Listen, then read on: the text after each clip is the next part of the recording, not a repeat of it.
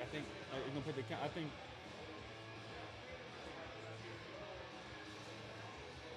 He's working on it. He got 2 minutes to put it on.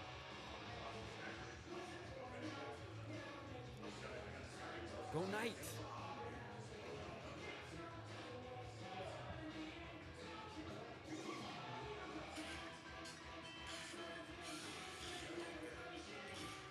Hey, if you could grab me my drink real quick. What? Right there. The Sprite. Oh, Sprite.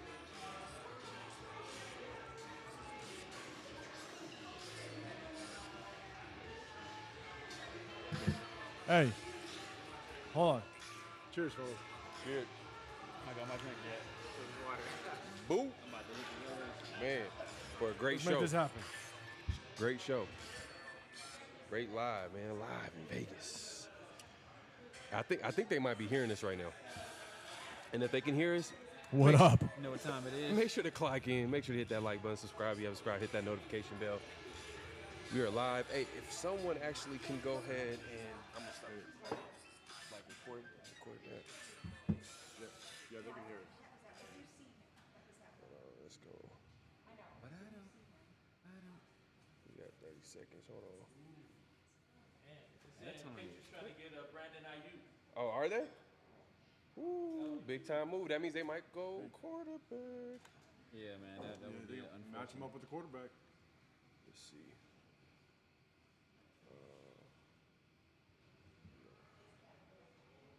About 20 seconds till we release this premiere of this new draft intro.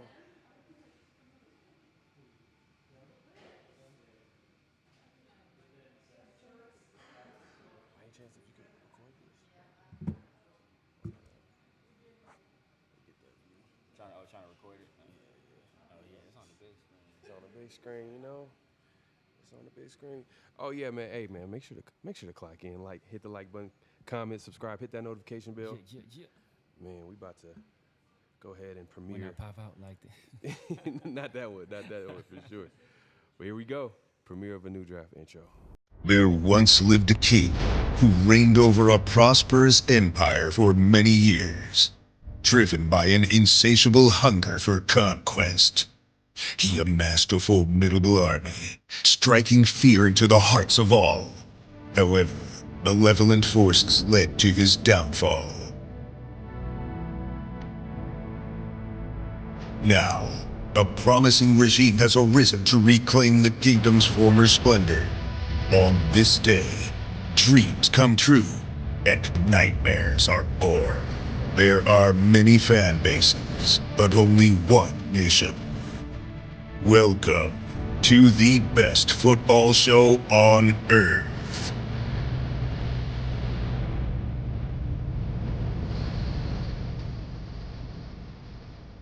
Organization, our coaches, and our players are buying in. It wasn't easy. It was something that probably many people didn't think would happen, as you say, overnight. But when you have good people in the building, you have the belief, you have the trust, you have the accountability, you earn respect, you do it the Raider way, you buy in, you understand that nobody's bigger than the shield and the patch, and that you play for a lot more than just the name on your back.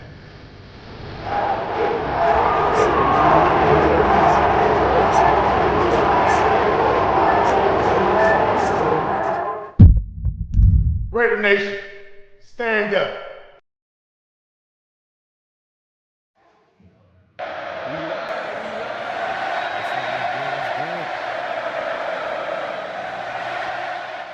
What's going on, y'all? If you don't like that, you better get out the building. You heard the man. Hey, man, we are live in Las Vegas at the Ahern Hotel. And the NFL draft is upon us, man. We've been talking about it pretty much every day this whole offseason. And, man, we're here now. So, man, how's everybody doing, man? I just want to start off like that. Let's start off positive, you know? Man, feeling good, feeling great, feeling good. You got to be excited about it. I mean, man. you know, it's a new day. It's a new regime. You got this. You got AP running the show, and I think he's just got Raider fan base, Raider Nation just pumped, and so let's go. Gotta love it. That intro, man. What y'all feel about that intro, Hey, man? hey, shout out Digital Press, man. Raider Resistance, man. I'm all credit to. I hit him up last minute. My man came through, man. We had some technical difficulties, but Prez came through, man. Prez came through. Make sure to check out Raider Resistance on IG. One of the best IGs I've ever seen in my life, man. So make sure to go give him a follow if you're a Raider fan, NFL fan. Make sure to hit him up, man. And let's shout out to people, man. People pulling up.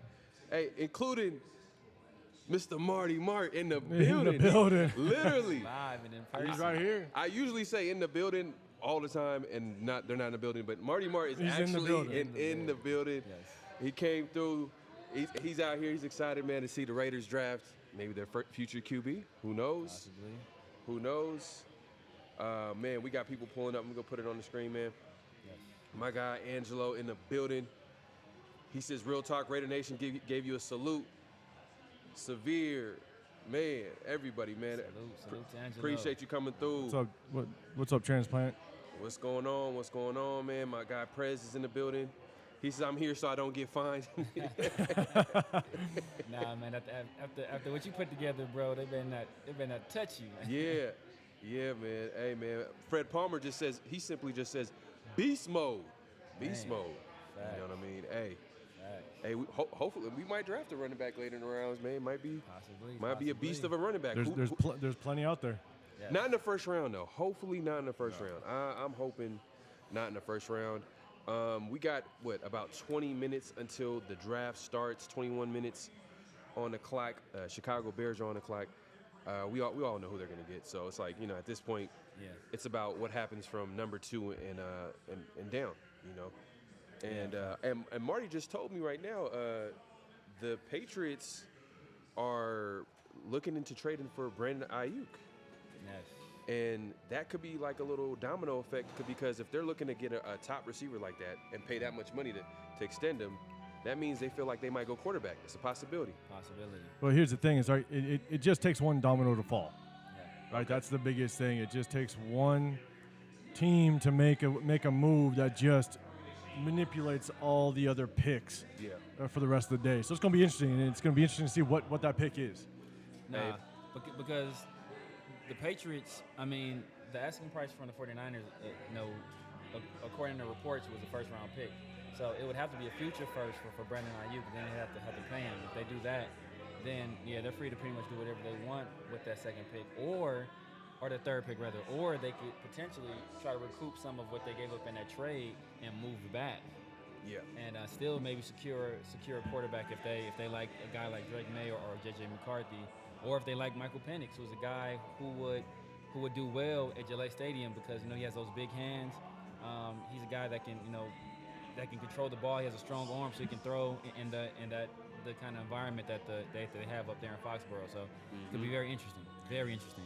Yes, sir, man. Hey, man, my guy Raider Smoke, he starts off the show right, man. As always. Hey, man, he's as always for real. That intro got me ready to blitz some. You already know, man. Hey, look, I'm with you, man. Hey, Prez, he's the man. That's all I'm gonna say, man. That dude, he blessed the channel. He blessed the show.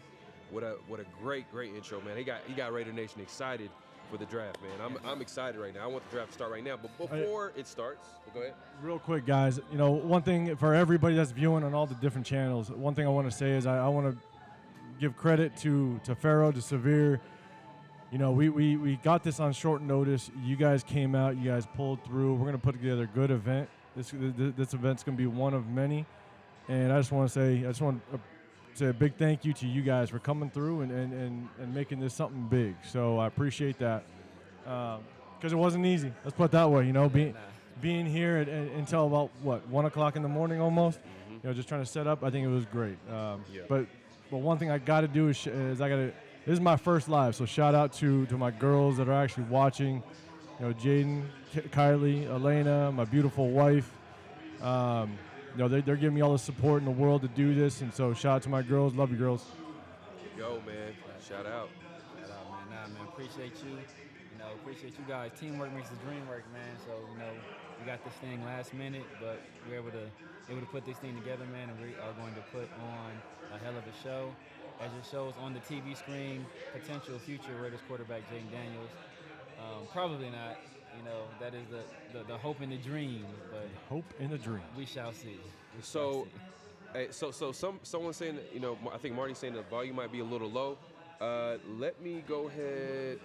If anybody can let me know in the chat if you guys can hear us. I'm gonna increase the volume and just let us know. Thank you. Just let us know. But yeah, man. Hey, look, we got about. Let's see. We got about less than 20 minutes to go before the draft starts, and I was thinking, why don't we just do a last minute little, just knock it out, mock draft, real quick. You know what I mean? Let's do it quick. Let's do it, man. Let's make it happen. And hey, make sure, don't forget, man, make sure to click and hit that like button, hit that subscribe, hit that notification bell. We are going live on all our channels, so you have to subscribe to all our channels. Not have to, but hey, man, so if you Raider fan, if you want to support us, man, it's a great way to support us. Is hit that like button and subscribe, and hit that notification bell so you'll be notified every time we drop new content. So I'm gonna go ahead and put that mock draft. I'm gonna set it up real quick, and we'll see, man. We'll entertain everything, man. Football. Let's see. Hold on 1 second, man. But let me talk to y'all, man. Like, what As you put that together, let's do just a real quick recap, right? When we look at the current roster as it stands right now, the biggest needs, obviously, quarterback. Okay, we got Aiden O'Connell, Gardner Minshew, right? So we want to definitely target a quarterback. Definitely. We got some issues on the offensive line. Definitely. So we definitely want to look at possibly a tackle. But depending on how we move around, with all the needs in the first round, I think we could definitely look at a quarterback. We could look at a tackle. But, with Tom Telesco, he may move around a little bit. I know there's fans out there that want to move around. So this first round mock draft is going to be fun. Yeah, no, definitely, man. Free agency was very interesting. We let some players walk. We didn't bring as many players as we had the past 2 years under Josh McDaniels and Ziegler. We were very, very aggressive in free agency. This year, we kind of kept our powder dry.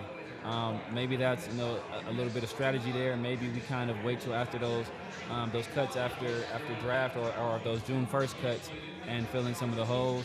And we kind of take a little bit of different approach, man. We have a lot of cap space left. We have some more money coming from Jimmy G's contract that is coming off the books on the first, so we can be kind of more aggressive in that second period of free agency than we were in that first period. And that's a great point because that's the biggest thing, right? We got that Jimmy G money coming up post June 1, and a lot of teams start cutting down that 53-man roster. And when we see that cut go down, there's a lot of players that become available that could help us. So that's definitely something to think of as we go through this draft. Definitely. So before I'm having some technical difficulties with the mock draft, so we'll just keep it moving. If I can set it up in time, we'll have the mock draft. But go on, man. Hey, man, like this draft is. It's here. The draft is here. The draft Got to is be here. pumped about it. It's here, man. After months and months of speculation, we finally put it all to rest. We finally see who's going to be added to this team. When Tom Telesco was hired, right, he was hired for this very moment. Yeah. It was a surprise to most people. Most people wanted Ed Dodge or they wanted Champ Kelly. We assumed those were the two candidates. And Mark Davis decided to go in a little bit of a different direction and go with the guy that has over a decade worth of experience doing this very thing, drafting. And drafting, what was a pretty talented roster. Even though it's not a team that we like, it was a very talented roster. And can't deny that. We paired him with the rookie head coach, and that's part of the reason why we went with the more experienced GM, because that pairing is a guy that is his first time being a full-time head coach. So we wanted to kind of give him a sounding board with more experience. So today is where Tom Telesco has to earn his money. We weren't that aggressive in free agency. He's a guy that apparently likes to build through the draft. So this is where we have to kind of, it's where the rubber meets the road, and we have to, be very diligent. No, one of the things that isn't talked about enough is just what Antonio Pierce has been able to do to surround himself with experience, right? Even though he's a young head coach, even though that he was coaching high school football, 5-6 years ago, and has only had real 2 years of being an assistant coach. I think one of the biggest things is that he's brought in Marvin Lewis as an assistant head coach to really help him learn the ropes. Tom Coughlin is in the building to help him out with mentoring, just the process. And you got Joe Philbin. Yes. Joe Philbin as the offense assistant. That's just another ex-head coach over with Miami to be able to help out with the process of becoming a successful head coach. And so even though AP is very, very green, he's new, he also has surrounded himself with some really good people. So you got to be excited about that. Nah, man. And that's one of the things that I really loved when he was putting the staff together, right? Yeah. He put together a staff of very experienced people. You already mentioned Marvin Lewis. This guy was a head coach for a long time. Took the Cincinnati Bengals, which was essentially the laughingstock of the league for a while, and turned them into a perennial playoff team. We all know what Joe Philbin did, with the Dolphins. We all know what Tom Coughlin did with an expansion team in the Jaguars, and then turn around and won 2 Super Bowls with the Giants. So with AP, right? One with AP. One with AP. So I think, yeah, man, like that's the smart thing, right? You got to understand your weaknesses and hire to compensate for those weaknesses. He has a guy that that has experience at offensive coordinator, not the guy that a lot of us wanted, but he's a guy that is experienced at offensive coordinator. He has a defensive coordinator who is experienced as defensive coordinator. He has an experienced special teams coordinator. He has Edgar Bennett, who was at wide receivers coach, who was also once an offensive coordinator. So he has a wealth of experience on this staff, and I think that is just going to AP has the temperament. He has all those intangibles. It's just the technical aspects of the game that he needs to work on. And he also hired a guy that's going to be in charge of basically the game management aspect of things, like the clock management, managing the timeouts and the challenges. That's something he had some issues with down the stretch last year. So he recognized that, and he didn't have an ego, right? That's the one thing about AP. He didn't have an ego. He recognized that was a weakness, and he hired to compensate for that weakness, man. So I just think that, so far, man, I think AP this offseason is knocking it out of the park. Well, check this out, right? The one thing you got to remember, and what was amazing was, One moment. Yep. We got to address this super chat. My guy Daniel Kim, one of the king of mods, man. Daniel Kim, salute. Appreciate the super chat, man. Hey, man, he says Raiders, let's go. Hey, man. Yes, sir. You know what? Yes, sir. I got you. I got you one more time, man. Hey, man. I got you, man. Hey, man, next time you'll be out here, man. Appreciate you, the super chat. But go on now. Yeah, I just want to do a quick shout out. We're starting to see people coming in at Ahern. So if you guys are here in the Las Vegas area, come through. People are starting to come in, and it's going to be a fun party, good little crowd. So let's have some fun. But the one thing that I loved to see was when AP addressed the team when the non-mandatory OTAs came into play, and he had that speech that was all over social media about, he called out, he said, Max Crosby, get better. Devonta Adams, get better. Running backs, get better. Receivers, get better. And how do you end that? He ended it with AP, get better. And that just shows accountability. That shows that he understands that not only does the team, the coaches, everybody needs to get better, he needs to get better, and he's leading by example. By bringing those individuals, the Tom Coughlins, the Marvin Lewis, bringing them around him, it's proving to the team that he is also willing and able to learn to make sure he perfects this position. So you got to be excited about it. I'm stoked. Yeah, no doubt. Now, before we get into this draft, man, I just got a question for y'all, man. What is one surprising move? Before you ask that question, I seen some people say that there might still be an issue with the audio, with the volume. Let me know right now. Actually, let's do it right now, because I don't want this to be an issue moving forward. Can y'all hear us? Does it need to be a little bit louder? Let us know. Yeah. Is it anyone specific? Is it me? Is it Pharaoh? Is it 805? Let's let us know, man. I got that How did- perfect volume on all my right. side. Okay, Brian says real good. All right, appreciate it. All right, cool, perfect. But you got a question for Raider Nation? Yeah, man. I got a question for you guys and for Raider Nation, man. What is one surprising move that you guys think could happen that could I'm talking about like a break the internet type move where it's like all over Twitter, all over social media, all over all over ESPN, all over Fox Sports, like something that happens where it just shocks everybody. You want me to go? Yeah, I'm going with you first. Let's go. First. 805 is the go.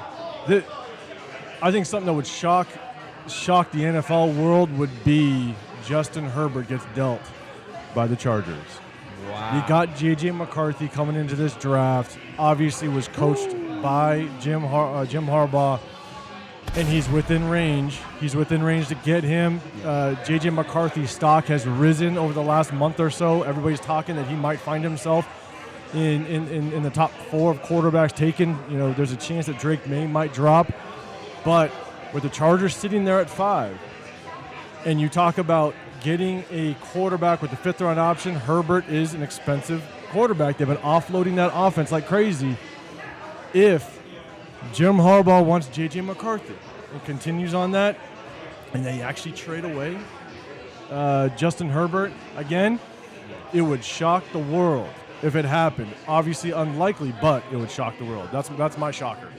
True. Hey, we got a little bit of breaking news. Looks like wide receiver A.J. Brown of the Philadelphia Eagles just signed an extension. This comes right after they paid Devontae Smith and signed him to a huge extension. So it looks like the Philadelphia Eagles are going all in. They're putting their chips on the table. They think they can win. They're paying a lot of money to 2 wide receivers. So they are trying to win. But back to our question, Pharaoh. What do you think? What is a move that you think? And now, wait. First, let's address 805. Because, Jim Harbaugh's been talking up J.J. McCarthy all offseason. So this would be an opportunity for him to put his money Severe about to where his mouth is. Right? Severe about to come for you after you say something. No, I'm just saying, Jim Harbaugh's been saying how J.J. McCarthy is the best quarterback in this draft. He's the best quarterback in Michigan history, better than one Tom Brady, Thomas Edward Patrick Brady, as they call him. So if he's really that guy, why don't you get off some of that salary that you're paying Justin Herbert and draft J.J. McCarthy? Right. If he's really what you say he is. But what I think? I think that Jim Harbaugh is full of crap. And I think that he has a plan in place to get some stupid team to move in front of him to the top 4 so he gets whoever he wants at 5. It's not just because we're Raider fans. That's not just because we're Raider fans. Exactly. So, but back to the question, Farrell. What do you think? What do you think? What's a move you think could potentially break the internet? Okay, hold on one second. Daniel Kim says, point the mic down a little bit. Let's see. Severe, point the mic down. Pharaoh, Severe's mic to be turned up a little bit. All right. It's probably because we're not all the way close. So hold on. I'll just put it up just a little bit because I don't want it to be too loud. But let me know if it's a little bit better. For me, how do we not talk about the Raiders? When we talk about big time moves, I honestly, we always keep it real here on this channel when we have our show, and obviously Paul, he keeps it real as well on his channel. His show is called Real Talk. Real Talk Raider Nation. I try to keep it real. Yeah, hey man, subscribe if you haven't subscribed, man. But I think the Raiders probably trading up in the top 3. I think that's going to be earth-shattering move. I think we've heard the noise, we've heard the smoke, we heard Michael Penix, and I like Michael Penix, but at 13, pause. I don't know if that's pause-worthy, but but look, I'm saying, I'm calling it right now. Raiders trade up top 3. And get their guy Jaden Daniels. I think that's it's a real possibility. I think what the issue is right now, they're waiting until the last moment, and I don't know if you guys are gonna like this. I think it's gonna be a trade where the Raiders give up a lot because Mark Davis has given this front office to go get their QB. He literally hired Tom Telesco because he felt like he had a better plan to get their quarterback. That was the reason. We all thought that Champ Kelly was going to be the GM, but he didn't trust that inexperience. He didn't trust the plan that Champ Kelly had for it. He was tired of that. He wanted experience. He wanted a guy that's been there, done that. And I'm calling it. Can I be wrong? Yes. But Severe, do you want the smoke, sir? Do you want it right now? Live in Vegas. Let's get the smoke. Let's get the smoke. But Severe, let's go. Let's hear yours. I want to hear how we shocked the world. So He didn't want the smoke. the year was 2006. There was a certain dynamic running back from a storied school in Southern California. Heisman winner, been to the national championship game. He was supposed to be the #1 overall pick. Every mock draft by every expert had this guy going #1 overall to the Texans. His name was Reggie Bush. And on draft night, what did the Texans do? They drafted Mario Williams, defensive end, I believe out of NC State. Yes. So I'm saying that the move that could shock the world is Caleb Nail Polish Williams doesn't go #1 overall. They elect to go with the player who everybody says had the better year last year, and that is Jaden Daniels. The Chicago Bears take Jaden Daniels over Caleb Williams, and Caleb Williams cries again in his mother's arms. I was gonna say that too. If that happens, hey, I'll bet on it. We're in Vegas. We can bet, but I'll bet that if that happens, Caleb Williams will cry on national TV. Bro. We'll see it. I'm with you. It would shock the world if Caleb Williams, after all the talk over the last handful of months with Caleb Williams going #1, that would shock the world 100%. You know, but it wouldn't be. Let's do this. It would shock the world, but it wouldn't be surprising because there's a lot of people that are Jaden Daniels fans. Yes. You know, so it wouldn't. Like it would shock the world, but for a lot of people, it wouldn't be surprising. Yeah. So But can we talk? Can we talk just real quick? You know, when you talk about is if the Bears do take Caleb Williams, like everybody's talking about, do you think the Bears' situation will actually allow Caleb Williams to thrive? That's a big question. by the way, it is officially 5 p.m. The Bears are on the clock, so we'll find out if Severe's take the severe truth is actually true. Casper says Patriots are talking to the Niners about trading 3 for Ayuk, Brendan Ayuk from the Niners. Giants called the Patriots 2. Niners taking calls on Samuels and Ayuk to get into the top 10. Wow. Interesting. Patriots Man, making this is moves. true. What would they want to do? What do you guys think they would do in the top 10? I think they would get a receiver and go cheap at the position. Yes. If the Niners True. if the Niners trade up in the top 10, then they have a chance to get one of the top receivers in this draft. Yeah. A draft that's full of talented wide receivers. I mean, I don't think the Niners have to, unless they really like Malik Neighbors or Rome Odunze. I don't know how true this rumor is, but if this does happen, it's a big time move, crazy move. If the Patriots are taking calls, I said this earlier, if they're taking calls or not taking calls, but if they get a veteran receiver, wouldn't you say that's a sign that they're probably going to go quarterback with their early pick? I would assume so. You know what I mean? It would make sense because you obviously you got to get that tandem early, right? Yes. You got to get that tandem early. If you could imagine, you got a top tier receiver and you get that quarterback with that 5th round option. I mean, you have set yourself up for the future, and you have Gerard Mayo as their head coach. He is a defensive guy, Yes. and so if you can nail down your quarterback, you can nail a top tier receiver, then you can start working on that defense. And so, I would not be surprised if they try to target a quarterback, get that 5th year option. No, very, very, very true. And yeah, man, interesting with the Niners. I didn't think about that because, I mean, obviously, if I'm going to trade one of the two, I'm trading Samuel, and I'm just going to pay Ayuk if I had an option. I think Ayuk is a better player. He's also, more healthy. Samuel seems to, he's a weapon, but he's almost never on the field. So if I can get a 1st round pick for Deebo Samuel, move off of him, and then, if you like a guy that people compare Malik Neighbors to, is kind of like a Deebo Samuel type guy. If you can get up that high, which I don't know if you will be able to. Yeah. If you can get up that high to get Malik Neighbors, that would be the perfect replacement for him. And not to talk too much about the Niners, but it is interesting because you got the Niners that have Brock Purdy. Brock Purdy's going to have to get paid here very soon. Yes. And they have a lot of high-paid talent sitting on that Niners roster. And so they're going to try to figure out who do we offload. Is it Ayuk? Is it Debo? They're going to have to offload some high-salary players. And the Niners also have a lot of draft picks in the later rounds. They get a ton of compensation picks year over year because they lose all their coaches, right? They lose defensive coordinators year over year. And so they get those compensation picks, those picks in the third round. Yeah. And so they're going to have to offload some salary cap so that they can pay Brock Purdy because Brock Purdy is going to get paid here very soon. Yeah. So we could see some movement. Wouldn't be surprised. At all. No, very true. Very Yeah. true. So we're waiting for the Bears to make it official.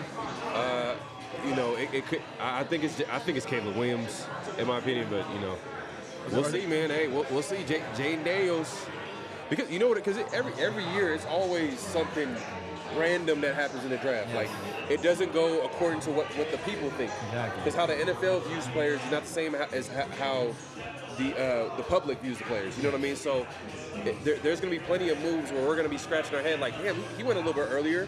Last year, Detroit drafted a running back in the first round, early, top 10, right? Yeah, And Gibbs.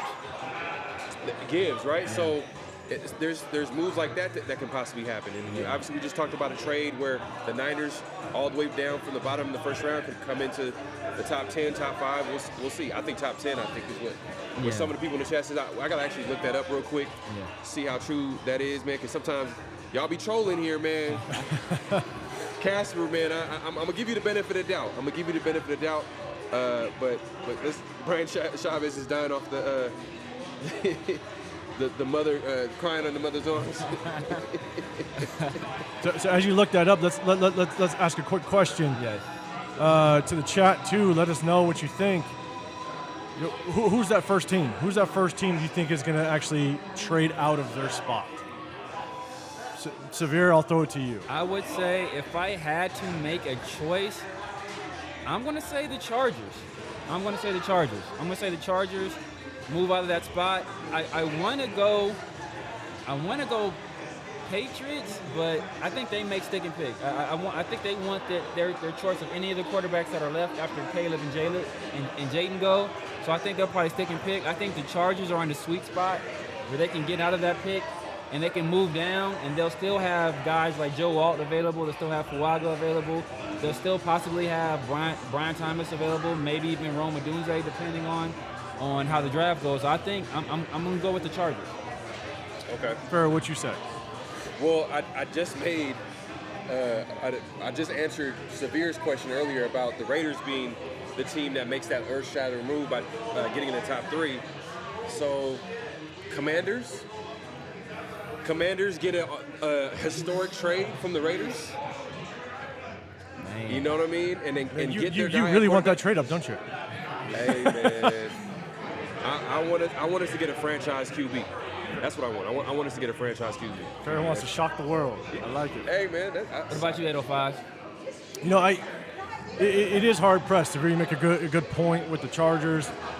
But I think there's a really good chance the Patriots want to deal that pick. I think the Patriots want to deal that pick because, and I only say that because of Gerard Mayo, being a defensive guy and all that stuff. I think there's a good chance the Patriots trade out of that pick because you got Minnesota. Yeah. Minnesota's going to want to jump up. They prep themselves to jump up. Yeah. With trading with Houston, getting that, they're sitting at 11. And they got that 23rd pick as well. I think there's a really good chance they're setting up, and I think the team that is really primed to kind of trade out of that pick is possibly the Patriots. So that's interesting. That's interesting. And yeah, it can go a lot of ways, man. It can go a lot of ways. Yeah, I could easily say the Patriots, but then if these rumors are true, like, and if they get a better receiver in a trade, yeah, I see quarterback. Quarterback, I see man. quarterback with That's the best move to make, man. Yeah. And the reason why I said the Chargers, because the Chargers need a wide receiver. This is a deep wide receiver draft.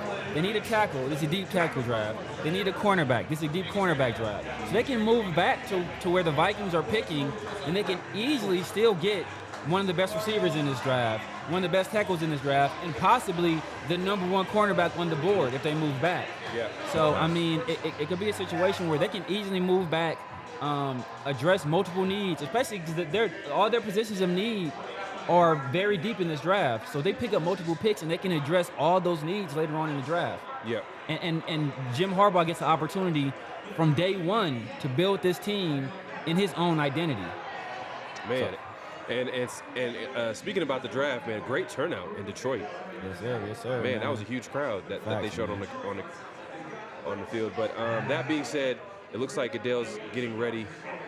Boo that man. For real. Man. But my guy Marshall Mathers is hyping up the crowd right now. man, Look, they're building a bully out there. hey, the Lions become good, and Eminem finally shows himself. You know, right? Where were you 5 years ago? This guy's about to get a huge cheer. This guy too. That guy just got he paid. got paid. That's new money. Man, He got paid. Hey, man, that's a huge crowd. That's That's a huge crowd, man. I love to see it, man. Huge crowd. I love to see it, man. I'm happy for the city of Detroit, man. I thought that was a Raider hat at first. It's so strategic to. That should have been. He should have been a Raider. Yeah, Calvin Johnson. Should have been a Raider. But we went with one of the. Let's Oh, the legend, the man, the myth. Barry Sanders. Man. But you know what though, man, that's a huge thing, man. That's a huge crowd, man. Great turnout. I love to see it for Detroit. It's so strategic, man.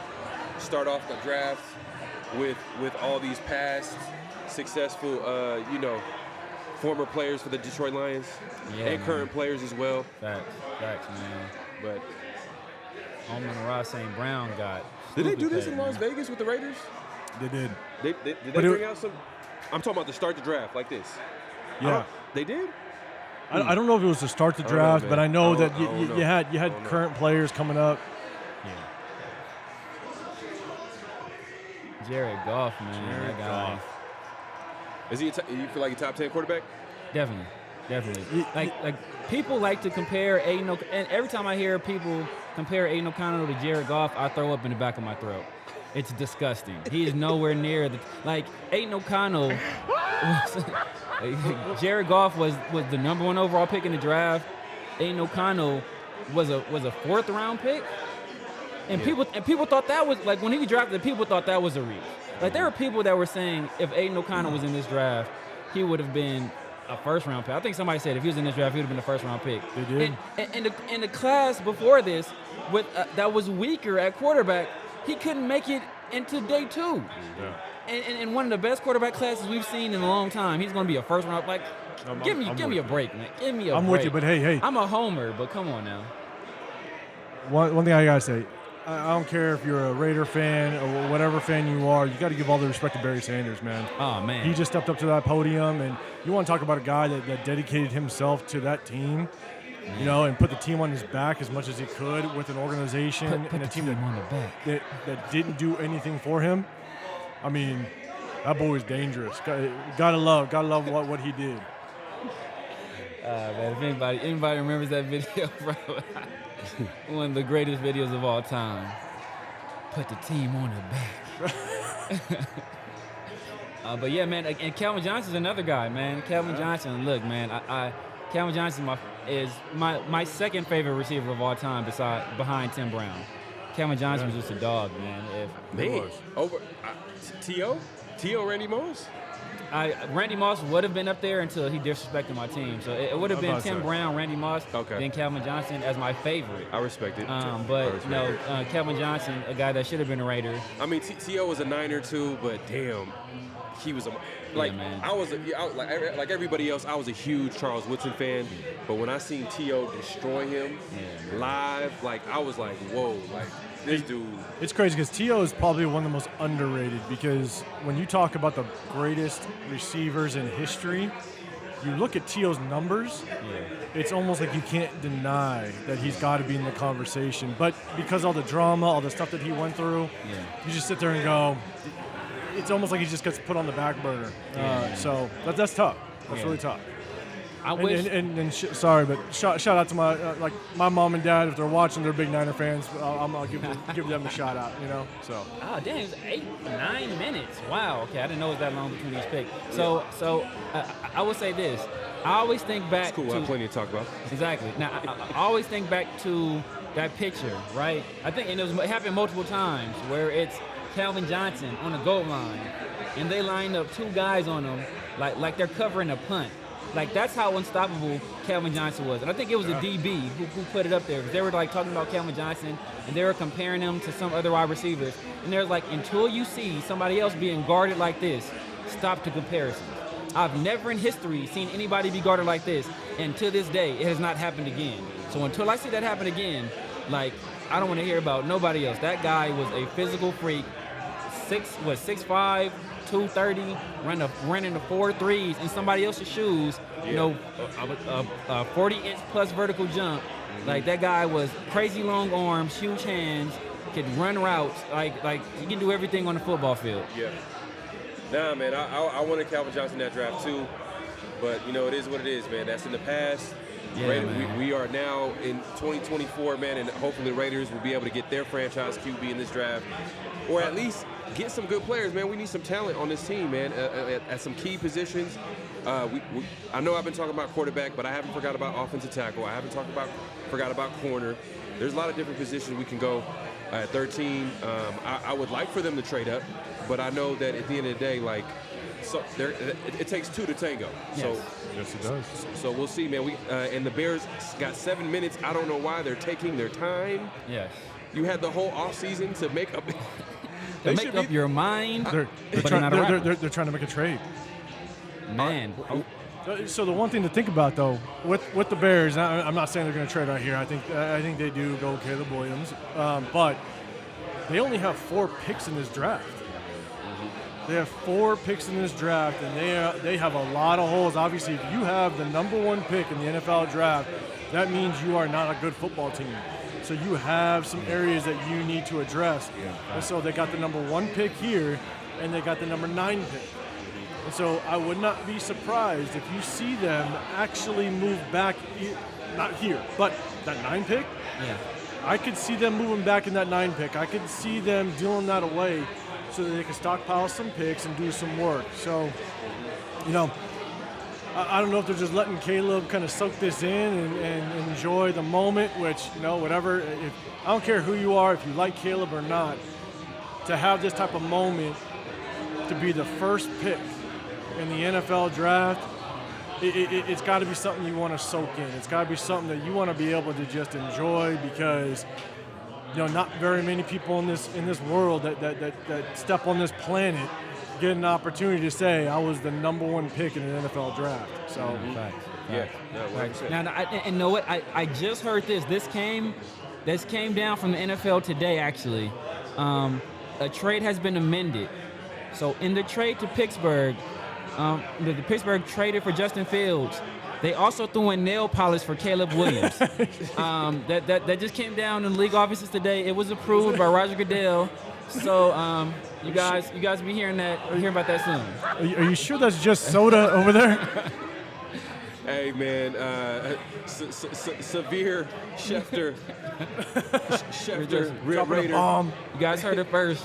You guys heard it here first. The severe truth. You guys heard it here first. But nah, man, it's very interesting, man. It's very, very interesting. Chicago, in a lot of ways, that they control this draft with the number 1 overall pick. Of course, they control it from that aspect, but also with that 9 pick, because they can move up or down, and depending on who's on the board, if a team wants a quarterback, if one of those quarterback falls, maybe a Drake May falls, maybe J.J. McCarthy falls, and the team is willing to will and deal, man, Chicago could be in the catbird seat, man, and they can really do a lot for their team. And I think Caleb Williams is in a pretty good spot, man. I think. And Daniel Kim has a question. He says, do you guys think that Williams can thrive throwing on time and in the pocket? So we all know Caleb Williams he's a great talent, and he makes a lot of off-schedule plays. You know, on the run, plays breaking down. Do you think that he can play in an offense where he can run that system the way it's supposed to? Yeah, man. I'll let you take it, 805.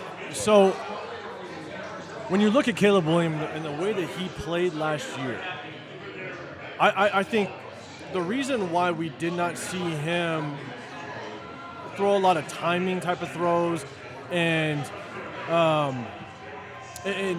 having more chemistry with his receivers is because his offensive line was so bad. And the thing is that when your offensive line struggles, the hard part is being able to trust that O-line's going to allow you to take that 5-step drop. You know, take that 3-step drop at a gun, and be able to throw on time.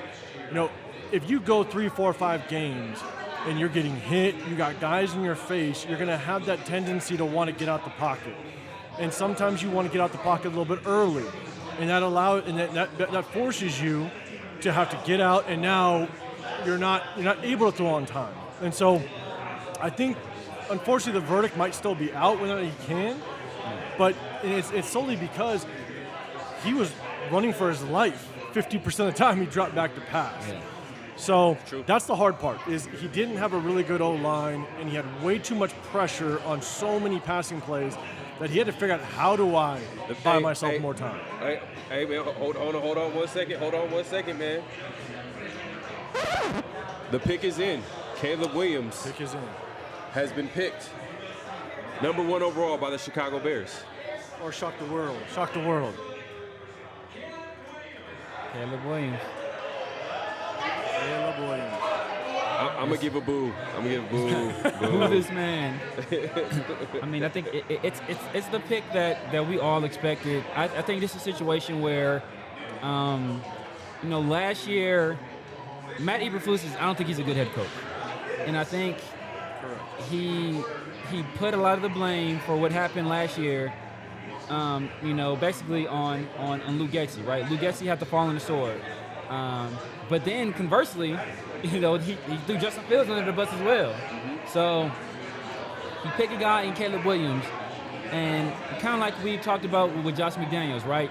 Maybe this buys him a little bit more time. Maybe this gives him, like, you know what? I have a rookie quarterback going through growing pains. Give me another year or two, and maybe he can appeal to Ryan Poles to give him more time. But so and it's a situation where this guy's been the consistent number 1 overall pick for a while. So if they don't pick him and he goes somewhere else and he balls out, that looks extremely bad for them. Yeah. So I think it's kind of a situation where they kind of had to make this pick. Yeah, and a lot of the quarterbacks that are going to be drafted, it's going to be a lot of projection with them. Yeah. Because what the NFL likes to draft, they like to draft with quarterbacks that have a lot of traits. Yes. The NFL traits. You know what I mean? So Patrick Mahomes kind of is starting this trend because obviously he's the best quarterback in the league. You see his play style is Super Bowl worthy. You know what I mean? So you look at a guy like Caleb Williams, you can see teams are looking at it like, okay, we can win with this guy. We can make it happen. No. Yeah, man, but to get back to Daniel Kim's question, I'm a Pac-12 guy. I watched most of Caleb Williams' games at USC, especially when he played the Bruins, a team that actually kicked us behind us last year. I will say this. I didn't see him even the previous year, in his Heisman year, I didn't see him play a lot in structure. It's a lot of freelancing, a lot of, willing and dealing. And he's a guy that he's an incredible playmaker. Off the script, he can do all that. But in the NFL, where if you get cute back there, you're going to get a 270-pound guy hitting you in your neck. I don't think he can afford to do that. And Caleb Williams isn't a big guy. People talk about like he's essentially the same size as Johnny Manziel. Yeah. But he's heavy though. He's a little heavier. Nah, he's about the same size. He might got him by like 10 pounds. So they're about the same size. So he's not a big guy. Severe, to your point, what you said previously is I think they were kind of forced to make this pick, right?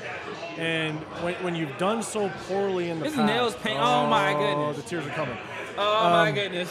With the nails painted. Dude. You see how look how he wiped his face though. Did you see that? Come on, dog. I think severe to your Come point. on, man. I think what's tough is that I do think the Bears are kind of forced to make this pick because Caleb Williams was for so long the overall consensus. This is going back to last year, Yes. right? When he balled out last year, he was the overall consensus number one. And if the Bears were to go with a Jaden Daniels, if they were to go off script and do something different, could you imagine if the Bears did horribly, Caleb Williams goes somewhere else like the Commanders where he could team up with Cliff Kingsbury, a guy that is very familiar with him. Yeah. If the Bears tank or the Bears fall short of expectations and Washington does well with Caleb Williams, Eberflus is done. Like that's automatic. I would go as far as Brian Poles, the GM. He's done. Yeah. You know what I'm saying? So I do think that they were forced to kind of make this decision and get Caleb Williams because if you don't get that overall consensus number one, you're done. You're already on a short leash. But you can see why Eberflus would want to get a young QB. If he has the opportunity, because like Justin Fields, he wasn't getting it done, and I think he was on the hot seat, or probably most likely on the hot seat. And you could tell with Justin Fields being gone, like he was the scapegoat. Exactly. And I think they fired their offensive coordinator, Lou Getsy, so another scapegoat. So, you know, at the end of the day, like I think Caleb Williams could possibly buy them some time, or Caleb Williams might have a new head coach, new offensive coordinator, year two in the NFL, which we can see how that could not lead to success in the NFL because we've seen multiple quarterbacks. Let me ask one question, and then we got about 3 minutes until the next pick. But if it buys you some time, the question is how much time? Because Eberflus has already shown that he has struggled. And so the question is how much time? You know, what happens if the Bears go 1-6? You know, 1-7. At what point do you cut that cord? You know, and so that's what would be my biggest question when it comes to the Bears organization. Yeah. But moving on, man. Hey, 2 minutes until the Commanders. So I predicted a trade here. Yeah, you did. I did predict a trade. But if I'm wrong, Raider Nation, I was just trying to be positive, man. Don't take it out on me, man. Yeah. But yeah, there's 2 minutes left on the clock for the Commanders to make their pick. They're using up all the time. So do the Commanders go Jaden Daniels? I think that is the consensus number 2 quarterback for most people. It would break the heart. Oh, the pick is in. It would break the heart of a lot of Raider fans. So it's not a trade. No. It's not a trade. The pick is in.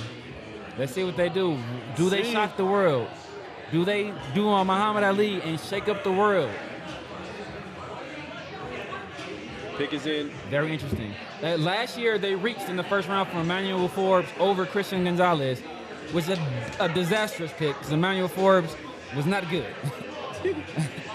I compared him to DeMarcus Van Dyke coming out. Yeah. And so far, he got benched down the stretch of the season. If your number 1 overall pick gets benched down the stretch of the season, you know that's not a good pick. Yeah. So it'd be very interesting to see if they have a new regime in here. Adam Peters, Magic Johnson is there. You know that they're being advised by Bob Myers of the Golden State Warriors, essentially an all-star panel of executives. So let's see what they do here. We're I know we're only 2 picks in, but we're still waiting for that shocker. Let's see what happens. Still waiting for that shocker. Man, if Jaden Daniels isn't picked right now, I mean, Raider Nation got to be. Hey, real quick before they walk up, could it be Drake May? If it's Drake May, but we speculated that it could be Drake May because Drake May and Sam Howell were best friends. And they traded Sam Howell prematurely. Correct. So for them to make that trade. And there was talks that they did not want them in the same quarterback room just because they were friends. They didn't know how that competition was going to happen. So oh man, the pick is in, and they selected. Damn. Jaden Daniels. All right, okay, let's Boo see. this selection. Man. Damn, look, he's upset. He's happy, but he's upset at the same time. Oh my God, man. Jaden Daniels gets drafted. That's a slow walk.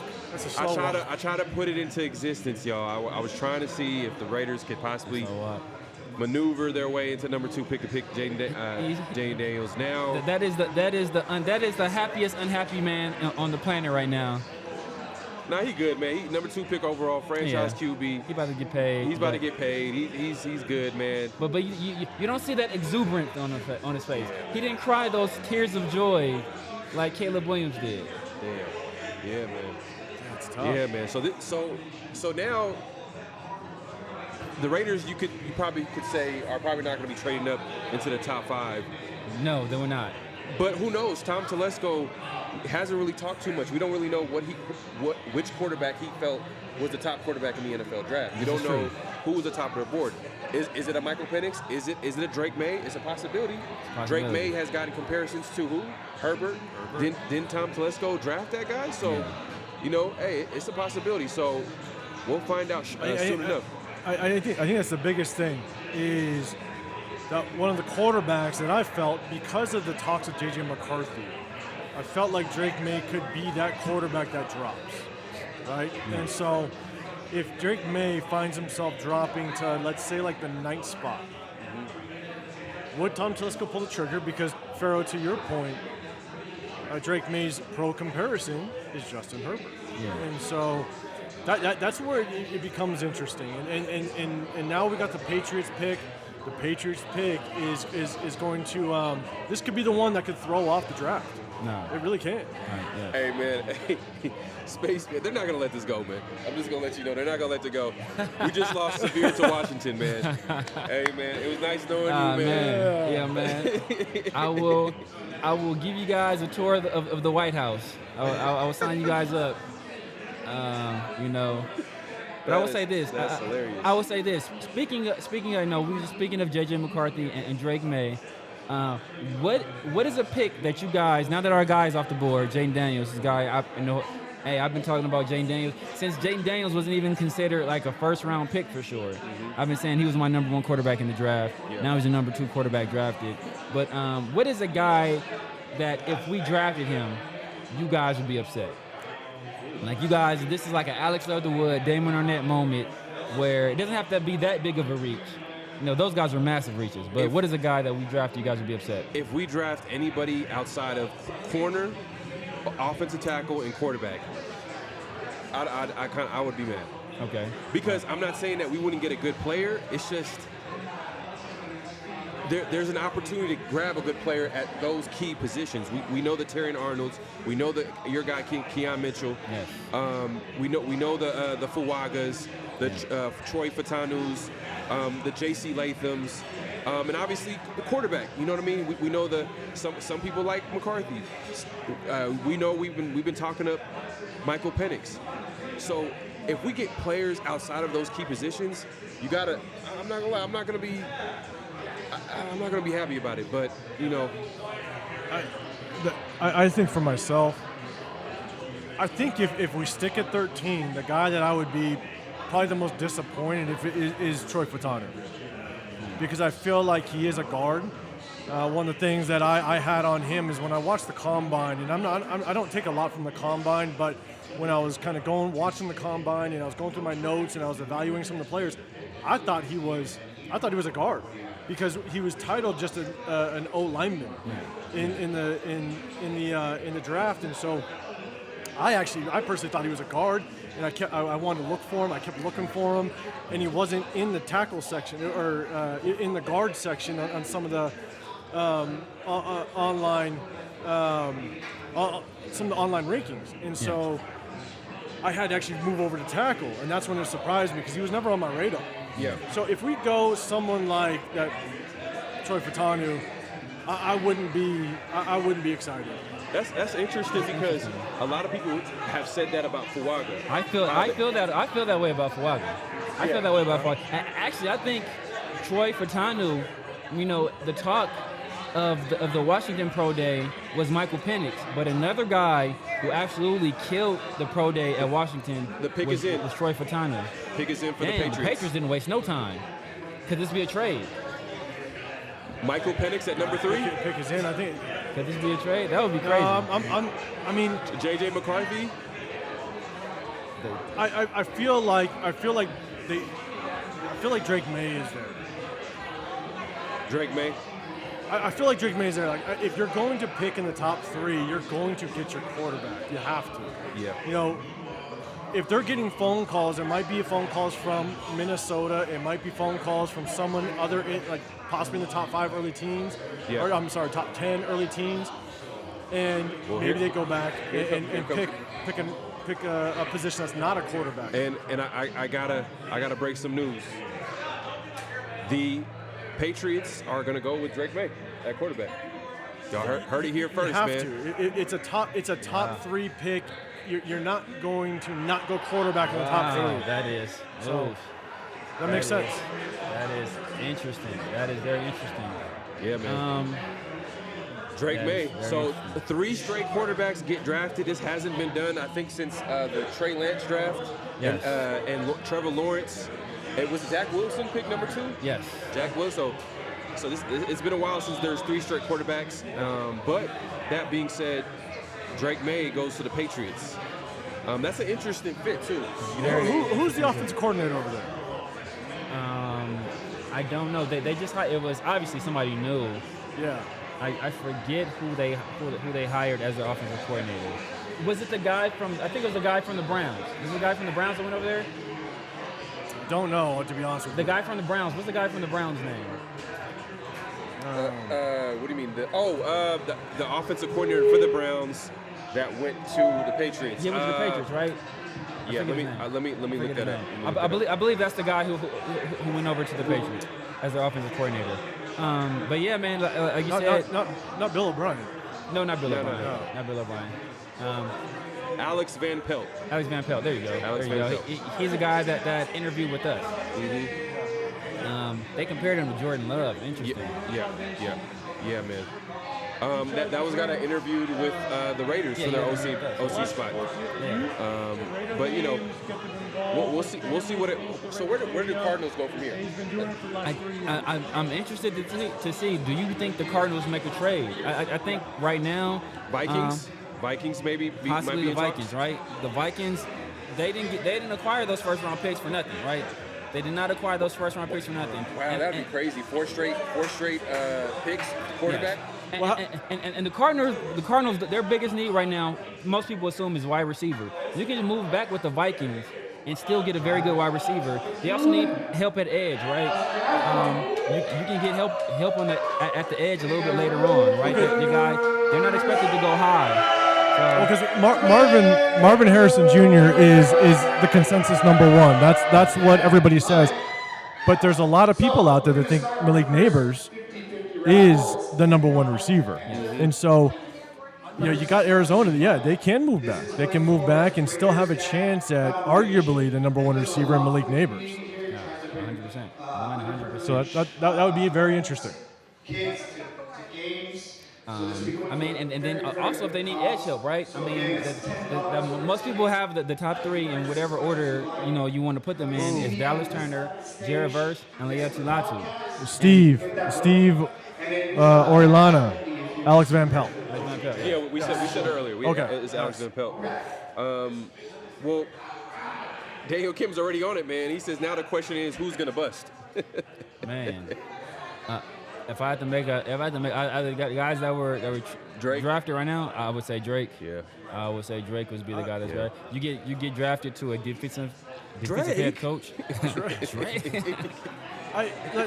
Let me ask you, and I said this on we should have had that. Yeah, I know. Let me ask you, because, and I know we've talked about this before, so I'm gonna reiterate a little bit. Is, in my opinion, the Patriots are very unknown, right? Brand new organization. They've been the same organization for so many years that we don't know what to expect from the Patriots just yet. Yes. And so, why do we feel? Because a lot of the experts, a lot of the NFL analysts are saying that Caleb Williams is gonna make the Chicago Bears great. And my thing is, why do we all of a sudden think the Chicago Bears organization is going to put the things in place that's going to allow Caleb Williams to be great? And so, not to say that Caleb Williams is a good quarterback, not to say he has a lot of talent, but why do we all of a sudden think the Bears organization can make him great? Some organizations make decisions that force them to stay bad. You know, so that, I think that there's a really good chance that Caleb Williams could be that bust. I don't. All right, got some breaking news. The pick is in, and y'all want me to tell you who got picked at number 4? No, let's wait. You want to wait? You want to wait? I want to wait. I'm gonna guess Marvin Harrison. Marvin Harrison. Yeah. That, I'm gonna guess Marvin Harrison Jr. I'm gonna guess Marvin okay, Harrison no, we're Jr. not waiting. Got it. Yeah, I mean, look. According to some people, think Marvin Harrison is a number 1 player in the draft. Period. You know, regardless of position, some people feel that way. And so, if you have an opportunity to get him, you want to pair him with a guy in Kyler Murray, who you gave a lot of money to. You know, I can't be mad at that decision. So, and the people say he's the next Larry Fitzgerald. So, you know, you bring the second coming of Larry Fitzgerald to Arizona Cardinals. I think it's very fitting. It's huge, and you give Kyler Murray a big time weapon out receiver. Yes. Obviously, he was like the number 1 receiver. It was like the Marvin Harrison sweepstake for a lot of last season. Yeah. You know, but I think you have a lot to say about it. I know a lot of people that I know have a lot to say about who the top receiver on the board was. Malik Neighbors is that guy, and possibly, which I don't want this to happen, but you know, the Chargers do need some weapons at wide receiver after they drafted Allen to the Bears. You know what I mean? So I could see Malik Neighbors might be a possibility. Offensive tackle has been mocked to them as well. Yes. Who do you guys see Chargers taking at number 5? Do you think it's a trade down situation, or? I mean, Severe had them trading down, but for me, you know, there's 2 positions in need. It's offensive tackle and it's receiver. Yes. You know, so I think he can go in a lot of different directions, but you know, I think in order for Herbert, if you look at the past, in order for Herbert to be a successful quarterback, I really do think he needs to be protected. So I could see them going off the tackle.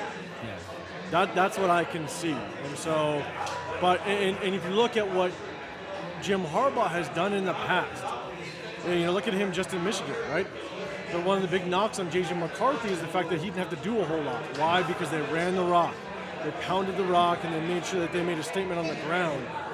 And there's a really good chance that that's what Jim Harbaugh might want to do again, is establish the line of scrimmage, bring on an offensive tackle, and really control the line of scrimmage. And before I ask Severe to let us know who the Chargers are going to pick at number 5, man, hey, make sure to hit that like button, subscribe if you haven't subscribed, hit that notification bell. We are going live on all our channels. So make sure to support Raider, man. If you're a Raider fan of anything football related, man, I'm telling y'all, man, just make sure to subscribe to our channel. You won't be disappointed, man. But Severe, go ahead and explain it to people, man, and let us know, man. Hey, it's all good, man. These thumbs ain't hurting us right now. It's all good. Man, They actually feel good. I seriously think that this is I seriously think this is a trade down situation, man. I think that the Vikings, that's my bold prediction. The Vikings move up right here. They want to get ahead of the Giants, who could potentially, you know, draft a quarterback. They made that trade. They got the ammunition to make a move up. I think, you know, now's not the time to keep your powder dry, right? If you got those picks, move on up and get the guy that you want, right? So if the Vikings, they need a quarterback, I don't think they you know, they rest on their laurels and wait for one to fall to them. I think they go up, and I think they possibly get J.J. McCarthy. And J.J. McCarthy is a guy who I said could potentially fall. I thought, you know, people's interest in him was a lot of smoke, but, you know, where there's smoke, there's fire. So I think the Vikings move up, and I think they trade back. The Chargers trade back, and I think the Vikings take J.J. McCarthy.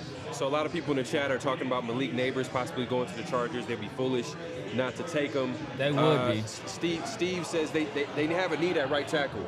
Yes. And he's putting out J.C. Latham and Fuaga out there. Harbaugh wants a run blocking O-line. You know Harbaugh wants to run the rock. That's high for Latham, though. I think they can get Latham a little bit. I think they can trade back. That's my point. They can trade back. So if they don't draft Joe Alt here, who is the only guy who I think for sure will go there, they can trade back and still possibly get Fashanu.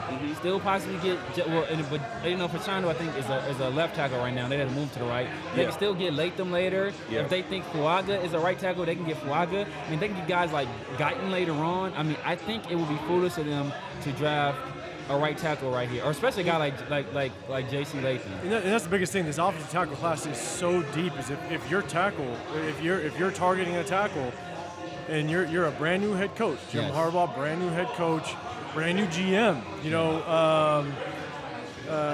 got the guy from the Ravens, which is their new GM. Yeah. You know, they're going to want to put a stamp on this. Yeah. And if you can only trade back to 11, and you still have a chance at probably the top tackle in this, or one of the top tackles in this division, and get that additional first round, it's how can you pass it up? In all honesty. Yeah, and you know what? 805. I'm glad that you think that this is a top tackle draft. I like that you like it. Because that means we should pass one at 13. Boom! Got him. But here, and look, like I wouldn't be opposed to it as much as I do like Talisi Fuaga, and we'll kind of get into it as we get closer to our pick. But like, I wouldn't hate it if we traded back, 3-4 spots. You know, if there's still some very viable tackles sitting on the board, why not? Why not trade back a little bit, knowing that you're still going to get a top tackle? I wouldn't be opposed to it. Now, I do like Talisi Fuaga. I do like what he brings to the table. One of the things that I love about him is just the fact that I think he fits Getsy's system very well, because Getsy runs both a zone and power scheme. He mixes it up very well. And the way that the tenacity that Fuaga brings to the table, I think he can fit. But if we were to trade back 3-4 spots and there were still some top tackles on the board, I wouldn't be opposed to it. Okay. So I mean, one pick I've seen picked to the Chargers a few times. I know you guys said Malik Neighbors, but some people feel that the best pass catcher in this draft, outside of Marvin Harrison Jr., is a tight end from Georgia, Brock Bowers. In my opinion, this is too high. But could you see a situation where the Chargers take Brock Bowers here? They do like to use a tight end. Yes, you know what I mean? We know that. If you think about when Jim Harbaugh coached those 49er teams, he had Vernon Davis. Yes. With Greg Roman at OC, who's now his OC with the Chargers. So it's definitely a possibility. But and Greg Roman in Baltimore had who at tight end? He had two. Yeah. He had two guys, right? Yeah. He had Hunter Henry, not Hunter Henry, the other guy. Yeah, Mark Andrews, but the other guy was the guy. He went to the Falcons. I want to say. Someone in the chat, let me know. I want to say it's Hunter something or Henry something. It's not Hunter Henry. Hunter Henry was a Charger and went to the Patriots.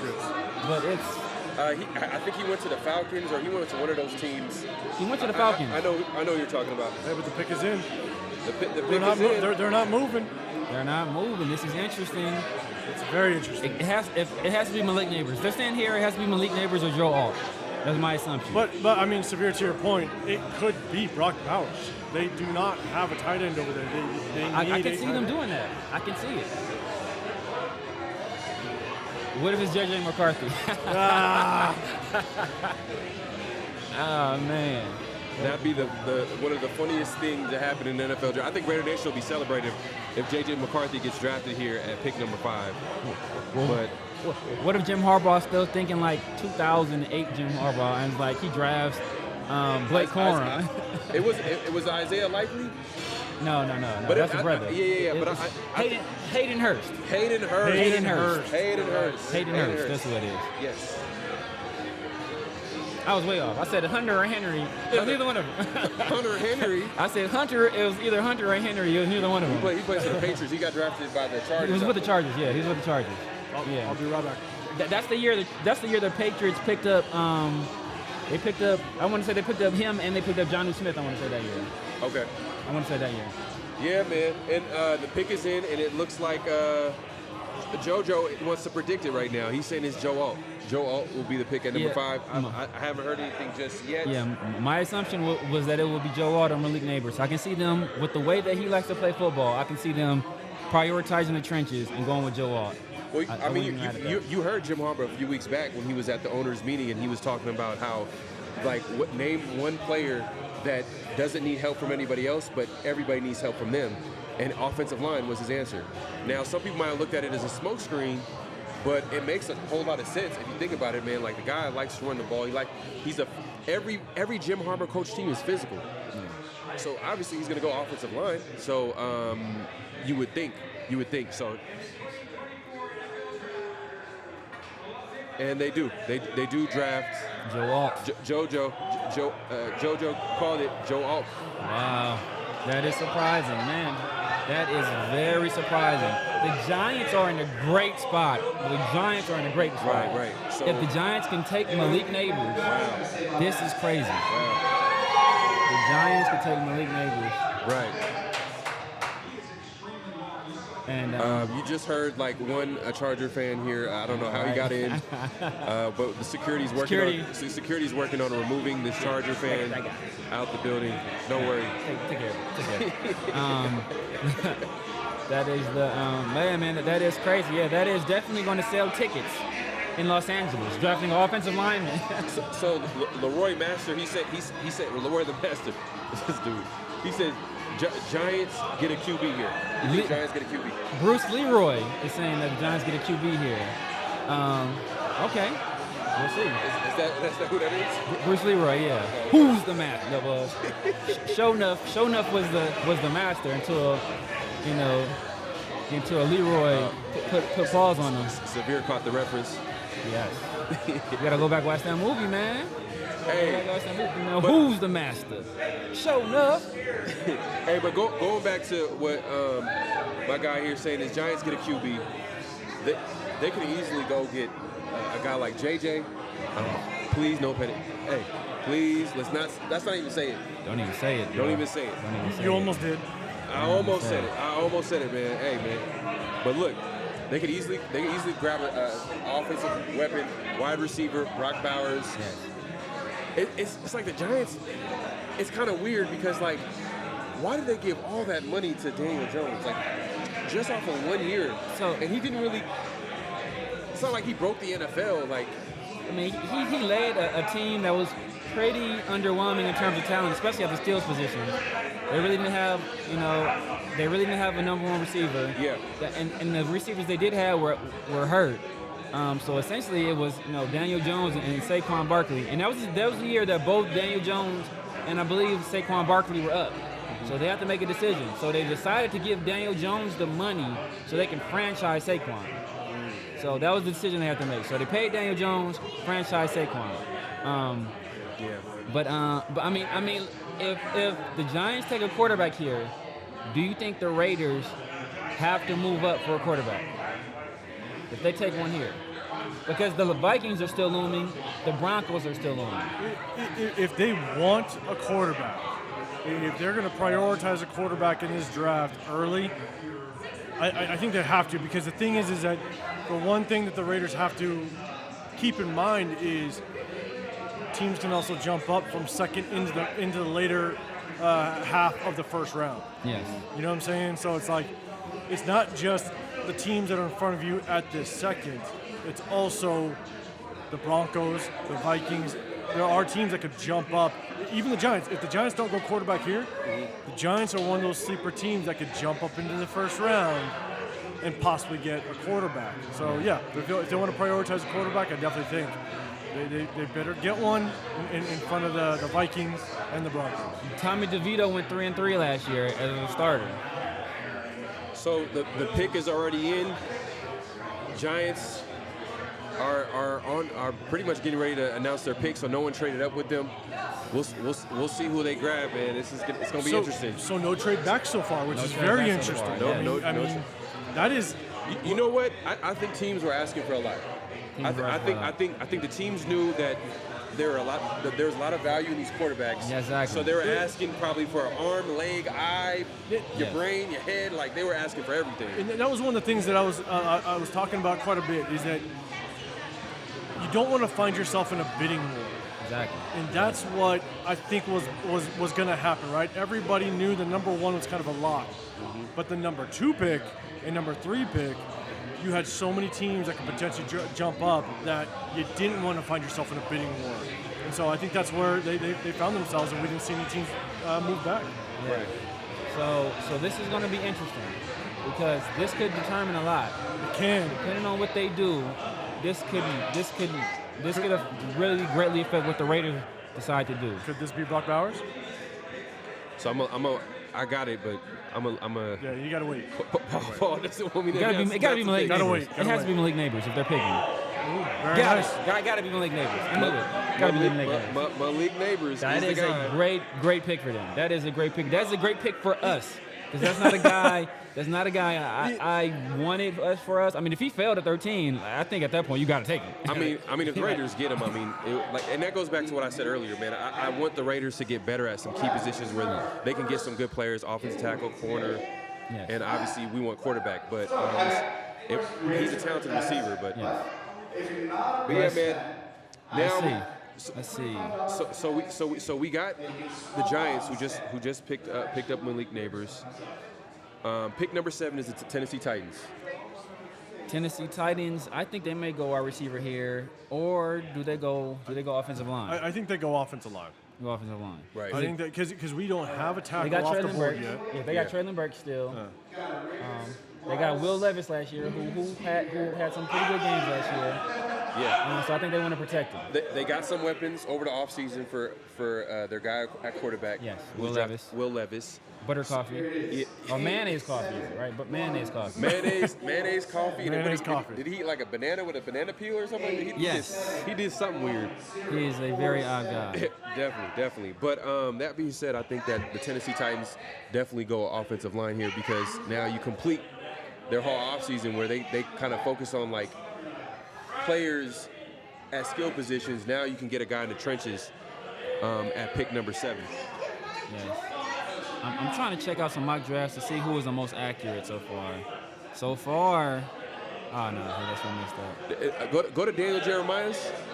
Daniel Jeremiah's. He did predict last year's mock draft. So right now, of course. So Peter Schrager, he only has one pick wrong, and he got the position right.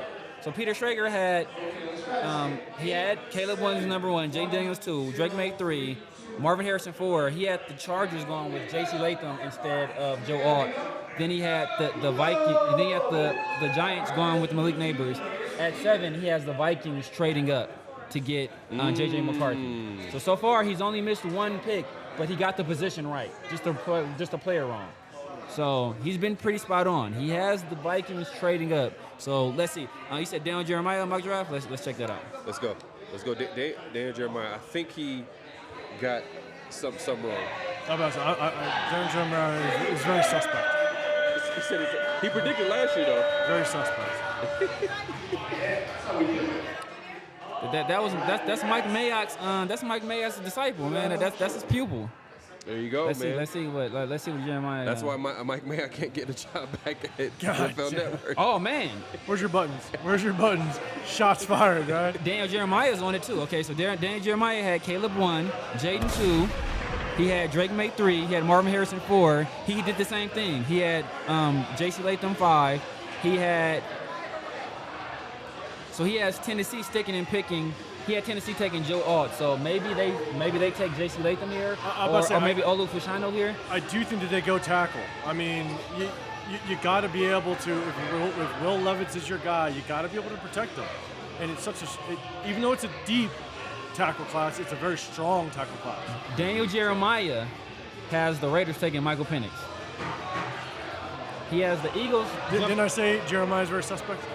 I see why. I see why you say that now. I love it. So I mean, I think that would be if we get Michael Penix, I am going to run up and down this corridor right here. I'm going to be very excited as a Raider fan. And someone might thinking is this.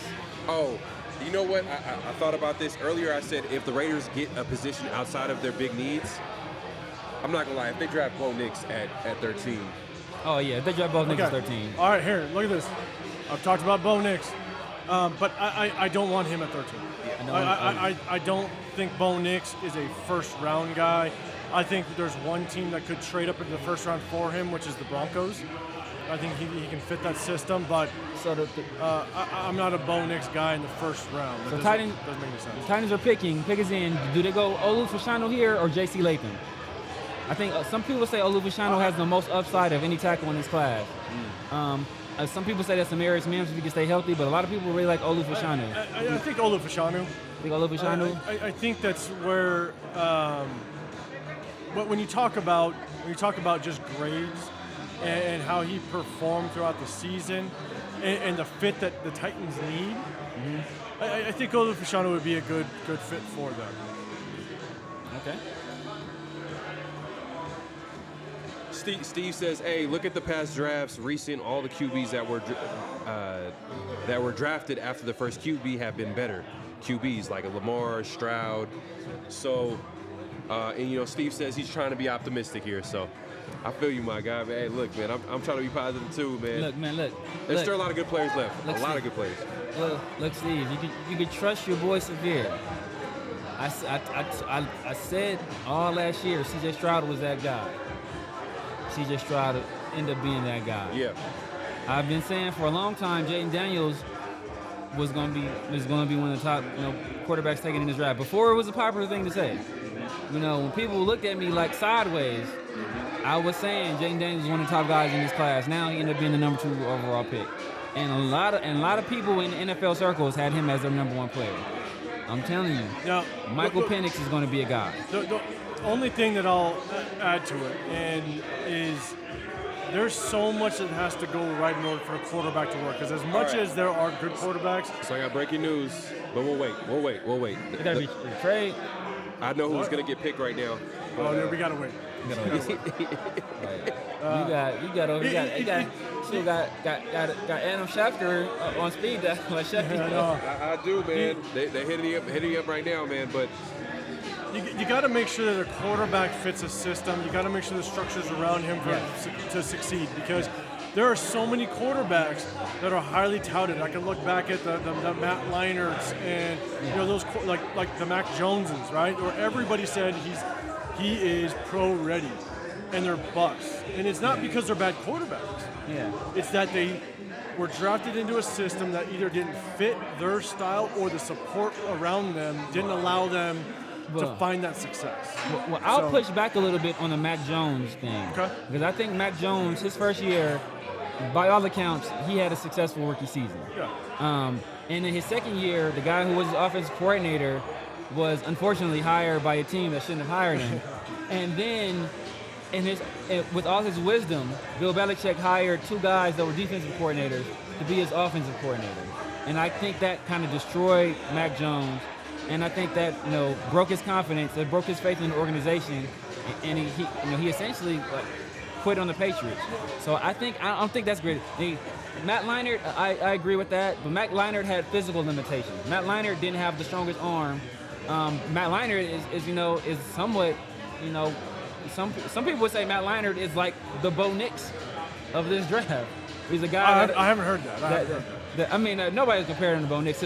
Bo Nix is more athletic, but I'm saying in terms of he's a guy that has physical limitations in terms of arm talent. He's a guy that super experienced, won a lot, very accurate in college, but will those physical limitations hold him back in the league? And this is what's difficult is Matt Leinart had so much talent around him. You get drafted to a team that doesn't have that. Yeah. Right? And so you're so used to having those targets that you can just put a ball up and they're going to find it. Yeah. And you have receivers that have so much separation. And so you get drafted to a bad team that you don't have that talent, you struggle. Yeah, and the pick is in there, and J.C. Latham goes to the Titans. Wow. Okay. I think that shout out Big Mike Rader, his guy. His guy. I think it's somewhat early. Yeah. So yeah, I mean, I said it was J.C. Latham or Olu Fashanu, so they went with J.C. Latham. That is That is a win for, well, they so J.C. Latham and Joe Alt flop places for Daniel Jeremiah. So Daniel Jeremiah, he's on point so far. He had J.C. Latham going 5 instead of Joe Alt, and he had Joe Alt going 7. So those flop places. I think Atlanta's on the clock now. And my guy AJ Simpson says ATL is a place where a trade up could happen for anyone. Vikings, Raiders, donkeys. Yeah,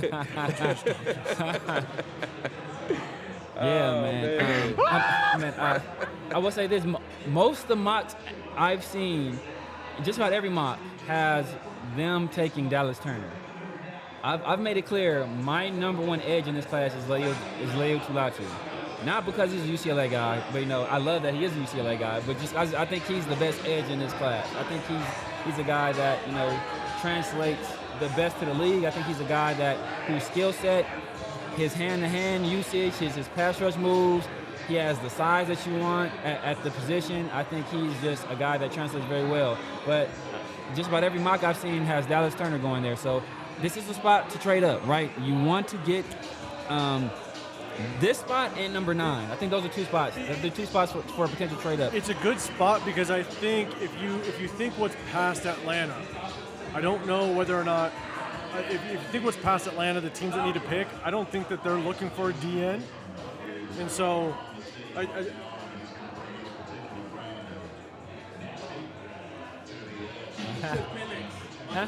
Michael Penix, you call? No way. No way. Hold on. Let's let it play. What? Hold on, let's let it play. Look, dog. I told people. Okay, hold on. Just because he goes there doesn't mean it's gonna be the Falcons are winning the Super Bowl. No, I'm saying but this is the opportunity. Hey, man, someone just broke some news to us, man. Mike Penix. Stay tuned. Stay tuned. I do not, bro. If this happens, I told people he's the number 2 pick quarterback in this draft class. If this happens, look. And people are he's gonna fall to the 2nd round. We can trade back. I told people it wasn't going to happen. In our mocks we did with Big Mike, we traded up to secure him. Wow. And people talk. The big surprise, bro. Are we late? You see it? You saw it? Like he got it earlier.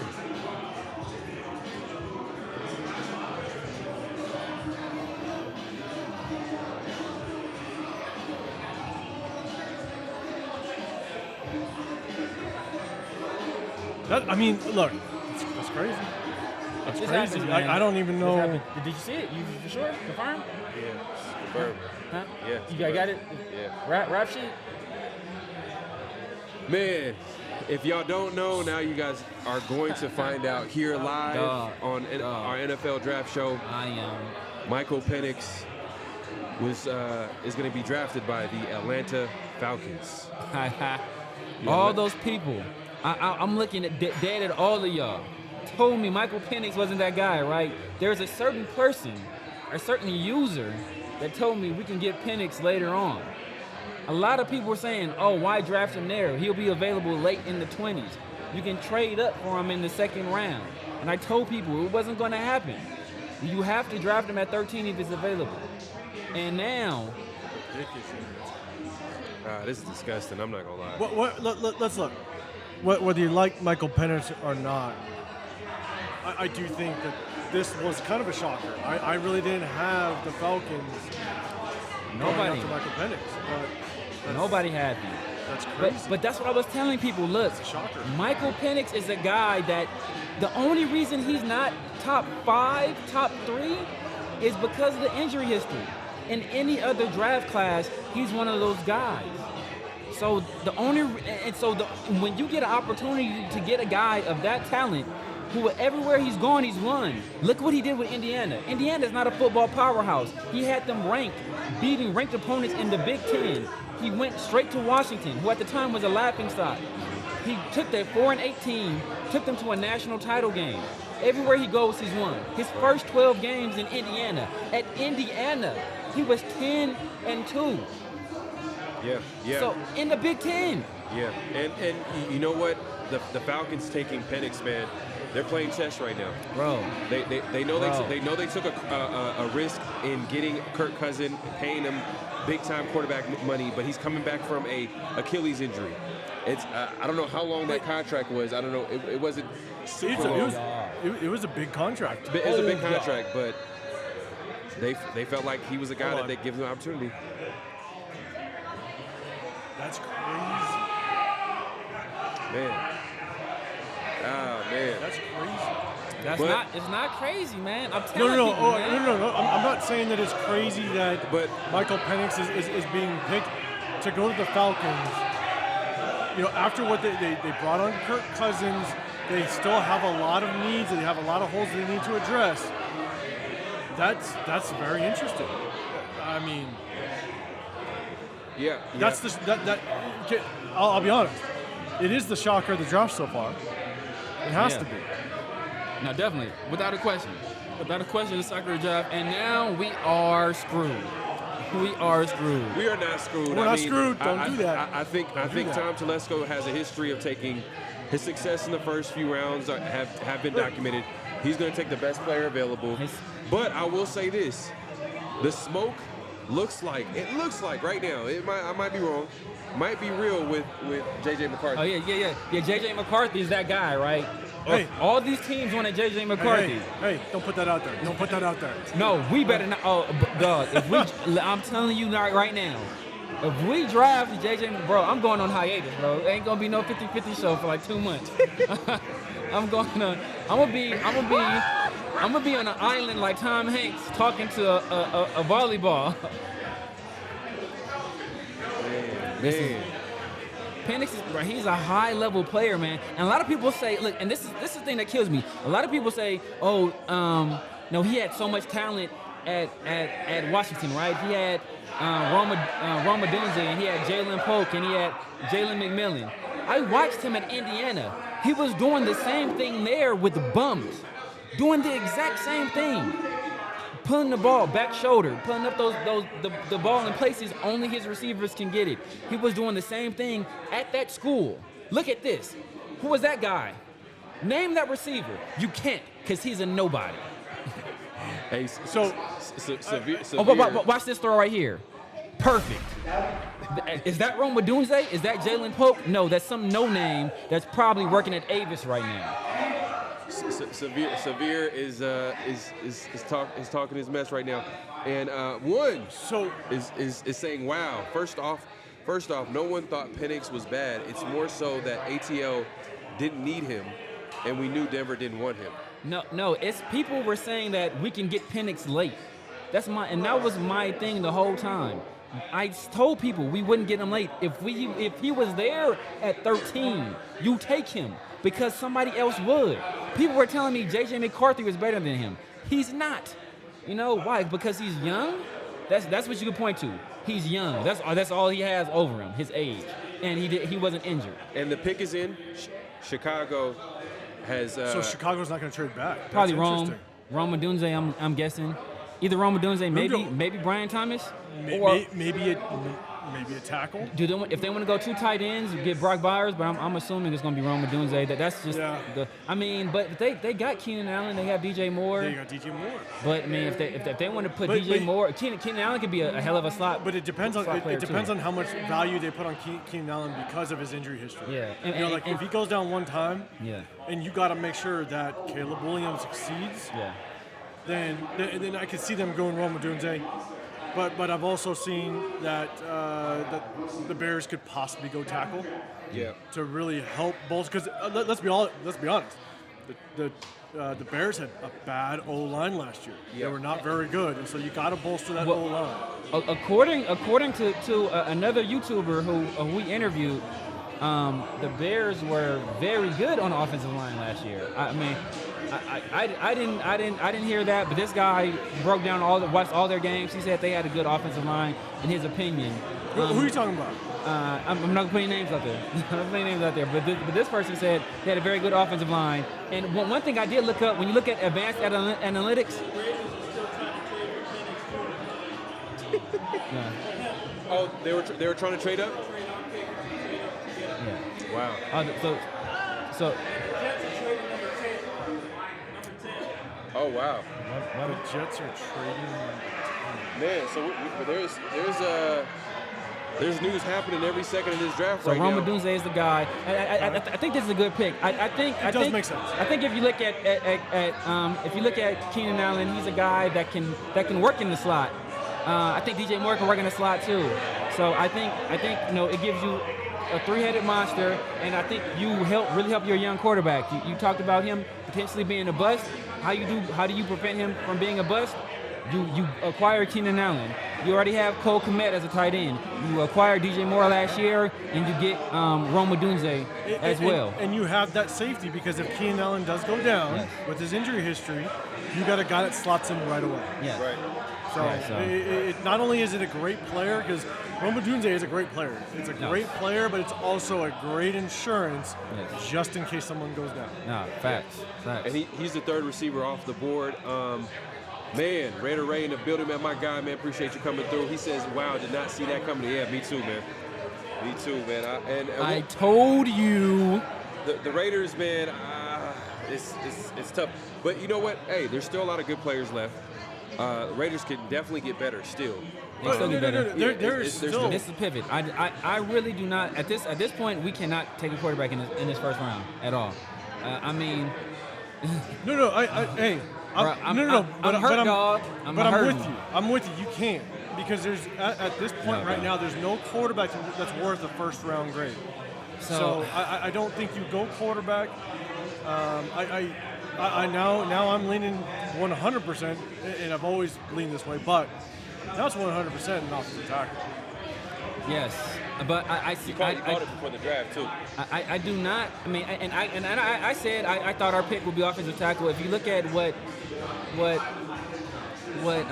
Tom Plus has done in the past, I think the guy asked us who I think we'd take. I thought it would be offensive tackle in case if we didn't get a quarterback. I didn't expect Michael Penix. I mean, I didn't know if Michael Penix would be off the board or not. The Vikings moved up right here, likely for J.J. McCarthy. I think the only reason you trade up is for J.J. McCarthy. When you trade up into a top 10, but what's interesting though, it's one spot. So, do they give up that second first round draft pick? I don't think they do. I don't know. To go one spot? You have to think that with the Vikings getting that extra first round pick earlier in the offseason, they probably thought about all the different types of scenarios that could happen. Yeah. If you make a trade that early and know that there's a possibility that you might not get your guy. Yeah. So what do? Is that something that you wanted? They felt like that was the best move for them. They still got to pick number 23. They probably can get quarterback here, and then maybe I don't know another. I think it's a great spot for McCarthy. If McCarthy gets drafted to the Vikings, is it not a great spot? It's a great spot. Okay, it's right here. So they got the 10th and the 6th. They traded a 4th and a 5th to move up one spot. So it's not bad. Yeah, there's no way you give up that second first round. So there must have been other people trying to trade up with the Jets. So the Vikings traded up to number 10 overall. They traded. I think they received a 6th round pick and obviously the 10th pick. And the Jets, who had the pick, go down to number one spot down, and they get a 4th round pick this year and a 5th round pick as well this year. So. Yeah, and I think that's a safe move for the Jets because the Jets don't need a quarterback. It's likely to move up for a quarterback. Other teams likely had interest in moving up right there, so they wanted to prevent those teams from getting in front of them and trading with the Jets to secure their signal caller of the future. I think J.J. McCarthy goes to a great situation. He goes to a team that has Jordan Addison, Justin Jefferson, even though Justin Jefferson trying to break the bank. And I mean, you have a good offensive mind over there. Kevin O'Connell as the head coach. He's a good head coach, a good offensive mind. for him to be able to turn around that program so quickly with Kirk Cousins to where they were competitive, they were a viable playoff team. I think you put him in that system, he has a good chance of finding success. Yeah. So my guy, Spacey, appreciate the super chat. He says you guys were never going to buy a jersey with Penix.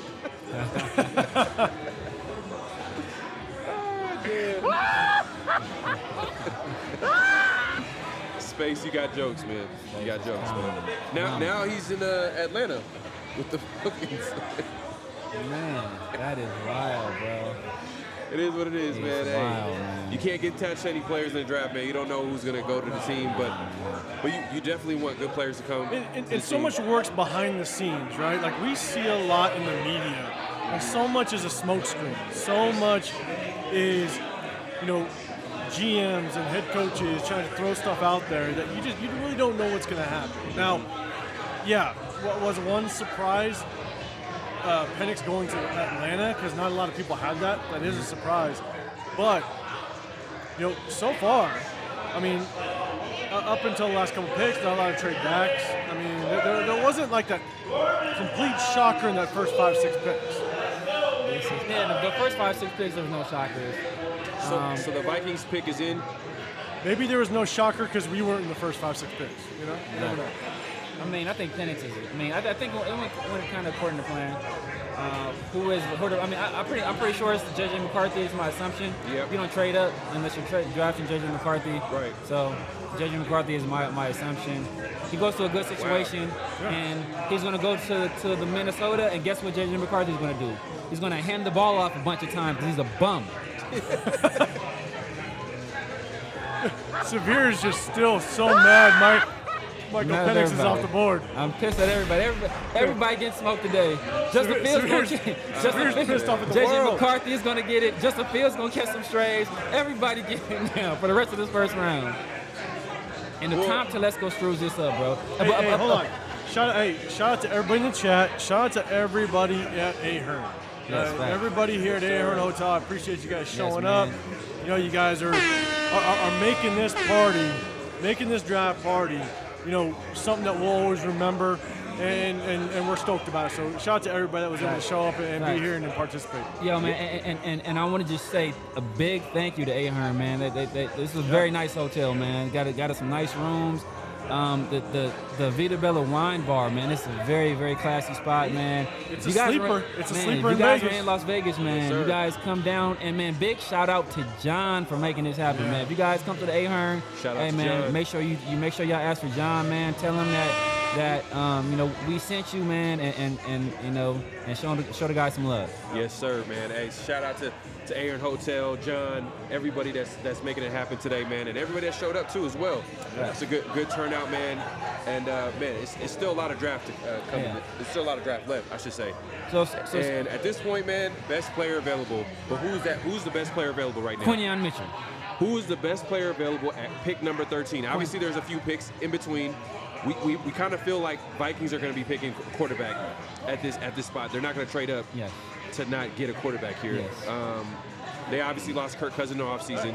You got the Jets, who I think would go offensive line. I would assume. I think we'll go offensive line. I'm just throwing some predictions out there. Possibly. Do you think possibly receiver? Possibly receiver. They got Garrett Wilson. Do you think they possibly give Aaron Rodgers? They go all in and give Aaron Rodgers another weapon, and go in a very deep offensive line draft. Do they go receiver with a guy like a deep threat like Brian Thomas? Nah, I think it's risky because you got to protect a guy that's coming off like an Achilles injury. You want to protect him, man. So this is a deep class. It's a deep class, and I think deep that class. I think that if It's you deep look at both positions. If you look at Aaron Rodgers, But know what? But peep this though. In the Jets, remember, they made 2 acquisitions at offensive line. I know, that's Moses what I'm saying. And Tyron Smith. That's what I'm saying. So- I think that a quarterback's best friend is a tight end in this day and age. Mm-hmm. And I think that there's a good chance if Brock Bowers is still sitting That would be there, a great pick. I think that it could be Brock Bowers. I know what I forgot all about. That would excellent analysis right there. I forgot all about Brock Bowers. JJ J.J. Glocker McCarthy going to the Vikings.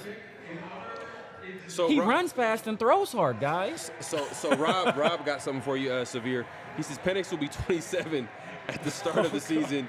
He could be sat until he's 30 if Cousins plays most of his 4-year deal. It is a bad draft for him. Penix is 24. He's younger than when Aiden O'Connell was drafted. Right. So, and just FYI, J.J. McCarthy has been drafted by the Vikings. Official. Yes, official.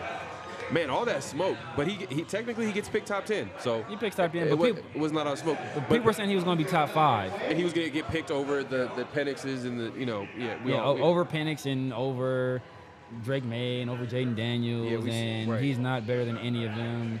Yeah. But he won games. So did AJ McCarron. So did Matt Leinart. Yeah. He's a winner though. Right. Well, it's tough. It's not saying that he doesn't have potential, but that potential is just so hard to see because he wasn't forced to really do a whole lot. Especially look at the national championship where they beat, they won that national championship on the ground. Exactly. You know what I'm saying? So he threw for 154 yards. Correct. And he was inaccurate. Not only did he only throw for 154 yards, he threw for like 54%. Correct. So he was not only he was bad. He was just bad in that game. At the end of the day, against the bad defense. You know what helped him? At the end of the day, you know what helped him? He was coached up by one of the best quarterback coaches, touted as one of the best quarterback coaches in all of football in Jim Harbaugh. Yeah, fact. So if J.J. McCarthy was not coached by Jim Harbaugh, he may not be a first-round quarterback. So the Jets have made their pick, and I know who got drafted. But that being said, 5 QBs picked in the top 10. Never happened before. Crazy. The question is, that is crazy. 6. Five QBs picked in. Crazy. So The question is, could Brock 6 Bowers, quarterbacks go? Brock Bowers, Brian Thomas Jr. There you go. Let's go. Problem. Shout out to my guy. He says, "Thank God McCarthy off the board." Oh, okay. bro, this is disrespect right here, bro. Disrespect. They're comparing J.J. McCarthy to C.J. Stroud, bro. This is the most disrespectful thing I've ever seen in terms of comparison, bro. The most legit. That's a horrible That is comparison. disrespectful as all get out, bro.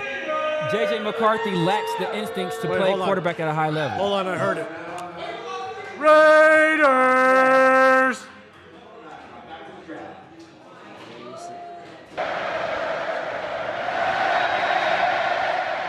Yeah, man. So the Jets. So what are you thinking? 805? You think Brock Bowers? I think everybody talks about an offensive tackle, which still could happen. I think there's only one off the board right now. Two. J.C. Latham and Joel. That's Joel, right. yeah. So I still think Brock Bowers would be a good pick. I mean, I think so. if Aaron Rodgers has any say in what happens, Aaron Rodgers, he could have the bitterness of what happened to him back in Green Bay. Yeah. When back in Green Bay, when Green Bay had a top pick and they went with Jordan Love after Aaron Rodgers had his MVP season, and that was his chance at really getting back to a Super Bowl and fighting his way to a championship, they went Jordan Love.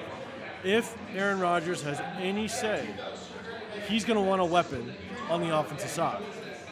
So, Yeah. I think there's a good chance Brock Bowers does sit here. We have the pick early. You want to go ahead and give it to the people? Hey, man. The Jets, obviously, we talked about offensive line, and they felt like the best offensive line on the board. Fashanu. Olu Fashanu gets drafted to the Jets. You heard it here first. Yes. And he's going to the Jets, man. He's going to be protecting Aaron Rodgers, man, coming back from an injury. Yeah. That was predictable, man. He's coming back from an injury. They need to protect him. He got hurt. He got hurt trying to get away from a pass rusher. Yeah. So it's like, come on, man. Like, I mean, fair. That's a good call. I mean, they were tied to a tackle potentially, but good call. Very good call. A very good call. I mean, and you look at it, like I said previously, some people think Olu Fashanu has the highest upside of anybody in this draft. if everything goes according to plan, Tyron Smith stays at left tackle, Morgan Moses plays at right tackle, and you give Olu Fashanu some time to learn under Tyron Smith, who's one of the best left tackles in the league for a while. Basically injuries is the only thing that really held him back.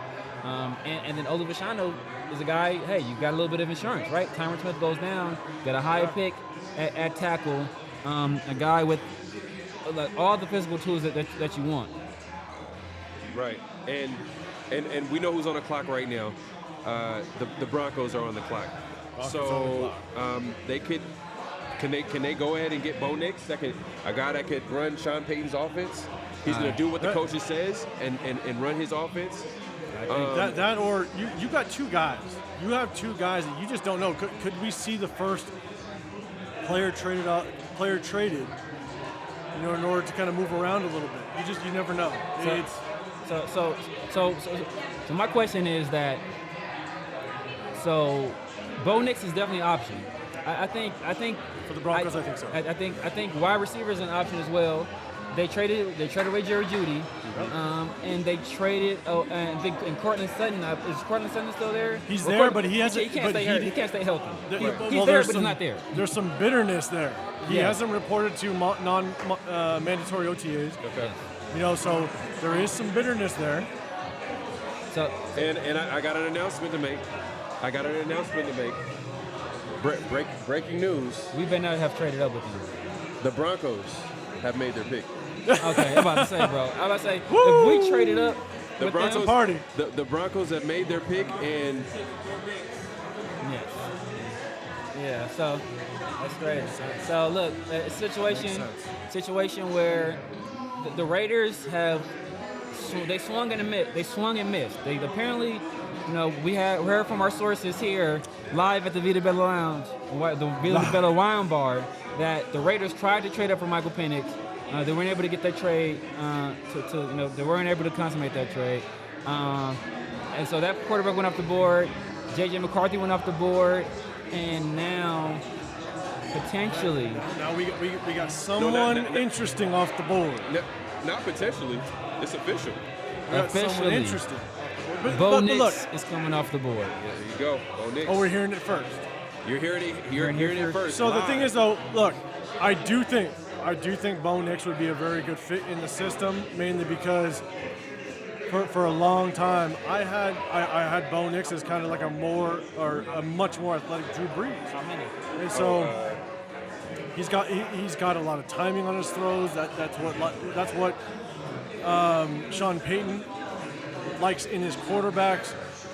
So, but I will say, as much as I was a Bo Nix fan, first round is very early for Bo Nix.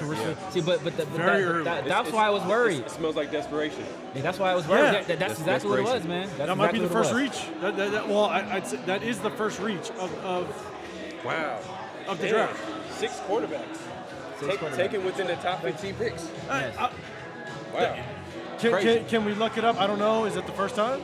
Well, It is the first time. they just said first time 5 quarterbacks have been taken in the top 10. That's never happened before. 5 quarterbacks taken in the top 10 has never happened.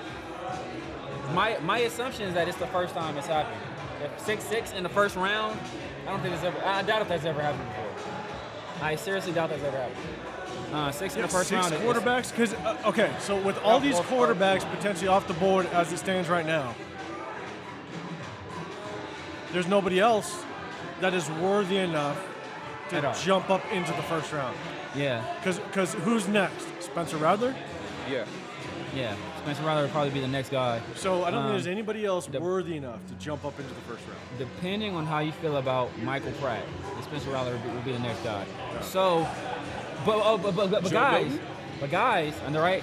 But guess what? We can still get Penix in the second round. Oh, wait a minute. We can't. Oh, it's going to be all night, ladies and gentlemen, all night. Man, all those mock drafts where they had Bo Nix and Michael Penix going into the early second round, that's why when we did mock drafts, we did every scenario. But the scenario that we were all for was Yeah. You get your guy at number 13, or you trade up to get him. Yep. And we talked about it on previous shows, man. We said that, hey, at the end of the day, like, if the Raiders have identified their quarterback, they have to trade up and get him. Bro. There's no way, because there's so many teams that want quarterbacks. And as you can see, 6 quarterbacks taken within the top 12 picks. Bro. It's crazy. Ain't no Kano if you listening, bro. You better sack up, man. bro. You better be ready, bro. Raider Rayman has something for you, man. He says Raiders about to trade for Justin Fields. Bro, if we trade if we trade for Justin Fields, I'm gonna just start watching lacrosse. Don't get Severe started. Don't I'm gonna start watching lacrosse, bro. I'm gonna just give up football. I'm gonna start watching professional bowling. So look, hey, as the Broncos take their pick, we're gonna be up next. Yeah. Are we doing off the tackle? Are we doing corner? You know, I mean, because Severe, to your point, Quinion Mitchell is a top tier corner. I think he's proved himself to be potentially the first one off the board. Yeah. But here's my question: is we have Jack Jones. Jack Jones had a great season with the Raiders, right? He proved that he can have potential to be that number one. But we also have Jacorian Bennett. Jacorian Bennett was our 4th round draft pick last year, and do we feel like he can have potential to be that? Because we're not talking about number one, right? Yeah. We're talking about number 2. So do he have that potential to be the number 2 corner? And we don't have to go corner at this point. And it is a very deep corner draft class. So. Well, look. Los Angeles Raider 11, he has an interesting comment here. He says, I feel like Pierce might want Terry Arnold. We seen that conversation he had, you know, where he had a visit, he was talking to him. And Pierce likes a certain type of player. He likes the alpha player, outspoken player, a leader. And Terry Arnold is one of those rare guys that at corner spot is, you can see he's a leader. Yeah. He's a leader for the Crimson Tide last year. So, do you see it? How do you feel about Terry Arnold at 13? I do like Quinion Mitchell. Yes. Let's put it that way. So, okay. I am a fan of Quinion Mitchell. If we were to go corner at number 13, I do like Quinion Mitchell. I know a lot of people talking about small schools and all that stuff, but the thing is that it's not about the small school. It's about the skill set that he brings to the table, and the fact that he was able to transfer that skill set to the Senior Bowl. And so when you see that he can transfer that skill set and not just transfer it to where you had conversation about whether or not he was good. No, he locked guys down. Exactly. You know what I'm saying? Like, he held it down in that spot. And so Yes, sir. I do like Quinion Mitchell if we were to go corner, but it also kind of goes back to is Jacorian Bennett enough to be a number 2 corner, because he was still drafted by Patrick Graham. Antonio Pierce had some say in that when we drafted him. So the question is, how much confidence do we have in Jacorian Bennett? You think the linebacker coach has say in? No, Patrick Graham. No, Patrick Graham, but Patrick Graham did for sure. Correct. Yeah. Antonio Pierce as a whole, because the thing is that when you're going into a draft, it's a collective effort, right? Because Antonio Pierce has his guys, if he's trying to grade some guys, and then Patrick Graham obviously has I guess second to last final say. But oh my God. But don't do it. I think at the end of the day, Take his hand. You know, oh, bro. Don't look. No. Hold on.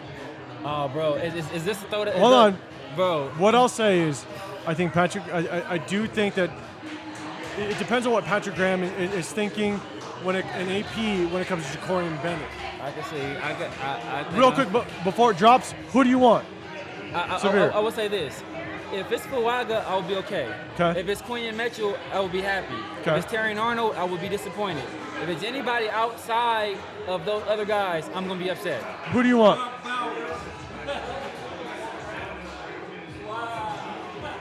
I mean, like I said before, man, I feel like there's good players at spots at the positions that we know that we need. And if we don't do that, it's kind of a disappointment.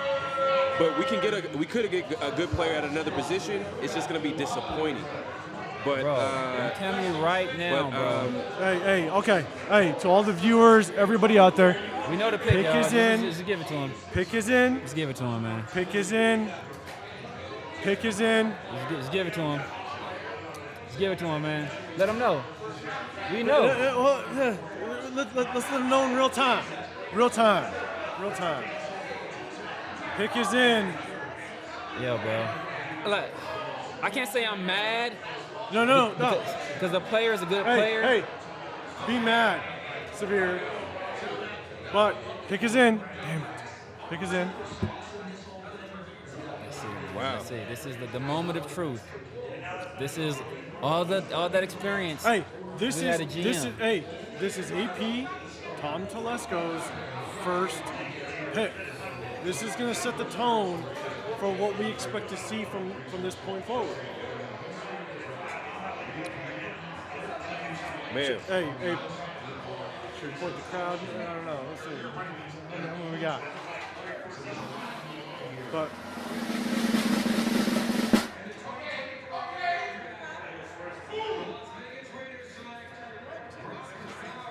Brock Bowers gets drafted at pick number 13.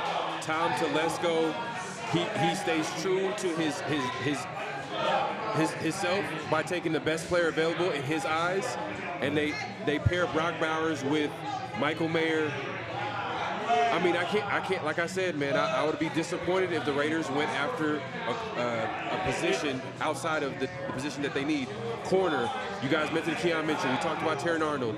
They could have went offensive line here possibly, but no. At the end of the day, I'm disappointed, but they do get a good player. Brock Bowers is a good player. Look. I will say this. Brock Bowers is a good player. But we just traded up last year to draft a tight end, a guy that some people thought was the #1 tight end in that class, and Michael Mayer. So you draft a very similar guy, and Brock Bowers. Brock Bowers,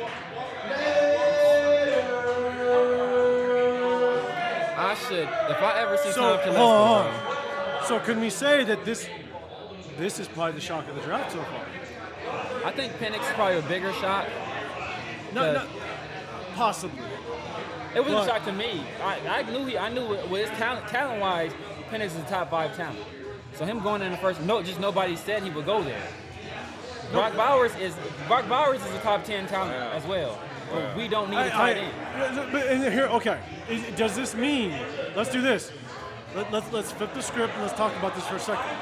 Does this mean possibly Thayer Mumford, our right tackle, does he stay at right tackle?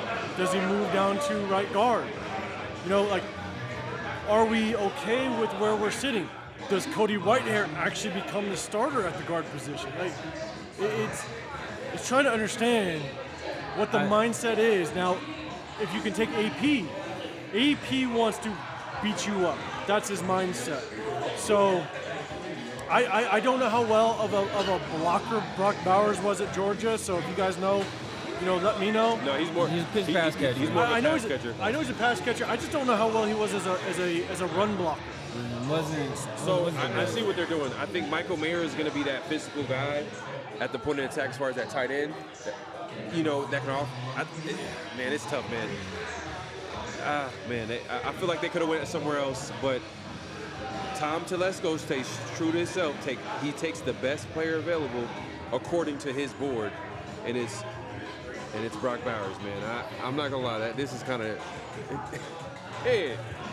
Oh man, but it.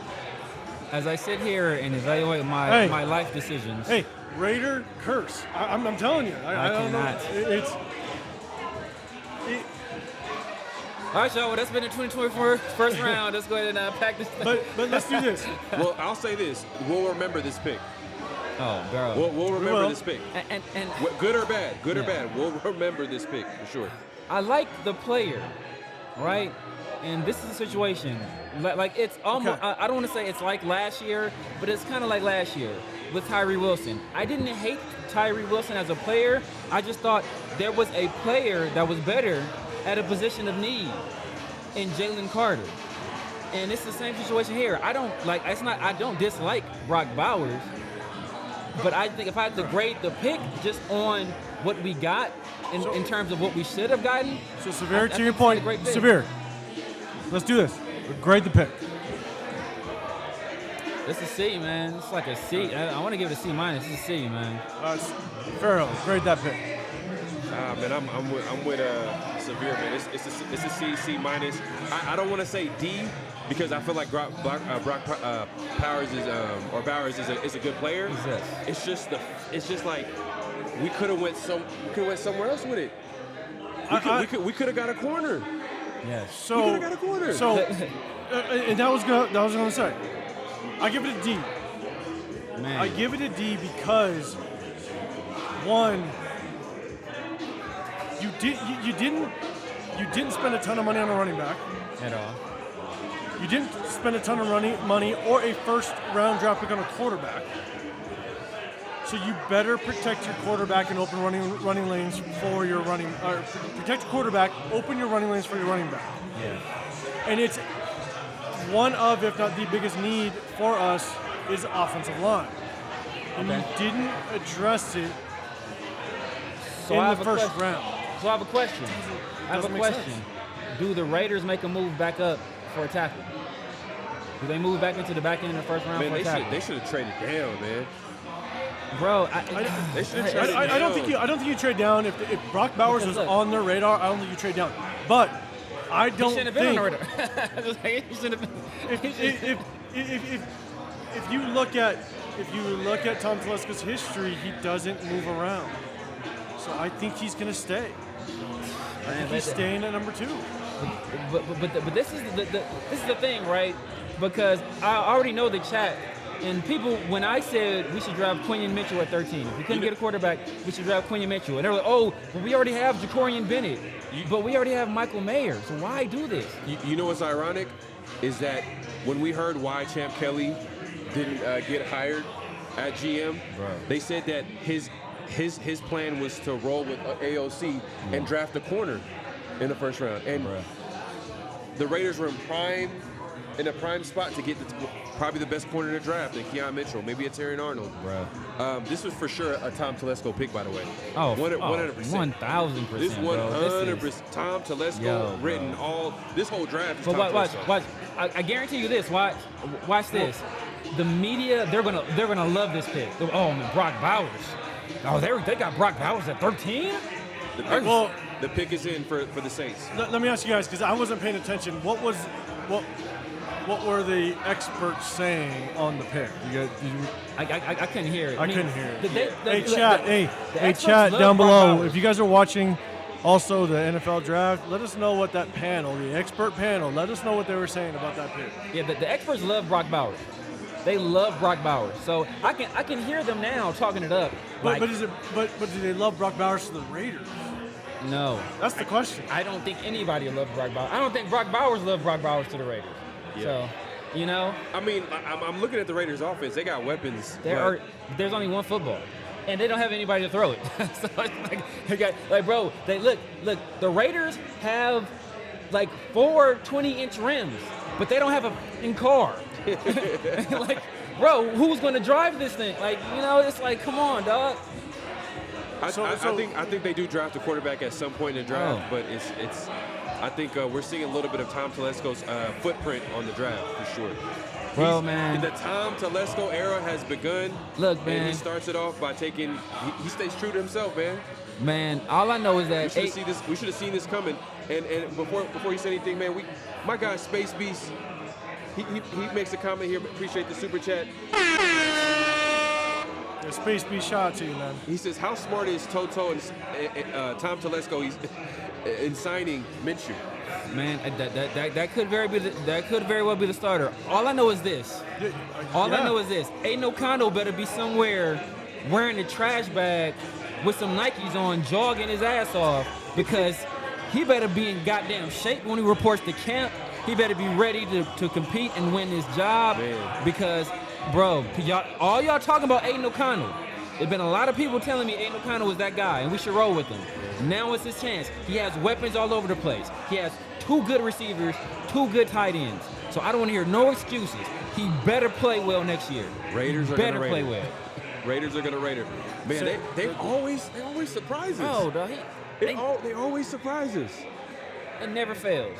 Is it Raider? It's like have you have you guys heard Don't that? worry, I'm gonna be positive in a second, but just give me some time. Just give me some time. And Fuaga goes to the Saints, by the way. It's Great the guy, pick, man. That's a great It's pick. the guy we should have picked right after us. How many Great times pick, does it man. happen? How many times does it happen? It happens a lot. Fabian Washington, and Aaron Rodgers. And look, Tom Telesco, I'm sure, talked to the coaches on the coaching staff about the top offensive line, the prospects on the board, Yes. who they wanted. So, would you say this is an indictment on Tom Telesco or the coaches on the coaching staff? Because they have their guys, and maybe their guy wasn't wide. It's indictment on Tom Telesco because he's the one that puts those guys in place. So, but the thing is that how many times? I understand there's people that were on Talisa Fuaga, there's people on J.C. Latham. I liked them both. I thought Talisa Fuaga fit our offensive system better, but Man, appreciate you, man. Appreciate you, man. Appreciate you coming through, brother. Man, thank you, man. Thank you, man. Appreciate you coming through, All right, man. Have a good one, man. Stay safe. Hey, tomorrow. Yo, so Hey. so come early. Come early. We'll hang out. But hold on. go finish your point, brother. This is what's tough. Is this going to be another example? Is this going to be another year Yes. that we sit there and go, we could have gotten this guy. We could have gotten this guy. And Yes. and Severe, to your point, it's not to say that Brock Bowers is a bad tight end. It's not to say that he's going to be a bust. Like, he might be able to be. He could be. He could thrive. We don't know. But No, but know what's crazy? What's funny? I don't know if it's me and Pharaoh talking or all of us were talking, but I was just talking about look at the recent run of tight ends drafted in the first round, right? I was just telling you guys about that. All of those guys have been pretty much bust so far, right? Kyle Pitts, he was supposed to be the best player in that draft. Has he panned out? No. Well, I think where was Quarterback play's kind of been bad too. where was Sam Laporta? Sam Laporta is the only one. Sam Laporta is the only one. Sam Laporta and Dalton Kincaid was kind of hurt. Sam Laporta's the only one. But people didn't think Sam Laporta was gonna go first round. They thought Michael Mayer was gonna go in front of Sam Laporta. So people thought that was a reach. People thought that was a reach. Correct. So he's been the one. Sam Laporta he's a small school guy. But I will say this, man. It's to Pharaoh's point, right? It's been a string of us taking guys we shouldn't have taken, and the very next player being a Hall of Famer. Jamarcus Russell, Right. and then it's Kelvin Johnson, Fabian Washington, then it's Aaron Rodgers. There was somebody, I forgot who it was, taken right in front of Ed Reed. It's like it happens to us consistently. So we're actually just going live. And it could be happening again, man. It could be happening again. Man, it sucks, man. But earlier you said that.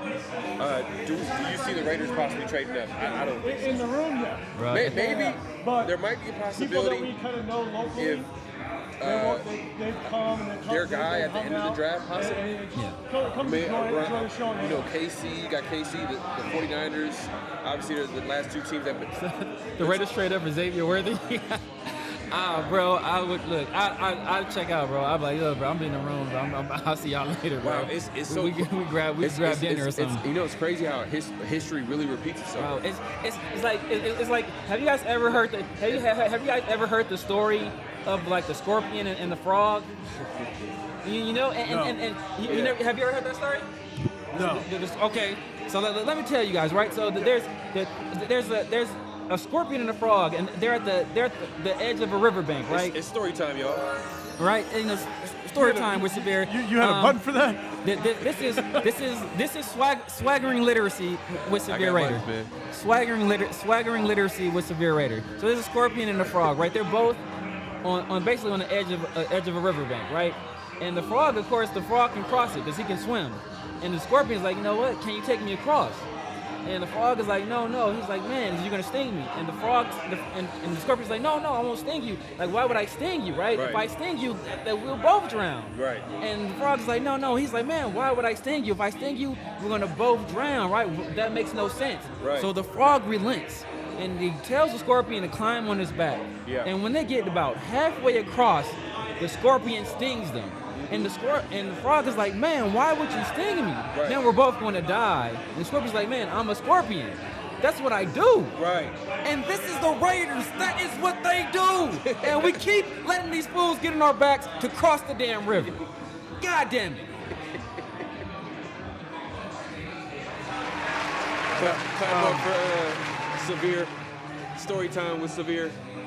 But hey, look, at the end of the day, man, they took the best player available. What's interesting though with Tom Telesco, history really repeats itself, and people show you a pattern.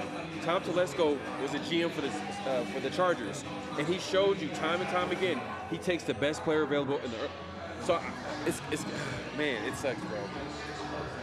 This is one of my fears too with Tom Telesco is that the fact is, why not go after a young GM and let that GM be the next GM for the Raiders, where he kind of makes his name.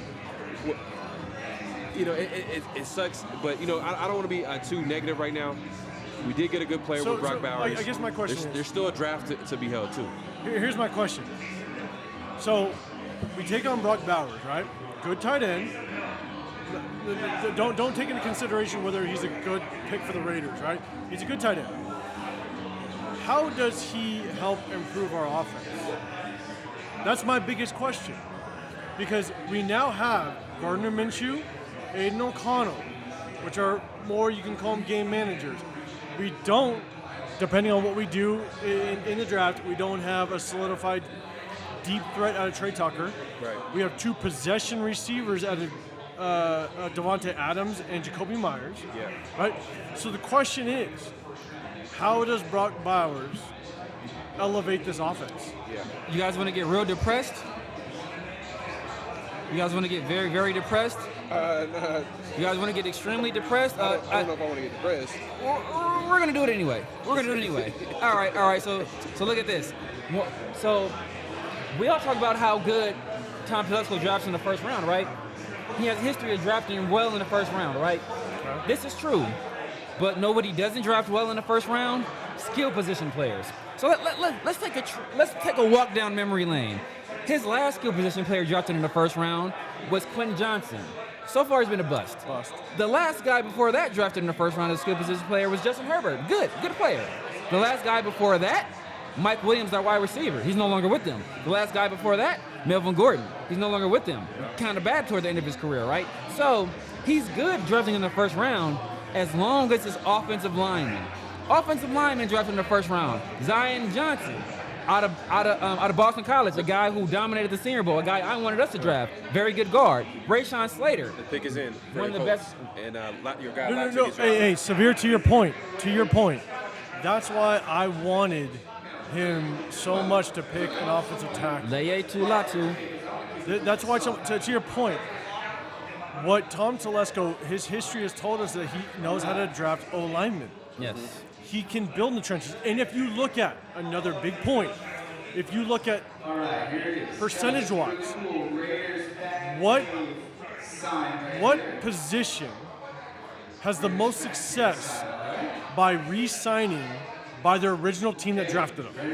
It's the interior offensive line. It's the offensive line. Like, the offensive line has the biggest percentage to thrive and actually be re-signed by the original team that drafted them. Yes. And to me, it just doesn't make any sense. I can't. As we're all talking, right? I'm trying to go through my head and justify, outside of just best player available, try to justify the pick. And I just can't find it. I can't find how you justify the pick. Oh, that's the guy, right? Yeah, man. I can't justify the pick either, man. I cannot justify the pick either. But I just want to say my guy Latu was drafted to the coach. I don't want to say I told you so, but I told people he was the best edge player in the draft class, and looks like he was the first edge taken in this class. So Latu is a dog. He's the only question mark about him is his health. Wow. If he's healthy, he is a monster. He is.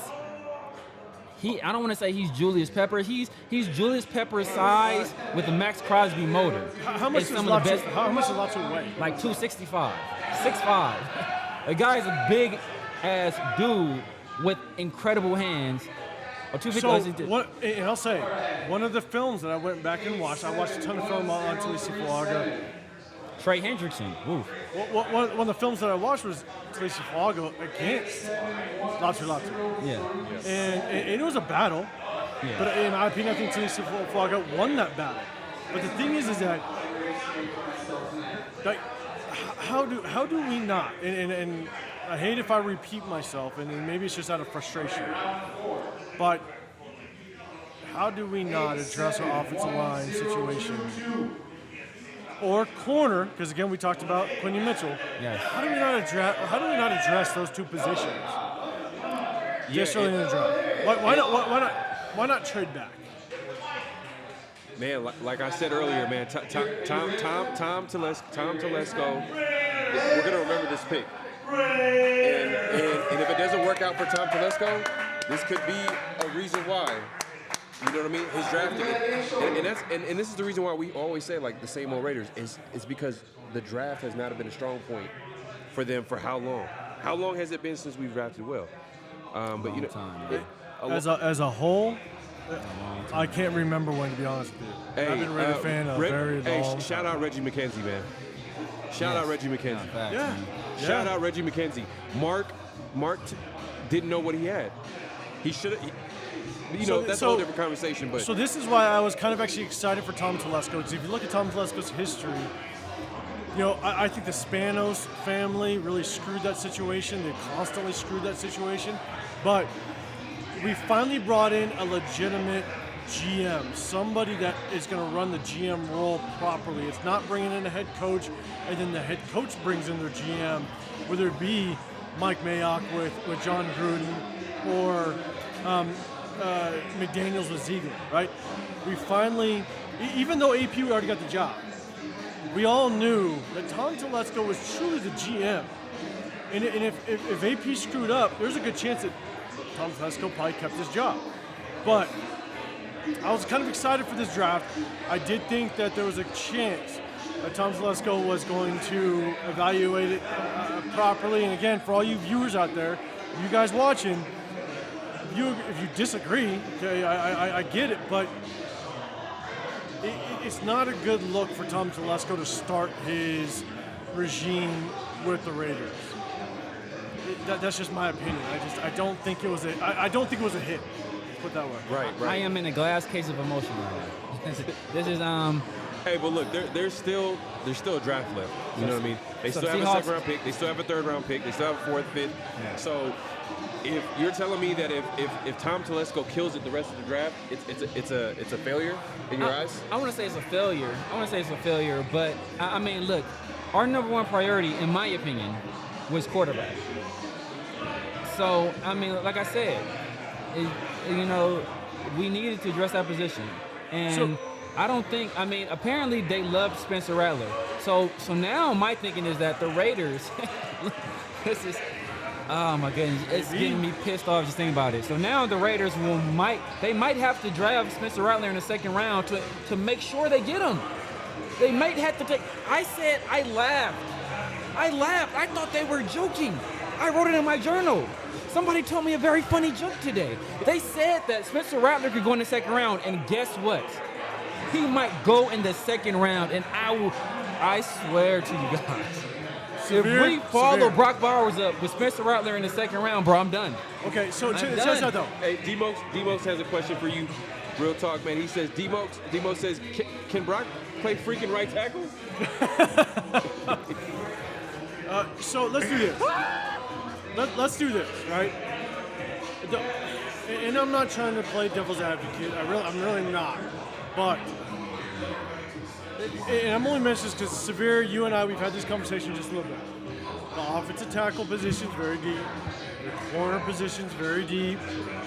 Yes, we didn't address quarterback like we wanted, both you and I. Right. So we'll hold that there. But what if we do? What if we do pick up? Not sure if he'll make it, but Amarius Mims in the second round, right?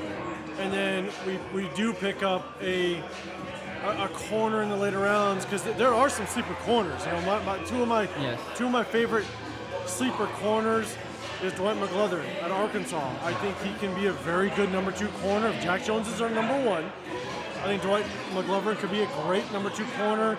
You have Kamal Hayden out of Tennessee, that I think is very underrated. Later round pick. Later round pick. This is more, like 6th round pick. But if you are one of those that are in the boat of you didn't get a top tier quarterback, so you failed, then I get it.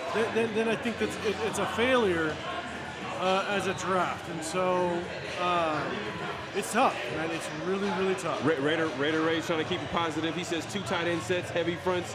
We definitely have the best tight end room in the league. So hold on. I'll respond to Raider Ray.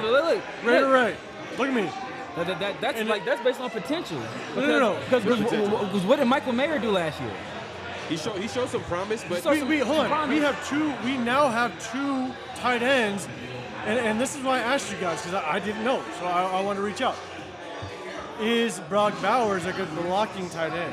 Because here, Michael Mayer has had Max Crosby put him on his ass for week 1 of practice.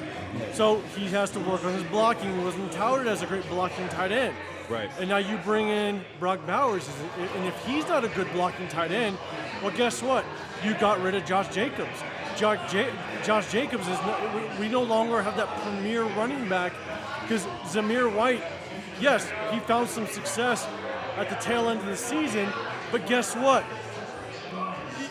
Prior to him showing some flashes, he was considered a bust. Right. And so my thing is that you just brought in 2 receiving tight ends with a very questionable deep threat. Trey Tucker is a deep threat, but he has questionable hands, in my opinion. He's bobbled quite a few passes. I don't know if he is that deep threat that we're looking for. So now you literally have a bunch of possession type of receivers and tight ends across the board. This is where I struggle. I struggle to know what the offensive scheme, what the offensive philosophy, and now, I really don't know what Luke Getsy's going to do, because Luke Getsy, now you're handcuffed.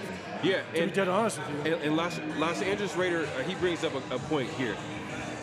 He says Telesco lowballed everyone probably, and that's the thing too as well. It's like, if everybody that was asking, because we were like, we should have traded up and got Penix. We should have traded up and got this quarterback. Yeah. What happens if some of these teams were asking for a guy that's coming out of college, whether you like it or not, Severe, had an injury history, and the Falcons or whoever asking for 3 first-round picks? Are you doing that trade to go to number 7 to get Michael Penix? You know what I'm saying? Like, it takes 2 to tango, and maybe the Raiders didn't want to make that deal because they weren't 100% confident. I mean, we don't know what the asking price was. We heard what the asking price was up to get to number 2, and it was something insane. But to get to number, wherever the Falcons were, what was that, 8? And I don't think it would have been moving from 13 to 8. I don't think you're asking for that much. So it's just. Can I ask you guys something though? Because Byron Murphy to the Seahawks. Who the hell cares? Because Tom Telesco doesn't know what the hell he's doing. Wow, but Byron Murphy. Can I ask? Hold on. Corners are dropping. Corners are dropping. Yeah, Quincy Mitchell's still on the board, right? On the board. Yep. So let me ask you a question. It was one of the questions that I want to ask previously. Is who's running the draft? Because if I have thrown the wheel. If Brock Bowers is not a hard-nosed blocking tight end, if Brock Bowers is not a hard-nosed blocking tight end, AP wants to win in the trenches. AP wants to beat people up on the line of scrimmage. He's expressed it. That's his mentality. Yeah. So now you go to Brock Bowers, which is not a blocking tight end. You know what I'm saying? And I'm sitting there going, is AP happy with this? Does AP walk away from the first round happy with Brock Bowers? And I can't see how he could be. Kafka says, to be honest, I like the pick. The dude's a beast. He's won 2 championships. Yeah, we could have used it on a cornerback or O tackle, but they picked the best player. at number 13. I like the positive outlook. Look, I like the positive outlook. Optimism. The guy won 2 championships because they've had 5 first-round picks on their defensive line. It's like, bro, like they've won championships on defense. So it's not like, Brock Bowers, and that's not to take anything away from Brock Bowers. And you're right, he is a good player. But bro, it's. So did the Vikings just trade it up? Vikings trade up. They're getting the corner, dog. They're getting the corner, bro. If they I trade guarantee up, you. So hold on, Kafka, I'm They get the corner, bro. Kafka, I'm with you. The thing is that we're not saying that Brock Bowers is a bad player. It's just we have so many needs. That's the hard part. We have so many needs. There could have been better players that could help us win now. if the Vikings get Quinyon Mitchell right here, dog, Yeah. it's gonna be Quinyon Mitchell or Terrion Arnold, in my opinion. Quinyon Mitchell, Terrion Arnold. They don't. So they trade up. They trade up from number 23 overall. They get to the 17th overall pick. They probably could get one of the best corners right now in the draft. I mean, look, Quinyon Mitchell or Terrion Arnold right here is Has my the corner gone off? No, that's what I'm saying. It's going to be Quinyon Mitchell or Terrion Arnold. I got Quinyon Mitchell as the better player, but I can see them drafting Terrion Arnold if they think he's a better fit. Here we go.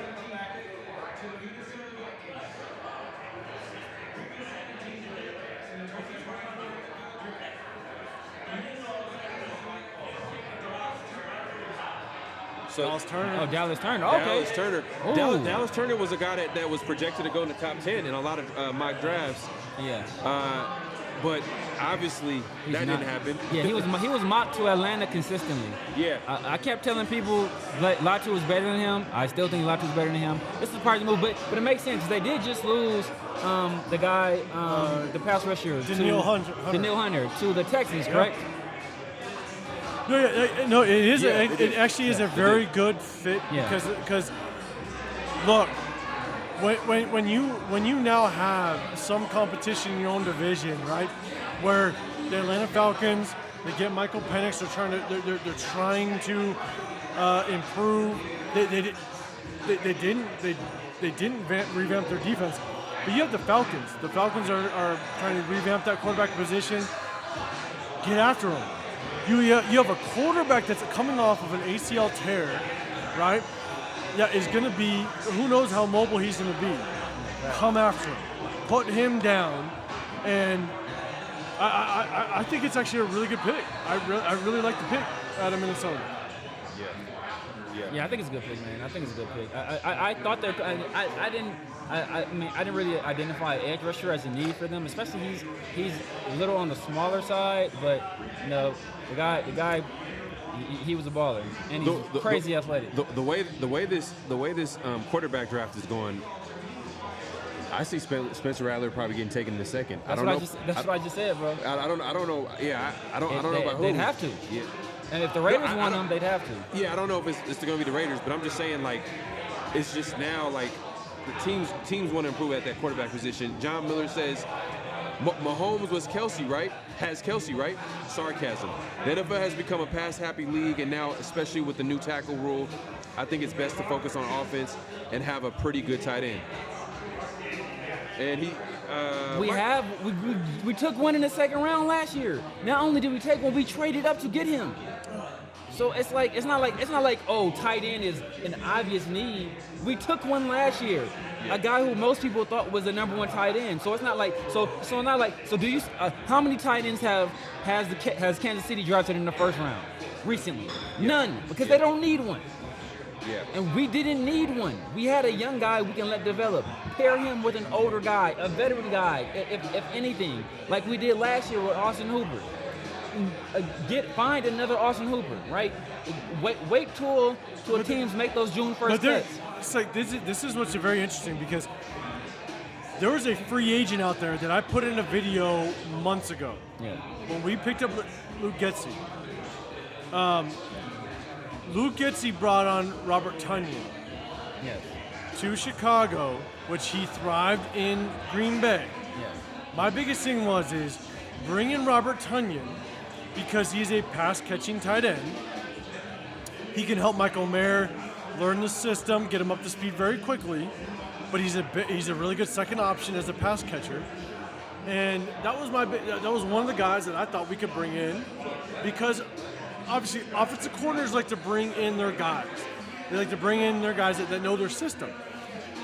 And to me, not saying that Robert Tonyan is Brock Bowers. I'm not saying that. Yeah. But like you're essentially trying to cheat the same thing. Mm-hmm. And that's the part that frustrates me is that we could have brought in a high-powered offensive tackle, a guy that could really vamp up this offensive line. Again, we didn't spend big money on running backs, so you better open up some holes. But right. And before we move on, Raider Smoke Man again with the super chat. Raider Smoke, what's good? He says I'm sick right now, bro. He says shaking my head. This is some BS, man. It's hard to say that you're wrong, man. I think that was like that's the first reaction. Everybody's like, what? And I called it. You asked me earlier before the draft. You said, what's something that you do not want to happen? And I told you, I just don't want the Raiders to go away from their needs because there's players at those positions at pick 13. But, Tom Telesco gets the best player available on his board, and that's Brock Bowers. So look, everybody knows I wasn't the biggest fan of Talise Fuaga, right? Especially if it was between taking him or taking Michael Penix. Obviously, we didn't get that option. But I would 1,000 times over prefer taking Talise Fuaga than taking Brock Bowers. We do not need a tight end that badly. Yeah. Not to race your crown jewel resource of the offseason. You have a first-round pick. That is like your most important resource of the offseason. And we wasted it on something we didn't need. So now that you've experienced this, right? Now that you've experienced this, is best player of taking the best player available, is that garbage now? Like do you believe in that now? Does that make it? Because a lot of people always say like you should take the best player available because we've seen many drafts, right? And we've seen the Raiders they reach for players, right? This is a different type of scenario. They didn't. I'm not a fan. I'm not a fan of best player available unless you are a competitive football team year over year. You know what I'm saying? Like, if you can prove that you can be in the hunt every single year, then I'm okay with taking best player available because you are going to be able to find yourself in situations where you're going to have to mess with your salary cap. Some good players are going to want more money. Mm-hmm. So even though you have a good stud at a position, they might go find money elsewhere. And so I'm okay with going best player available because you need to replace some really good talent. But when you have so many holes, when you truly have a need, you go after it. And I will say this about Brock Bowers. And someone made a comment about this earlier too about how the NFL rule as far as players tackling. Brock Bowers, if you watch, he breaks a lot of tackles. He's a yak monster. And now you got the rule changes where you can't tackle that hip drop tackle is taking out the game. But know what? But know who else? There is some positive. I guess there's a silver line. You know who else was a yak monster coming out of school? Tight end out of Atlanta. What happened? The No. Talking about Kyle Pitts, no. No, I'm talking about who's another guy with Georgia who helped them win. It was Georgia, right? Yeah, Georgia. Kyle Pitts was Georgia too, right? No, Kyle Pitts was Florida. Florida, there you go, Florida, yeah. But Michael Mayer, that was one of his things. He's a guy who get the ball in his hands. He's a yak monster too. Baby Gronk is what they call him, right? So why are you duplicating skill sets? I mean, so this tells me that. No, he wasn't. You talking about Michael Mayer? Michael Mayer, yeah. Michael Mayer was not that big of a yak monster coming out. Oh, dog. Did you watch Notre Dame? He was not that big of a yak monster compared to. Watch Notre Dame. Nah. Watch Notre Dame. Right? Watch Notre Dame. I'm telling you. I'll text my buddies. He was their offense. He was their entire offense. I'll text my buddies. My buddies are die-hard. He was their offense. I'm not saying he wasn't their offense, but I don't think he was a yak monster. I think he was a guy. I think he was a guy that attacked the ball in the air. He had good hands. They called him Baby Gronk because once you get the ball in his hands, that's why they called him Baby Gronk. So, but yeah, man, but yet and still, it's like, bro, this pick, it just doesn't make sense. Look, this pick is it deflates us because it is. Like I'm not, and Severe, I know you and I, like, we eyeball each other a lot. But, like, I'm not the biggest, Michael Penix fan in the first round.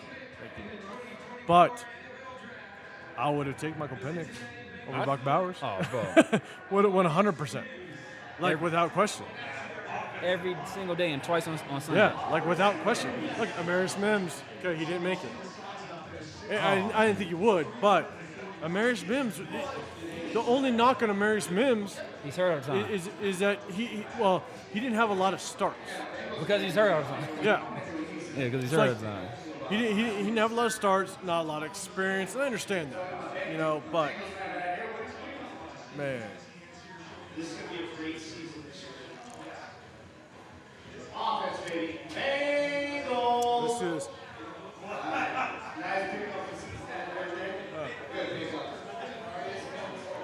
Amarius Mims. Hey, that's a good pick. I'm not gonna lie, it's a good pick.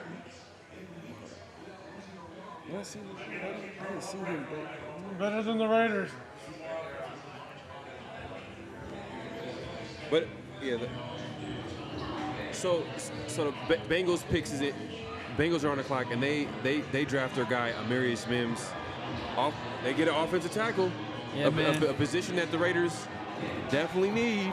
It really is a good pick. That late in the draft, it's a really good pick because I think that even with 8 starts, and his health issues, you don't think it's a concern? No, I think it's a good pick because the thing is that when you look at the guy's film, and because offensive tackle is one of our needs, I went back and I looked at this film. Even though that was his biggest knock was the fact that he just didn't have too many starts, and when you look at his play, he's a very all-around good tackle. He's got great punch, great leverage. He's extremely athletic. His feet are extremely good. Nah, he's super athletic. Yeah, like his feet are very good, and so. And that's one of the biggest things nowadays with the offensive tackles. They're trying to keep up with how athletic these defensive ends are becoming, like Latu, right? Yeah. Latu coming off the edge is extremely athletic. These big tackles are trying to keep up with that. And Amarius Mims, I think, is a tackle that can do that. So I think it's a really good pick for Cincinnati, and they're trying to keep Burrow upright. So okay.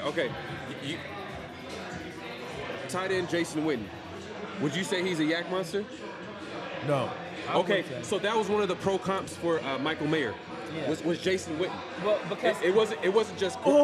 They compared J.J. McCarthy to C.J. Stroud. So, yeah, it's like that's a horror. But they're the not too reason good they at pro compared him comps. to Jason Witten is because he's a very good route runner that wasn't real. He wasn't real athletic. So okay then. No, but so why are you bringing up C.J. Stroud? I'm saying like pro comps really. I understand why. I understand. Hit or miss. I know what you're saying, but what I'm saying is that's an extreme example. Yeah. That's an extreme example. That's not what I'm talking about. I'm talking about like a Jason Witten and Michael Mayer. Just watching him play, you can see a little bit of like he's not super athletic, but he got good hands. But the thing is that Michael Mayer is good in yak because he's difficult to bring down. It's not because he has breakaway speed. Like his yak ability is because he's breaking tackles, which is what you're talking about with Brock Bowers because they can't do the hip drop tackle. So this benefits. So if anything, that would benefit Michael Mayer more than it benefits Brock Bowers. Nah, man, I think they have two different games. You're trying to say they're the same exact player. No, I'm saying you have a tight end who you get the ball in open space and he can create yak.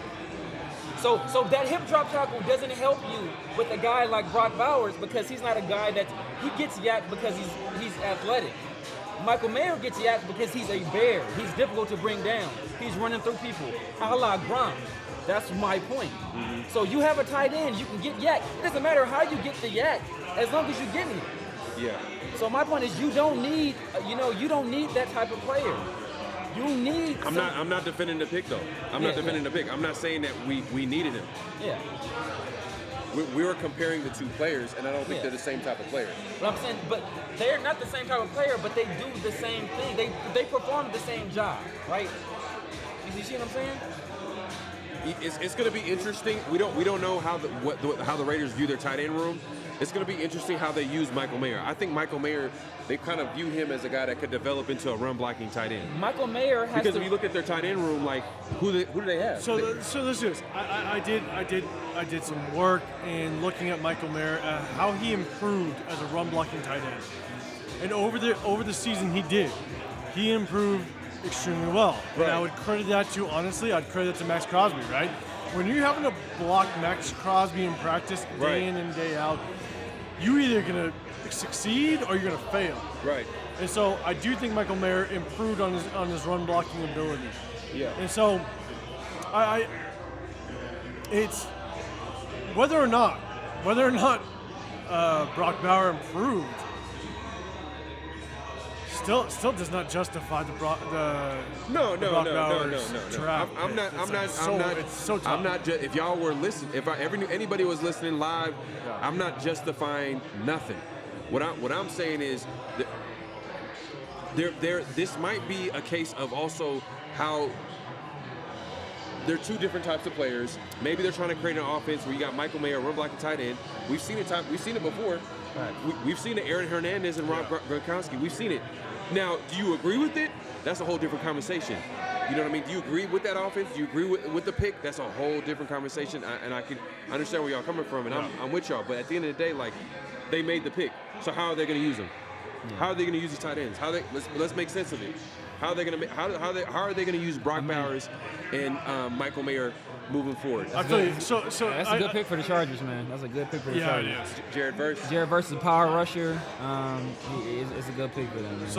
So one way I think they can use him is Luke Getsy like his RPOs. He likes his RPOs. Mm-hmm. So and I think that if this actually kind of leans, to be honest with you guys, this leans to Gardner Minshew is going to start it's going to lean to Gardner Minshew starting at quarterback because Gardner Minshew does thrive. He thrives in a RPO type of system. And if Brock Bowers, he'll win one-on-one matchups with linebackers and nickel safeties. He will. Mm-hmm. And so I think it's leaning more towards Gardner Minshew will be our starting quarterback this year. I agree. And I think they're going to use Brock Bowers as like a move tight end. He's going to be like a wide. Right, yeah. But, yeah. I mean, but by that kind of, you kind of take Trey Tucker kind of out of the offense a little bit. Because, like, you're going to have, I'm assuming Jacoby and Devontae on the outside. If you have Brock Bowers as, like, your move tight end, and you have Michael Mayer in line, it's like, where does Trey Tucker kind of fit in that system? And we kept talking about, all we heard was that we wanted to, Antonio Pierce wants to push the ball downfield, right? That's one of the reasons why he wanted Luke Getsy, because he liked what Luke Getsy did in terms of, designing, scheming stuff up to get the ball downfield. So what do you need to get the ball downfield? You need deep threats at wide receiver. You need protection for the quarterback, and you need a quarterback that has the ability and the willingness to push the ball downfield. And right now, we really don't have any of that. Let's do this. And Rob in the chat says Brady likes two tight end system. Just saying. Bro, I swear, I will be done. Bro. Oh, stop it! I will start watching. I'll start watching the XFL. But but the one thing I will, if you put too much stock, and I don't know how much stock I put into it, so you guys correct me if I'm wrong, but you got the top 30 visits. One guy to possibly look after in the 6th, 7th round is the Dietrich Griffin. The Dietrich Griffin at Mississippi State. He's a 4'4" guy. He stretches the field. One of the things I like to look at in later rounds is a guy that can combo as a kick returner because of the new kickoff rule. Yeah. But Dietrich Griffin out of Mississippi State, he's a guy that can stretch the field. So are they looking at a guy to complement Trey Tucker, two guys that can stretch the field, and then you have Devontae Adams, then you have Brock Bowers and Jacoby Myers to work underneath and do those things. So I know I might be trying to tuck myself into how it could work, but No. What you're doing is tough. you're trying to make sense of what they're trying to do. Correct. Like you don't necessarily agree with the pick and where he was taken, but you're trying to say like, okay, what is their plan? What's the plan with Brock Bowers at tight end and you got Michael Mayer in the room? That's what I was trying to say earlier. It wasn't just justifying the pick. I was just like, trying to make sense of their plan at quarterback. But the pick is in for the Steelers. Any prediction on who they're gonna get at this spot? I gotta be. I'm assuming Quinn Mitchell. It gotta be. I think It's got to be, right? it gotta be Quinn Mitchell, man. That would be. Corners are dropping. That would be a very Mike Tomlin pick. Former DB coach, if I recall correctly. Let's paint a scenario. Let's say corners continue to drop. Okay. Do you see a world where the Raiders trade up and get a corner? No value in draft in getting a corner? No. Okay. Only offensive tackle? No, offensive tackle or quarterback. That's the only world I've seen. At this point, man, I'm sticking and picking, man. Okay. At this point, I'm sticking and picking, man. Hey, Severe. And watch I say that, and watch Tom Telesco move up and draft like Brian Thomas Jr. Severe. What's up? Severe. What if we trade up for Rattler? Oh my God! If we trade up to like 33 for Spencer Rattler, bro. I love it. Oh, bro, I will start a petition. I will fundraise to get Telesco fired and give Mark Davis whatever money he would have had to pay for him. I will start a GoFundMe, a Patreon, all of that. So hold on. So I don't know if we can. Pharaoh, and shout out to Pharaoh because man, he's on the technical side, man. He is handling it down. This is he's producer doing his Pharaoh. thing. He's rocking it out. Like Appreciate it. it's what he does, and he does it well. He does it great. Yeah. We got some Raider fans over there. I don't know if they know who we are or what's going on, but I'd be interested to see how they feel about the pick. So I might. I'm sure a little bit of frustration. I mean, we can see it in the chat. We can see everybody in the chat commenting right now. It's definitely some frustration here. How about this? Let me walk over and talk to them, What and I'm gonna come back and I'm gonna let you know how they feel. What I'm not going to do. Translation: bathroom break.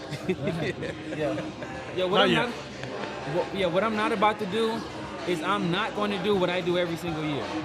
Every single year, the Raiders do some dumbass stuff. Yeah. And I'm getting mad at the time, and Yeah. then I'll be like, well, Yeah. you would think about it. Yeah. And I do it all the time. Every bad pick. Damon Arnett, Chris Carter said he should have been a first-round pick. I get mad about it. Alex Leatherwood. It's like, he's super athletic, and I do it all the time. I get mad at the pick, and then the Raider enemy gets me to like somehow do some judo mind trick and convince me that hey, they have a plan. Shout out 50/50 show. We'll probably pick something for y'all. Exactly, man. So We'll make sense of it, but right now it is frustrating. But earlier, like I said earlier, man, I wasn't trying to justify the pick. It was more like, what's the plan at that tight end room, that tight end position. But it is what it is. It's happened now. They got a tight end. Looking at who possibly might be available, there's some corners dropping, and there's always going to be the top players available. So it's kind of early right now. It's pick number 20, but Terrion Arnold hasn't been drafted yet. No. Kenyon Mitchell has been drafted. These are guys they're supposed to go top 15. Yes. So I would have thought Quinion Mitchell would have been drafted. I can either see Terrion Arnold or Quinion Mitchell here. I think Quinion Mitchell is the better player, but Terrion Arnold has the pedigree coming from Alabama. Yeah. We see PS2. He's one of the best corners in the league right now. Yep. He's the most recent Alabama success. Before that, they really haven't been as successful in terms of getting corners to the league. Right. So. Yeah, man. It's man. Brock Bowers though, dog. Man, so M-Easy saying, are you comparing this pick to Damon Arnett Severe? Come on, B. No. I'm just saying every year the Raiders do something I don't agree with, and then I justify it. But I'm not doing it this year, bro. I can't justify this. It's stupid.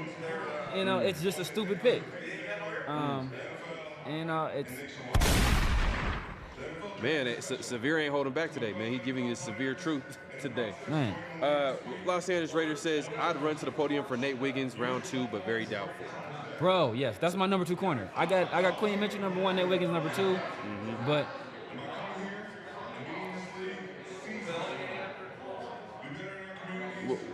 we'll see, man. So my guy over here is got a speech going on before making an announcement. Man. Is that Ironhead? Is that Cam? Is that Cam Hayward? So they picked Troy Fatanu. That's what they picked him. Okay. From Washington. Okay, that makes sense. Trying to protect what, man? So man, corners are dropping like flies. Right. Corners are dropping, and the offensive tackle are getting drafted right now. That is crazy, man. So that's what hurts, man, because we thought this was going. I mean, it's the deep offensive tackle draft, but they are drafting those guys like hotcakes right now. Right. They're flying off the board. And I think there's going to be a run on the receivers too. There's going to be a run on receivers. Right now, the top receivers have been taken, and then one of these teams is going to pick maybe the Eagles. We've seen a lot of mocks with Eagles possibly getting they're looking for some speed on offense, which is kind of surprising that a lot of teams are mocking the Eagles taking a receiver because at the end of the day, like why would they take it? They have Devontae Smith and AJ Brown. Yeah, a lot of for some reason mock drafts had them taking receivers, but I think at some point there's going to be a little bit of run of receivers. So the Dolphins are coming up next, right? Hey man, I like this, man. Hey, the positivity right here. We got the best tight end in college. Yeah, we thought. Guess what? We thought we had the best tight end in college last year too. Hey, Raider Way says, I'm with you, Severe. Hopefully the food is good. Man, I can't even eat, bro. I don't got no appetite, bro. Yeah, man. I can't eat shit, bro. We go eat in a little bit, man. But right now, man. Hey, look, we just gotta we gotta get this out of our system, man. Yeah, man. But man, shout out to Raider Way, man. That's another great Instagram channel right there, man. Always putting up some real cool stuff. But yeah, man, it's I'm hurt, dog. Don't ask me if I'm all right. Hell no. Bauer's just from Napa? I didn't know that. For wine country, huh? Man, I didn't know that. I really don't. I didn't know that. But that being said, the Steelers pick Troy Fatanu. Tackle goes off the board. At this point, we got the Dolphins coming up next. Dolphins going up next? Yes, they're 21. Okay. They're 21st. That's where a lot of people projected Michael Penix could go. So they could use a corner. Okay. They let go Xavier Howard. They have Jalen Ramsey. So they can definitely use a corner. Yeah. So we'll see. Yeah. We'll see if the first corner goes off the board here. If not, man, it's gonna be a lot of corners in the second round. And that's a good point. They did let Xavier Howard go. Yeah. So that kind of opens up another spot, maybe outside of the guy Jalen Ramsey. So we'll see. We'll see if the cornerback. So if the corner goes off the board, you could tell someone's gonna probably take a corner after this team as well. So. Yeah, man. Actually, you know what? If the Raiders go corner now, I wouldn't be surprised if we wait to the second round. If we're gonna go corner in the second round, Kool-Aid McKinstry, he's a guy that plays corner, but he also returns punts and kickoff. Oh, not punt. I don't think he returns kickoffs. I can't remember. Either punts or kickoffs. He's a return man as well, so he could add some value there. I'm gonna give y'all a little special announcement right now. The Dolphins are picking Chop Robinson. Really? Yep. With Bradley Chubb and Jalen Phillips. Pass rusher. Yep. That's crazy. They're going pass rusher. It's Strager. Yeah, had later on, but he had it. Man, that's crazy. Yeah, he caught it. But man, corners continue to drop. And Raider Chubb says fans complain about wanting a GM with experience and track record, then get mad when he uses experience to draft. But you know what? What I said earlier is that history is it really repeats itself and there's a track record, and not just a track record, yes. a pattern in his drafting, and the pattern in his drafting is that he always takes the best player available. But the pattern in his drafting as well is that he's not good at drafting skill position players. That's been the pattern. He's hit on one, and that's Justin Herbert. and that choice is basically forced on him. You feel me? Because remember, the Dolphins wanted to draft Brian Flores wanted the Dolphins to draft Justin Herbert, and they took Tua. So the choice was made for him. So it's not like he was some draft guy that's like, you know what, we're gonna take Justin. That was the best quarterback left on the board. So he essentially had no choice. So the only skill position player he's hit on, the decision was taken out of his hands. Yeah. So he's not good at drafting skill position players. What he's been good at drafting is people in the trenches.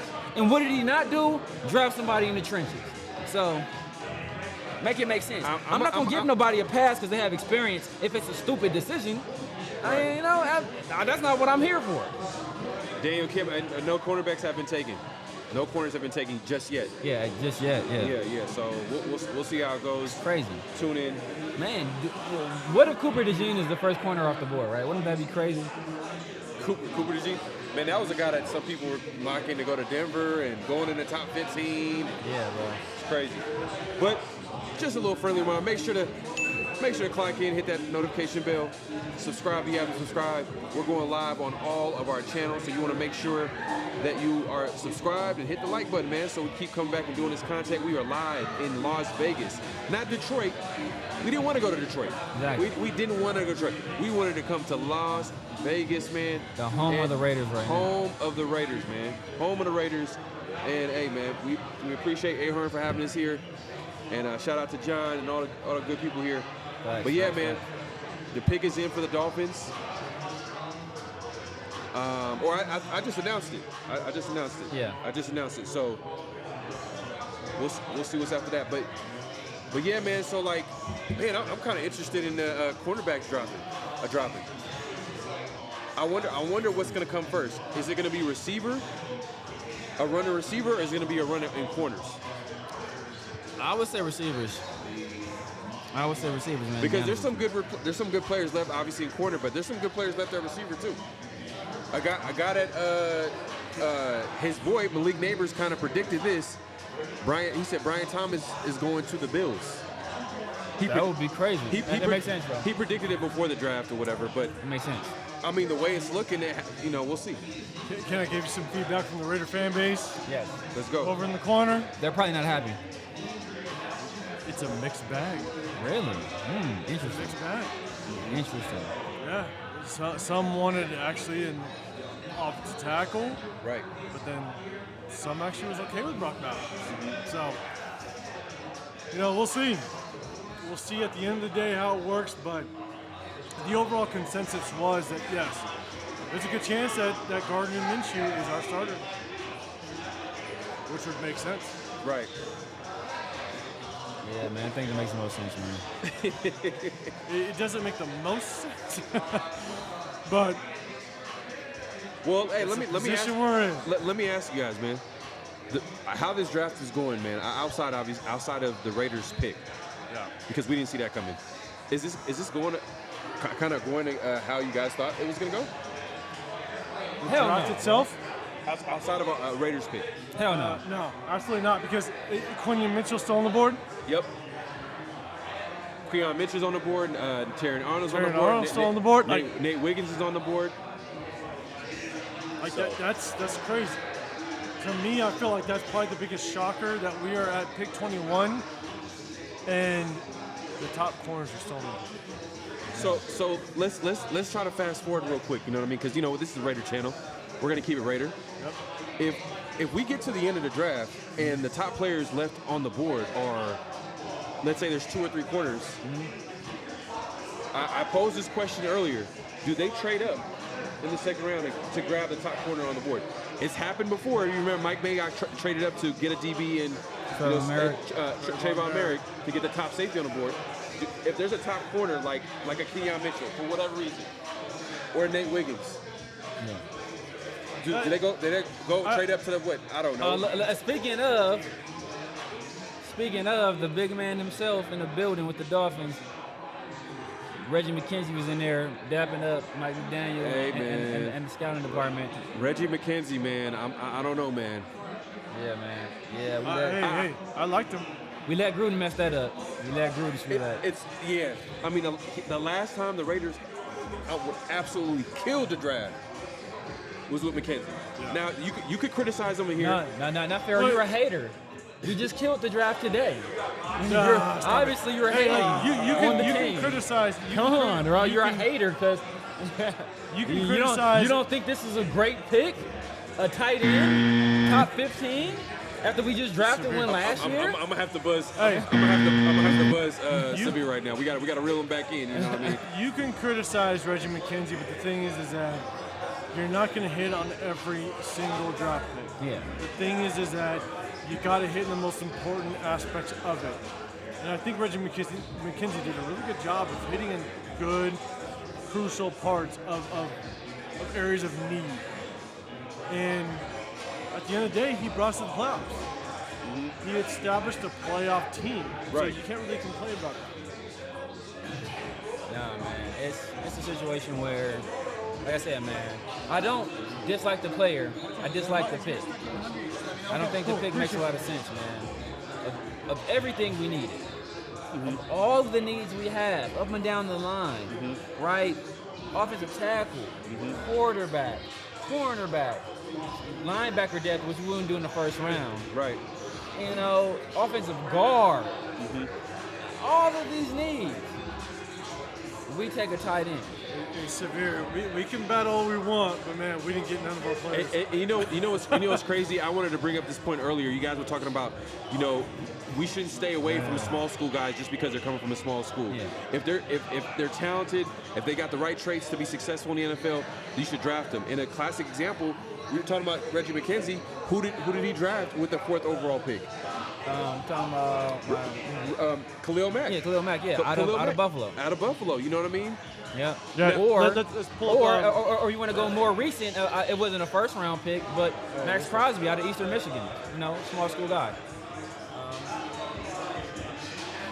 It's a situation where. So Raider War Report says, man, stop. Reggie McKenzie was trash. We picked in the draft with Mack and Cooper. Oh, top of the draft with Mack and Cooper.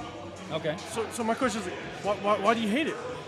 Yeah, and those two good picks. Yeah, why do you hate? And we needed them. We needed those. Like we hadn't had a 1,000-yard receiver in like a decade until we got Amari Cooper. We didn't have Khalil Mack. Yeah. Was without a question the best pass rusher out of that draft. Yeah. And continued to be so. Yeah. So that's a hard one. Ooh, well, hey, and he wasn't perfect too. I mean, obviously, he made a mistake. I thought we could have got better deals as far as his trade downs. Like I remember, there was some. DJ Hayden was a mistake. RIP. RIP. But there was some missed. His second round picks was kind of. But then if you look around the league, there's certain players that they're still playing. Or guys he acquired. Jihad Ward. Jihad Ward is coming on strong. You know what I mean? Danico Autry, Shelby Harris. Yep. And then we had the guard. We drafted. Where's Jihad Ward? Sorry. I think last year he was with the Giants, and then I think with the Giants. Let me He's look playing well though. I think it was with the Giants because he was from New York. He went to high school in New York. He went to like some weird high school in New York, but I believe he's with the Giants. But like, he's a lot of guys like John Feliciano. John Feliciano was a good pick. Feliciano was a good pick, and now he's with the Niners. He's bouncing around lately. He's balling with the Niners. With the Vikings now. Okay, he must have just went there. He left the. I don't think he was there before. Because he was with the Bills. He left with the Bills, yeah. He's with the Niners, I believe. Yeah, he went to the Niners now, I think. And the thing you got to think about the other, and Colton Miller was his pick too, wasn't it? Who? Colton Miller was McKenzie too, right? Colton Miller, I want to say Colton Miller was McKenzie. Hey, Mac. He said. So with your logic, McKenzie can't draft skill players. He drafted Cooper. Amari Cooper. The only reason Amari Cooper and Derek Carr. The only reason why you can say that maybe Amari Cooper wasn't in that top tier is because of the drops. He led the league in drops. And that's why I do feel like when the rubber met the road, you had, do you let go of Carr, do you let go of Khalil Mack, or do you let go of Cooper? That was the decision. And in my opinion, I did think that you let go of Cooper at the time. So because of the drops, he led the league in drops. If we would have kept 2 out of the 3. Yeah, like he led the league in drops. So I think you have to let him go. But it doesn't mean that he didn't drop. But he was still getting like 1,000 yards. He was still getting 1,000 with- yards, with- bro. with He's his- still with productive. his- With his eyes closed, he was still like a weapon in the offense. You know what I mean? So Exactly. It's still very, very productive. And then you think about it, that year he actually had a choice, right? It was either draft Leonard Williams or draft Amari Cooper. And he made the choice to draft Amari Cooper. And so, you know. But yeah, and, let's reel it back in, man. We're not trying to be negative. Obviously, we're severe. Because Michael Penix is I don't going. give a damn what they say. I don't give a damn what they say, bro. This is a mistake. I would have took Fuaga, bro. I was happy with Fuaga. Yeah, man. You know, it's making. But the pick is in for the Eagles, and they're gonna make their pick at pick number 22. Might have been announced already. Yeah, rooting for Brock Bowers, but it was a mistake nonetheless. Eagles, what do we got? What do we got, Eagles? And Severe announced that, earlier on the show they just gave A.J. Brown So- extension. Yeah. So Eagles could go corner.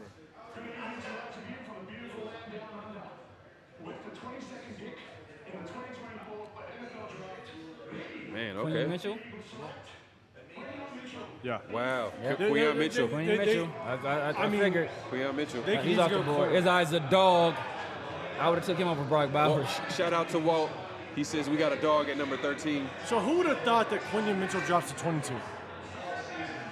I sure wouldn't have. But I mean, honestly, I didn't think Surprise. Brock. It happens every year, man. There's always been I plays. know. Now, That's the crazy part. do the run on corners now begin? I didn't think. I don't know. I didn't think Brock Bowers. I didn't think Brock Bowers would have dropped to 13. But I just didn't think that was a position of need. You know. Raiders 33 might pretty much echo a lot of people's feelings around hate the pick but love the player. Exactly. Yeah. Exactly. Yeah. He's a good player. Makes sense. There's nothing wrong with the player at all, bro. He's a good football player. But he's not like drafting. You have a finite amount of resources to do a lot with. What you can't afford to do is waste it in areas that you don't need, right? Correct. That's what you cannot afford to do. Like if you're, it's like I'm trying to come up with an anecdote, right? Like if you have some issues on your house, right? If you're fixing on your house, right? Let's say you're trying to improve your house. You're trying to improve the resale value of your house. And you already have a very nice bathroom, but you have a terrible kitchen. You don't do like, know what? I'm just gonna do a whole bathroom remodel. Like that's stupid. Why? It's dumb. Hey, hold on. Severe. Good one. That was brilliant. Hey, I like it. Steve says, well, just a little FYI, when Bowers arrived at Georgia, he instantly became the best weapon on offense. Just look at all the receivers that transferred since he arrived and was basically the wide receiver tight end 1 as a freshman. So And we're not arguing that. But the like, thing I'm is, not arguing the fact that Look. he's a good receiver, a good target. We're not arguing that. But Georgia wasn't. They weren't a good offense like that. Don't tell me he was the number 1 receiver on a mid offense. Who cares? But no. But either way, Brock Bowers turned into a great receiving tight end.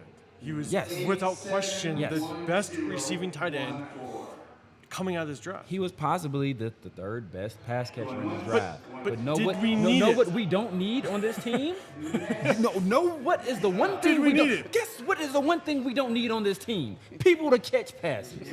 Isn't that a coincidence? So don't tell me he was the best player on a mid-ass offense. I don't care. 8710. So check this out. So let's hear this out though. Let's hear this out. Like, this is what's interesting. Is you got all of the players that we wanted in day one off the board. Michael Penix, Felicie Fuaga, J.C. Latham, Quinn Mitchell. They're all off the board. Day one.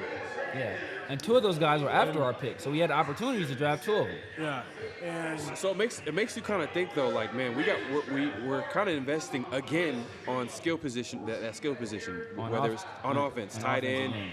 end. If you look at the receivers, they're getting paid. so Is there like a expiration date? Locking guys up, Senior Bowl. Is the time now starting for Devontae Adams or Myers? Possibly on Devontae.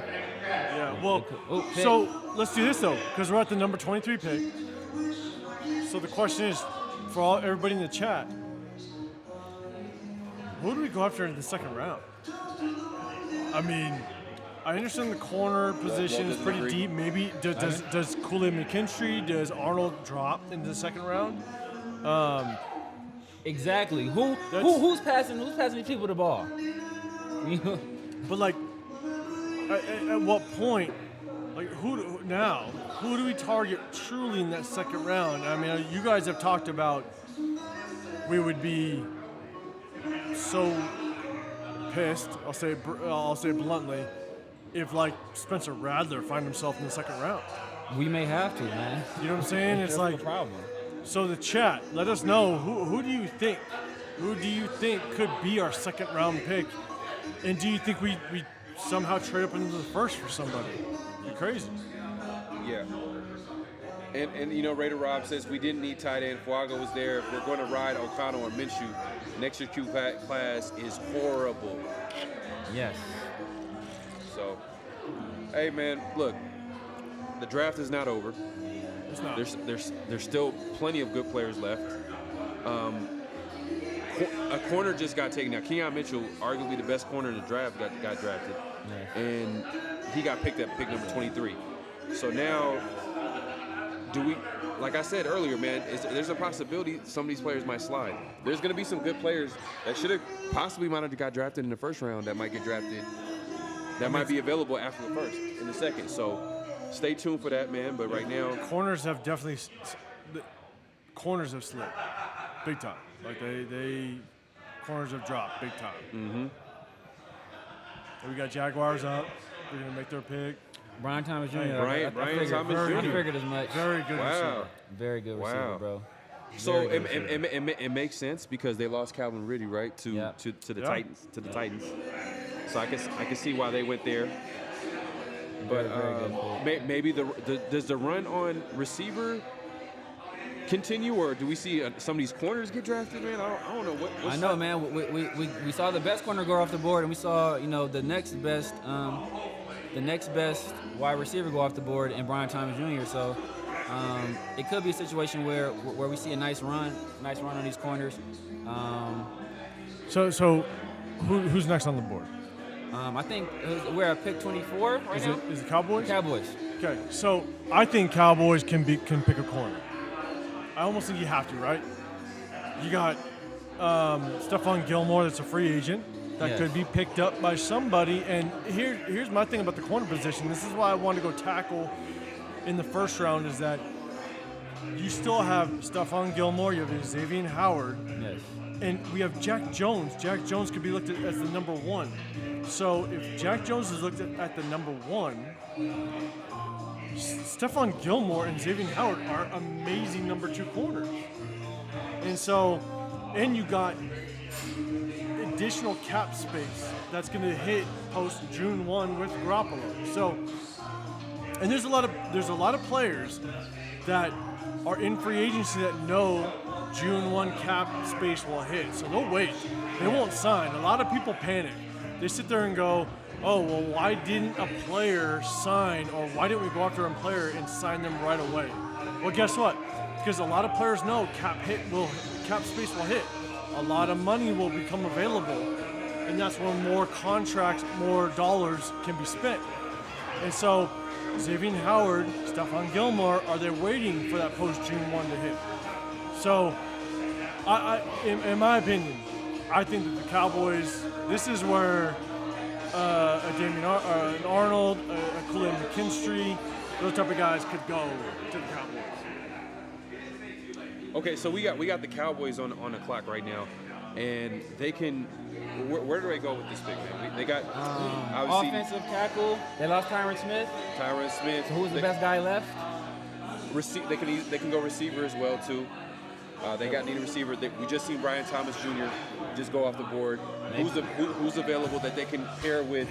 CeeDee Lamb. A CeeDee Lamb, maybe a speedy Xavier Worthy possibly right here. Or maybe Ladd McConkey or Ricky Purcell. I'm thinking possibly. I'm thinking a corner. It could be a corner. It could be Terry Arnold. I can see Terry Arnold. Because Stephon Gilmore's gone. Yes. And then Diggs. Yeah. Is coming off an injury. Yeah. We'll see how it works. So like, we were shocked to see these corners drop the way they have. Yeah. So I'm thinking they I think Pierce is eyeing Terry Arnold, man. I think Pierce is. I don't know what's gonna happen in the first round, but like maybe if he's available after the first, which it's gonna be hard to believe because like. Which is crazy. It could happen because remember nobody thought Trevon Merrick would be available after the first. I didn't because you know what? I wanted Trevon Merrick. I was pissed. I was so mad when we took Alex Leatherwood because I wanted Trevon Merrick in the first round. Luckily, he was there in the second. Okay, cool. That was great. But I wanted Trevon Merrick real bad. Luckily, we ended up with him. Yeah, I'm one of the people, I didn't want Trevon Merrick. I had him behind Richie Grant. Also had him behind Javon Holland. But I didn't hate the pick. I know a lot of people like him, but I had Richie Grant was my number one safety that year. So would you be mad at a Tyler Guyton? If we get Tyler Guyton, I like Tyler Guyton. Yeah. Not the upside there. If he's available late in the first, do you see a trade up possibly? Late in the first or like trade up? The only way I was comfortable with the trade up for tackle is if that meant we didn't go tackle at 13 because we got our quarterback. Right. That was the only way I would have been good with a trade up because you dressed our two most pressing needs on offense. Instead, they got a hell of a player at a position we didn't need at all. Right. That's I was good. If we took Penix at 13 or a trade, no, I would have been good with that. If we had to go back into the back of the first round to get a tackle, that would have been good. Obviously, Atlanta made sure we didn't have an opportunity to take him at 13. So I would have been good right there. If we go tackle at 13 and then best player available in the second round, I'm good with that. What's the question? Tyler Guyton in the second round? No, Tyler Guyton. If we trade back up into the first round for Tyler Guyton.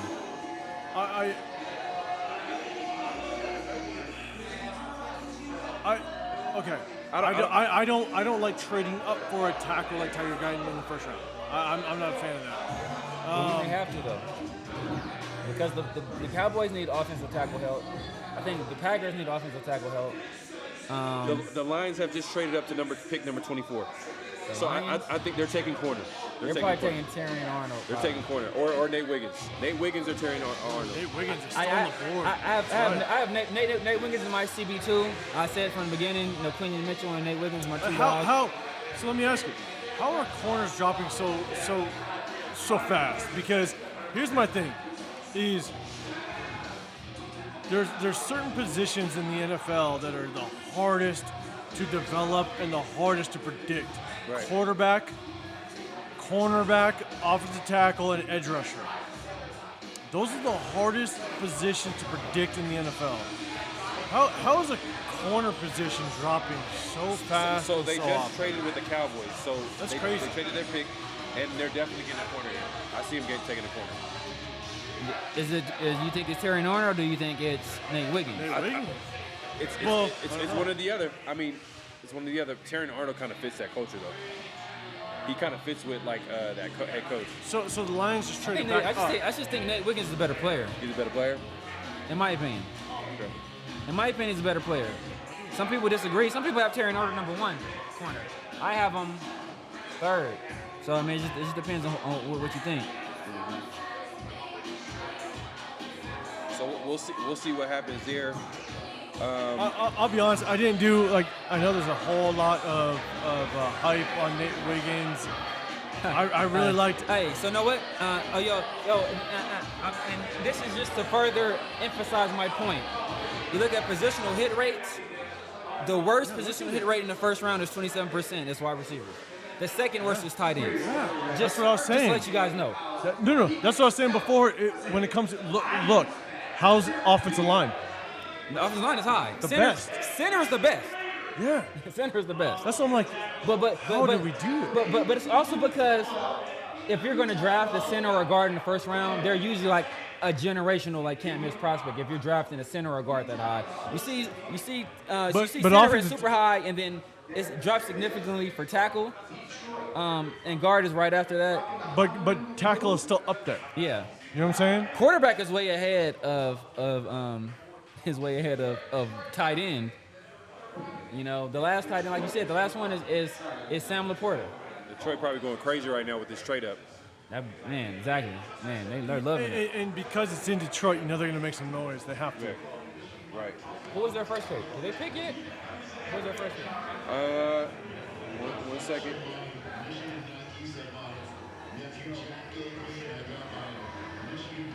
Who was their first pick? Chad, if you guys know right out your box, who was the Lions' first pick? No, I think their first pick was right now. They traded back, right? They traded up. But they had a pick earlier. So did they trade Oh, back? they did trade back. What's up, brother? Oh wow. No, that's not true.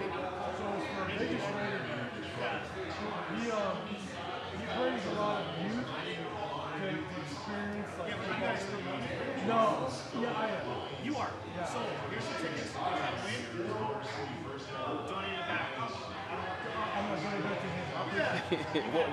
Wall coming for you, Severe. He says Severe Raider needs to take a nap. Wall coming for you, man. Because he likes Brock Bowers. Brock Bowers is a good player. He's not in need.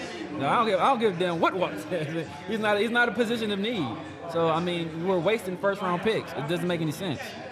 And when first round picks are at a premium, we need help all over the offensive line. We need help at quarterback.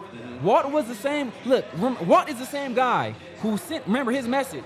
If we don't get a top 6 quarterback, remember when we drafted Spencer Rattler? If we don't get a top 6 quarterback, we failed. Now Walt is saying Tyler needs to take a nap. Nah, bro, you were the one that said this. These are your standards. Now you're changing their standards. Don't move the goalpost, bro.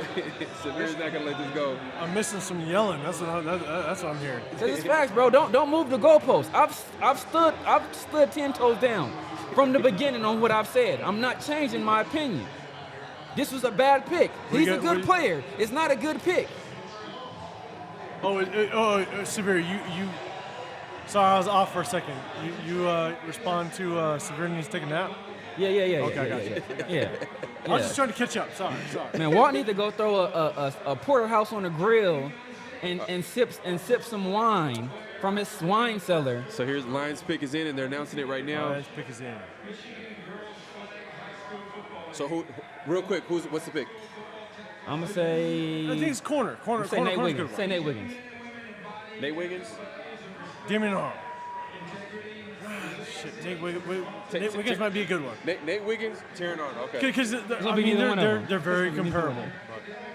Or it might be Johnny Newton. Maybe. Nate Wiggins can run though. I think he ran well. But they picked up Lee McNeil though. I mean, because they did trade for Carlton Davis from they the have Tampa. their tackle situation done. Oh yeah, from what's called it. Yeah. Maybe Johnny Newton. You know who hasn't been drafted yet? Maybe. Jackson Powers. Maybe. Johnson. Yeah, a guy that's Maybe. that's Oh, been. yeah. When you get this deep in the draft, it is. Like, I mean, when you see players fall, John Newton, Taron Arnold. I predicted it too. I said his personality, it fits that locker room. Yeah, it fits. And it would have fit with AP too. It would have fit with AP. fact. But I think Quinion Mitchell would have fit with AP too. it's possible. But Los Angeles Raiders says, tell Paul, fun fact, I coach Roadrunners as well. Whoa. There you go. That was good. Hold on.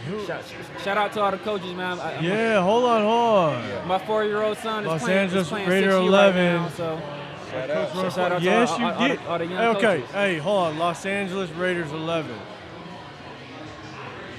Tell me, how can I know? How can I tell you, bro? Tell me your name. then I'll say what's up. Because honestly, I mean, Oh, okay. you know, That's why. you know who I am now. Okay. Yeah, that's another player that was people thought that was going to go early, but injuries, man, those last-second injuries can sometimes drop a player's stock. So Look, I would not be mad at that. Okay, if he falls to the second, oh yeah, huge. oh my goodness, if he falls to the second, I'll look. Even if we don't get a quarterback, I'm good with that, bro. Huge. You fix the Huge. interior of the offensive line. Oh yeah. You know, bro. But do you put him at guard and then like kind of have him, or do you have him go straight to center? I'll put him at guard. Put him at guard. Put him at guard. He can be a center in waiting. But I'll put him at guard right now. Right. Kind of like what Philadelphia did with the guy they drafted. I forget his name. So Tampa Bay is on the clock right now. I just told you that they traded one of their corners, Carlton Davis, to the Lions. Okay. So corner is definitely a need for them. Nate Wiggins, possibly. So I think Green Bay was picking before now. The pick is in for Green Bay. Oh yeah. Well, the pick is in for Green Bay. My bad. So that might be why Detroit moved in front of Green Bay. Yeah, Green Bay might be taking the corner. They might take Nate Wiggins. Yep. They might take Nate Wiggins. Los Angeles Raiders 11, man. Okay. You coach QBs. Talk to me, man. Let me know. Talk to me. Yeah, man. Come on. Tell me who you are, man. 'Cause Come holler at Aiden O'Connell and Gardner Minshew for us. But hey, you know who's the happiest man on the planet right now? Gardner Minshew. Gardner Minshew, bro. Gardner Minshew is looking at Aiden O'Connell like, this is what I have to beat out. Everywhere he's gone, he's always been that guy that's the placeholder, the guy that had to fight his way to stay on the roster, to be that backup guy, or be that the guy to help mold like last year was Anthony Richardson. They drafted him, and now this year I think he has a real chance to start this year, bro. He has a legitimate chance to shot. Real- He might be the favorite.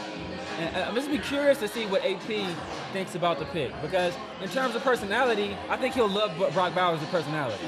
And I'll say this though, whoever's quarterback for the Raiders got weapons everywhere. Bro, They got weapons everywhere. So that's one of the positives. But we got, but that's the point though, bro. We got hollow tip rounds, but we only got a deuce. Right. Like, bro, we can't. What are we doing with this? We got a banana clip, but we don't got an AK.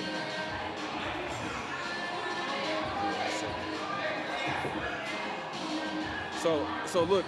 So right now we're at pick 26. Yes. Well, the pick is in with the Packers, so the Packers haven't announced their pick yet. But Tampa Bay is actually on the clock. So let me go ahead and adjust this real quick. Or actually, I might be on point with this one right here. So we're still waiting for the Green Bay Packers right now. What's your prediction? Corner, receiver? I'm They gonna don't say have receiver, but they got D-line, linebacker, O-line, corner. I'm gonna say, you know what? I'm gonna say Tyler Guyton. Oh, no, what? Now, what's the? I'm gonna say Tyler Guyton. So you see Nate Wiggins dropping. So I'm gonna say Tyler Guyton. who's Green Bay pick first round? I'm gonna say Tyler Guyton right here. Who's Green Bay pick? They didn't pick it. Well, the pick is in, but they haven't announced it. Okay. I'm gonna say Tyler Guyton. I was gonna say Nate Wiggins before. I think they might have been targeting Terry Arnold, and since Terry Arnold got swooped up in front of them, I think they might recalibrate and do what they can to make sure they protect their young franchise quarterback. And I think they might go. But I wouldn't be surprised. I mean, they have a young wide receiver core. You know, They do, but they can add to it. they can add to it. Yes, I'm saying they can add to it. So, hey, who is that? Who Nate is that Wiggins, bro. receiver out of Oregon? Nate Wiggins, I think it's gonna be Nate Wiggins. Troy Franklin. Yeah, Troy Franklin, he's a deep threat. he is a deep threat. That's another thing I'm scared. Man, hey, to be honest with you, a lot of the teams right now in the first round can grab corner right now. Yeah. So I don't even see Nate Wiggins getting out of the first round. To be honest. I don't think so either. So- And I think that's going to push the wide receivers down. We don't need a wide receiver. Man. I'm telling you, man. Otherwise, this full time, let's go pick Xavier I'm telling again. you, hey, Minshew could play well if they're open. I mean, Look. Minshew. If everybody's open, then you know what I mean. Here's I my don't thing. hate Minshew. I just think we need to protect him. You what? What'd you say, Sever? So I don't hate Minshew. Okay. I just think if that was the plan, I would like. I mean, they called Minshew little ass boy for a reason. So Hey, man, you know what? That's just Max Crosby doing his thing. You just you- talk some.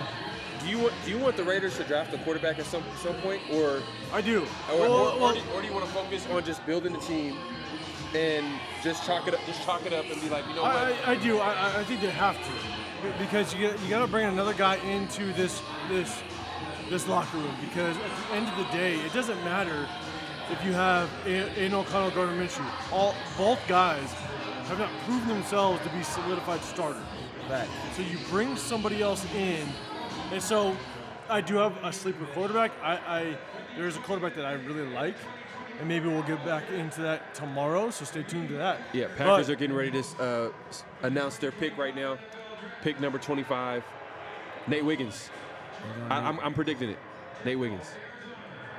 Jordan Morgan. That's Wow. That's the guy I talked about. The guy Yeah, Wow. He has a. They did need an offensive tackle, but I thought it's a little early. Yeah, than they what a lot of did need people- offense. I would have thought Tyler Guyton would have went before him, but I agree. But Jordan Morgan is a guy I really like. I think he's a great fit Yeah. in his own scheme. So no, I can't. I don't hate that pick. He dominated. I think I talked about it on our live with Mike. Dominated against SC. Yeah. Like from the opening, dominated against SC. So. Wow. Spencer Rattler to the Raiders, man. That really could happen. Hey, don't put that out there. I mean, Calm but that that's down. the thing, though, man. I don't want him in the second round, though. Yeah, I'm with you. I do not want him in the second round, bro. Yeah. I do not want him in the second round, and that's the problem. That's the problem, man. If he could potentially be a second round pick, man, and I think that's way too early. I think a trade up into the second round after they made their pick is a possibility. But I think he's going to go in the second, man. I think he's going to go in the second. So, well, you know what? To be honest with you, well, you know what? I think the Raiders are probably. I don't think the Raiders have to take him with the first pick in the second round. I think they could easily, because man, look how many receivers that didn't get drafted. Look how many. There's other positions right now that other teams could definitely draft. So what are so let's see. What are some teams that could possibly draft a quarterback in the second round? I just don't see it. I don't New see it. Orleans, maybe. Possibly. A guy to sit behind Carr, but they just drafted that one guy out of Fresno though. Drafted a guy out of Fresno. Hey, you know what? Telesco was comfortable making that pick because he thought he can get a Spencer Rattler, and then you got Antonio Pierce, who's familiar with the Spencer Rattler. He tried to recruit him back in his college days. So yeah, Spencer Rattler was a big time recruit, and then Right. we had the guy, and I think it was Jason Schultz, who said the Raiders could be targeting Spencer Rattler in the second round. Mm-hmm. We heard that report. Yep. And I laughed it off because I don't think he's a guy you take in the second round. I think he's a guy you take in the third. Severe, that's what happened. You laughed it off. Damn it. And look what happened. Look what happened, bro. I jinxed it, man. I brought the wrath, and Pharaoh jinxed it too, because Pharaoh was like, the one thing that would piss him off was if we. What kind of? You asked me what would piss me off. I'm gonna tell you what would piss me off. And look what happened. And look, you jinxed that, bro. You jinxed it. What did you say? What did you say was gonna piss you off about the Raiders? What they do? I don't even remember, bro. I'm so mad So now. you jinxed it too. I'm so mad. That question was a jinx. That was a. Oh, no. I think I said if Michael Penix is on the board and we don't take him. Okay. I think that's what I said. Okay. You jinxed it. He wasn't on the board. But okay. Well, I mean, they could have traded. They tried to. According to Marty said they tried, and they just couldn't get it done. Damn, that sucks. Man. So that lets you know that the Raiders tried to get up to 8 to get Michael Penix, and they couldn't get it done. Man, So, they couldn't trade up to like number 7, the Titans. Like, come on, man. Maybe it's too expensive, but that's the thing though. See, and that's the thing, right? Because this is the issue I had with somebody yesterday. If people had faith in next year's quarterback class, do you think they would be moving heaven and earth to get a quarterback? Right? Like this is the most quarterbacks we've seen go in the first round ever, right? So if it was a situation where they had faith that these signal callers next year would be able to be the leaders of these franchises, they'd go elsewhere. So I don't know, man. I don't have faith in next year's quarterback class. I don't have faith. Surprise pick right now. The Bucs took Duke center Graham Barton at number 26. Over. Damn. Wow. What happened? The Bucs. I'm breaking it to y'all, man. The Bucs have taken Graham Barton at pick number 26. They had that real good center, but I think he's hurt at the time, right? I forget his name. So Jackson Johnson didn't go. Right. They need a guard. So do you think they move him to guard? They need interior offensive line help. Yeah. But they had that center. That was a damn good player. Yeah, I don't know if something happened with him or not. I forget his name. Man, Baker Mayfield gets a 3-year, $100 million deal, man. That's crazy. That's wild, bro. That's crazy. That's wild. I know he played well last year, but that's how important the quarterback position is, man. Man, they get paid. The quarterback position is so important that Atlanta just gave a boatload of money to Kirk Cousins, and they still took Michael Penix in the first round. Big surprise, man. Big surprise. But I wonder if Michael Penix, if he didn't go to Atlanta, do you think there were other teams, maybe the Vikings, possibly? Possibly. You know what I mean? The Vikings probably could have took him. I don't know if he would have been a fit with Sean Payton, but you know. I don't think he fits that system. It's a lot of what ifs, but I think he would have fit with Kevin Falcons O'Connell. pick was kind of crazy. I think Kevin O'Connell, it would have fit with Kevin O'Connell. Apparently the Tampa Bay they don't have that center anymore. So then we only have one center on our roster. Yeah. So it kind of makes sense. The pick makes sense now. So This guy looks like a fed. So the Cardinals are on the clock. Cardinals are on the clock. They had a second first-round pick. Pick number 27. Where do you think they go here? They picked a wide receiver. They picked the best wide receiver arguably in the draft. Yes. You know what I mean? Marvin Harrison Jr. I think right here, I would say they need to protect Kyler. I would say protect Kyler. Man, you could protect Kyler, but man, Kyler. do they take corner? But they might need corner too, though. I'm about to say, like, Kool-Aid Yeah, they McKinstry need is still corner out there, too. right? McKinstry's out there. Nate Wiggins is out there. Like, That's a good point. I'm gonna go. that's the hard part, is when players drop. I'm gonna go Nate Wiggins. I'm gonna say Nate Wiggins. And guess who picks? So the Cardinals. So who picks after the Cardinals is I think Buffalo's definitely getting receiver. They have to, man. Buffalo's definitely going receiver. Yeah, Buffalo has to. Maybe Xavier Worthy. And they're on the clock right now because the pick is in for. the Cardinals. We'll get there. I'm kind of ahead of everything, but right now, but the Bills are on the clock. Yeah, he just like gave them. Man. I think it's. I think the situation. I think Nate Wiggins goes to the Cardinals.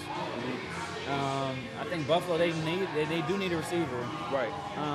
But I mean I think the best receivers on the board are probably Ladd McConkey with Pearsall. I'm looking ahead right now because you got Buffalo. They're going receiver. Yeah. The Cowboys.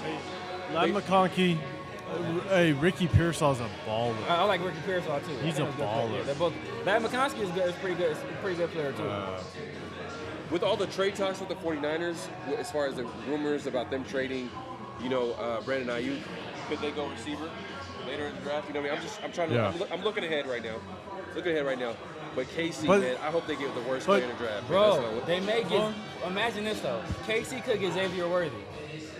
I don't want that to Imagine happen, if bro. Casey gets there. I don't want to see Andy Reid with speed on offense. We've seen that. No. But I do think, based on the moves that they made, KC has to go. I can see them going corner. Yeah. They may have read the board right and knew that corners were going to drop. Maybe. You know what I'm saying? And like, could Kool-Aid McKinstry? They could get Kool-Aid McKinstry. You know what I'm saying? Like, that'd be a hell of a pick. That would be a hell of a pick at the end of a draft. They lost L'Jarius Sneed. They traded him to the Titans. Right, Yeah. that's what I'm saying. Yeah, right. All right, so Darius Robinson. Okay. Darius Robinson. Wow. Interesting. Okay. Interesting. So that was a Interesting. second round guy in a lot of people's mocks. Interesting. But he was a guy that won the process early on. From the Senior Bowl, from the combine, and now like he gets drafted in the first round, man. Right. So they go, and now you got the Bills on the clock right now. The Bills are on the clock. Bills. Best receiver on the board right now is who? They're going receiver. Who's best receiver on the board right now? Oh, that kid from Oregon. Troy Franklin. He's still there. I don't, in my opinion, I would say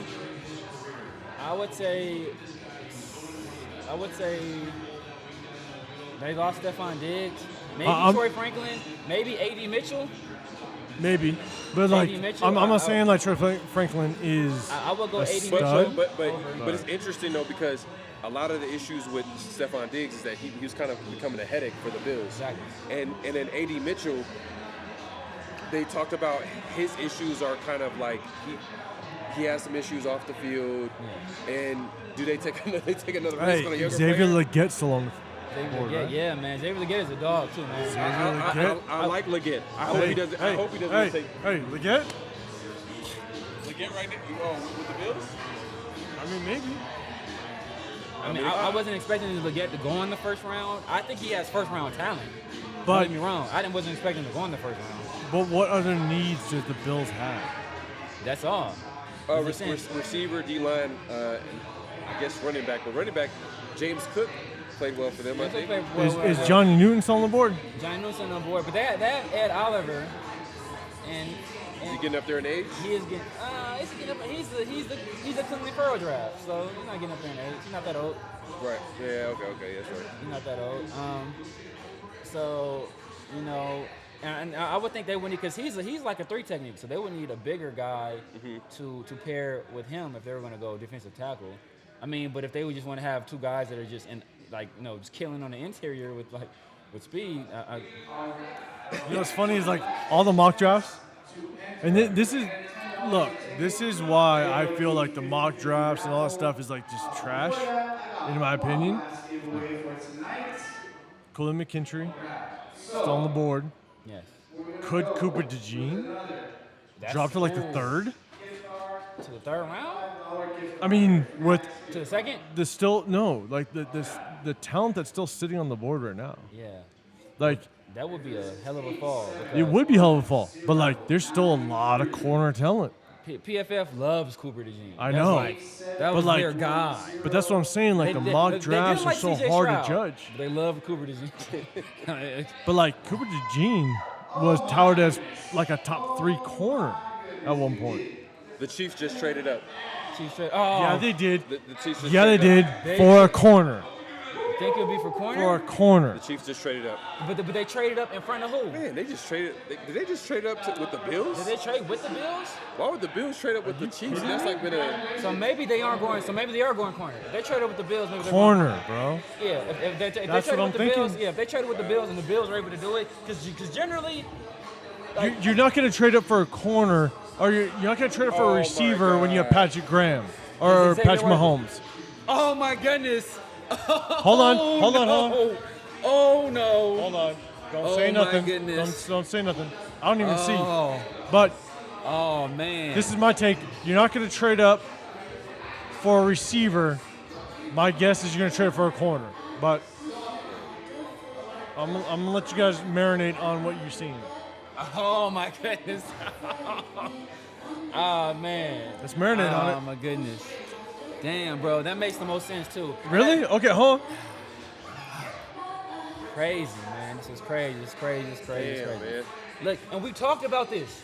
We talked about this. We talked about it on two fronts, right? We talked about what he did at the combine could push him up, and we talked about the Chiefs sitting right there, and they obviously felt a need to do it, and oh my goodness, So bro. I don't know what you guys talked about, but You about to I'm find trying out. to guess. I'm trying to guess. Oh, you gonna learn today. You gonna learn today. Damn it. I need to know my intel show. So should we tell the people? No, hold on, no. Because I'm brewing. Like, I think it could be. I think it could be a corner. And it would make sense if it was a corner. It would make Because sense as a the corner. Bills need a receiver. But let me ask you guys. Do I need to go like out the box? No, don't go out the box. No, don't go. Yeah, don't go out the Don't go box, out the man. box. Just look at history. And I'm telling you this: Trevon Merrick and Marcus Epps will never be in the box versus the Chiefs. I'll tell you that right now. This is just a little hint. They won't be in the box versus the Chiefs at all. If saying it but not saying it, but saying it was a word or a thing. Samir was just doing it right now. Because obviously they need receiver. Yes. They And need wh- receiver based on like all the trash that's happened. What happened? Is it Xavier Leggett? Is it The chat is hilarious. What happened?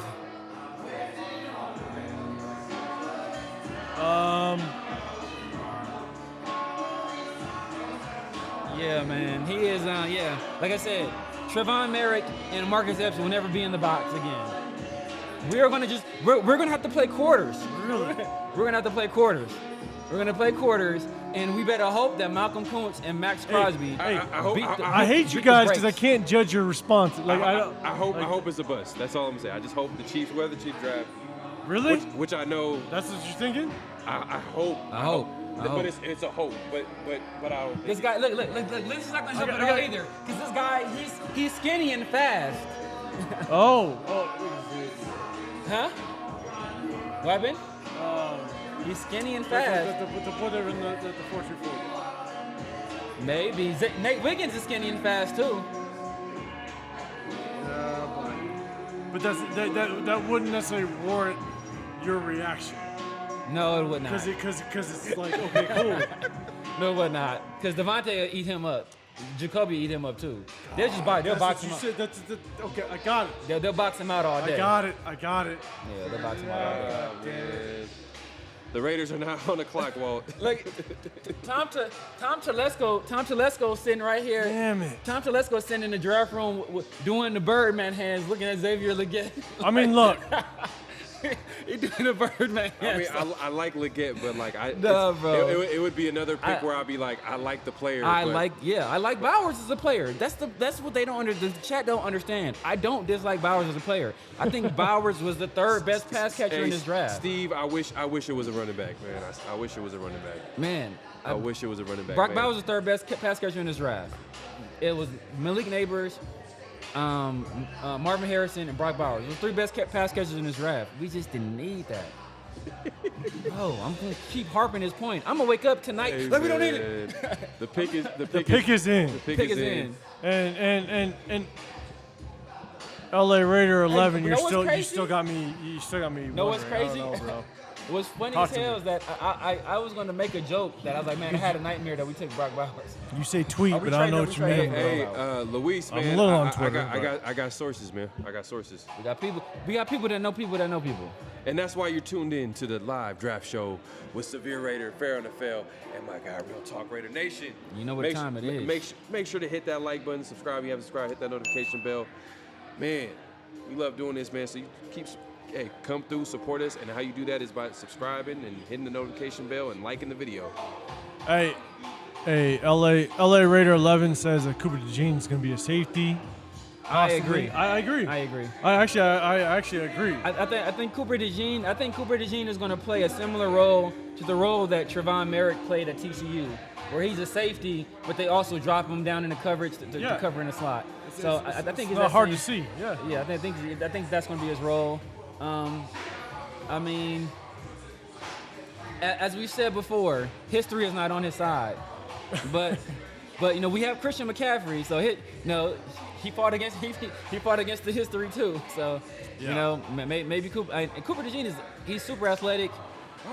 He's tight in the hips, so that's why I don't think he can be an outside corner full time. No, but you know what's crazy is like I think with the new kickoff rules. I think we can announce it at this point, man. The Chiefs pick Xavier Worthy, man, the guy that run the fastest 4.2. Yeah, bro. I mean, the fastest 40 of all time. Yeah, bro. And the reason why I'm concerned is because we know what Patrick Andrew Mahomes. Reed does with speed on offense. Patrick And Mahomes. his pro comp. Tyreek.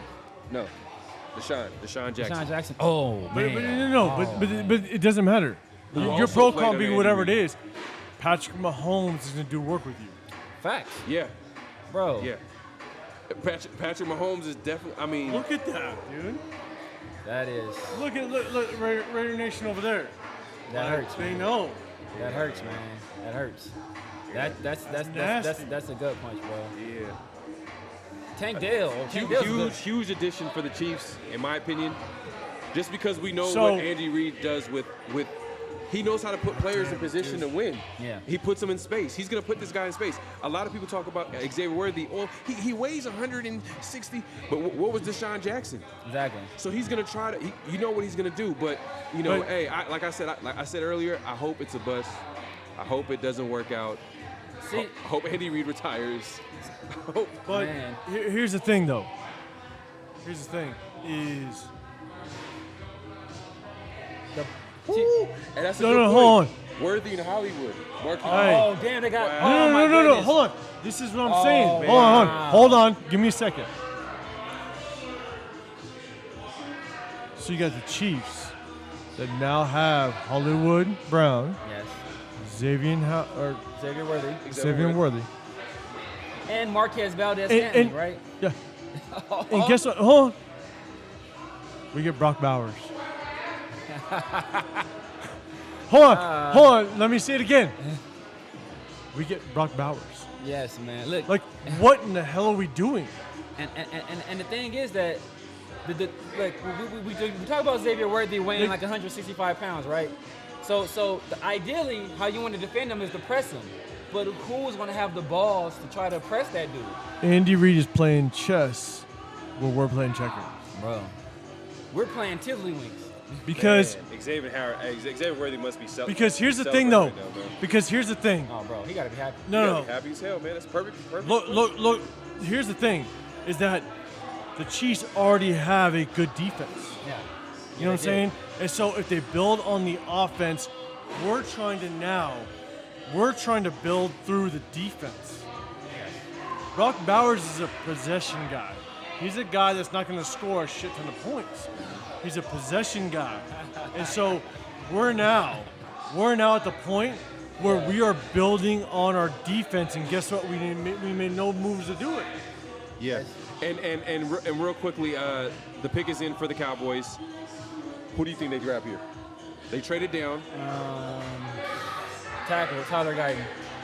Out of Oklahoma, I think. Offensive tackle. They did lose Smith. Tyron Smith. So could be a possibility. Who you got? I got Tyler Guyton. Tyler What's crazy is that I'm just laughing, bro. I can only laugh right now. I'm dumbfounded. I can only I'm laugh dead right serious. now, Like bro. I'm at a point where it's like, we're Well, earlier you made a point and said that corner could be a possibility for the Cowboys based off the injury correct. Yeah. to Diggs. So it could be Wiggins. You know what I'm saying? But I hate seeing all of our division But you know rivals what? playing The chess when Cowboys we're might playing do- checkers. The Receiver? Cowboys might do Kool-Aid though. I can see them doing Yeah, Kool-Aid they too. could. Or They receiver. could. Or receiver. But I'm saying Tyler Guyton. Yeah. Oh, Tyler Guyton. Good pick. You called it, man. You called it. Yeah. Offensive tackle. Tyler Guyton goes to the Cowboys, Yeah, man. And that was I think that was a guy that you really I wanted really to liked register. this guy. I was hoping would drop. Right. The guy he has crazy potential. Right. So we're down to the last 3 picks, man. Ravens are on the clock. He was. You got what happened? I'm just looking at this guy. Look, he has size and length. Pause.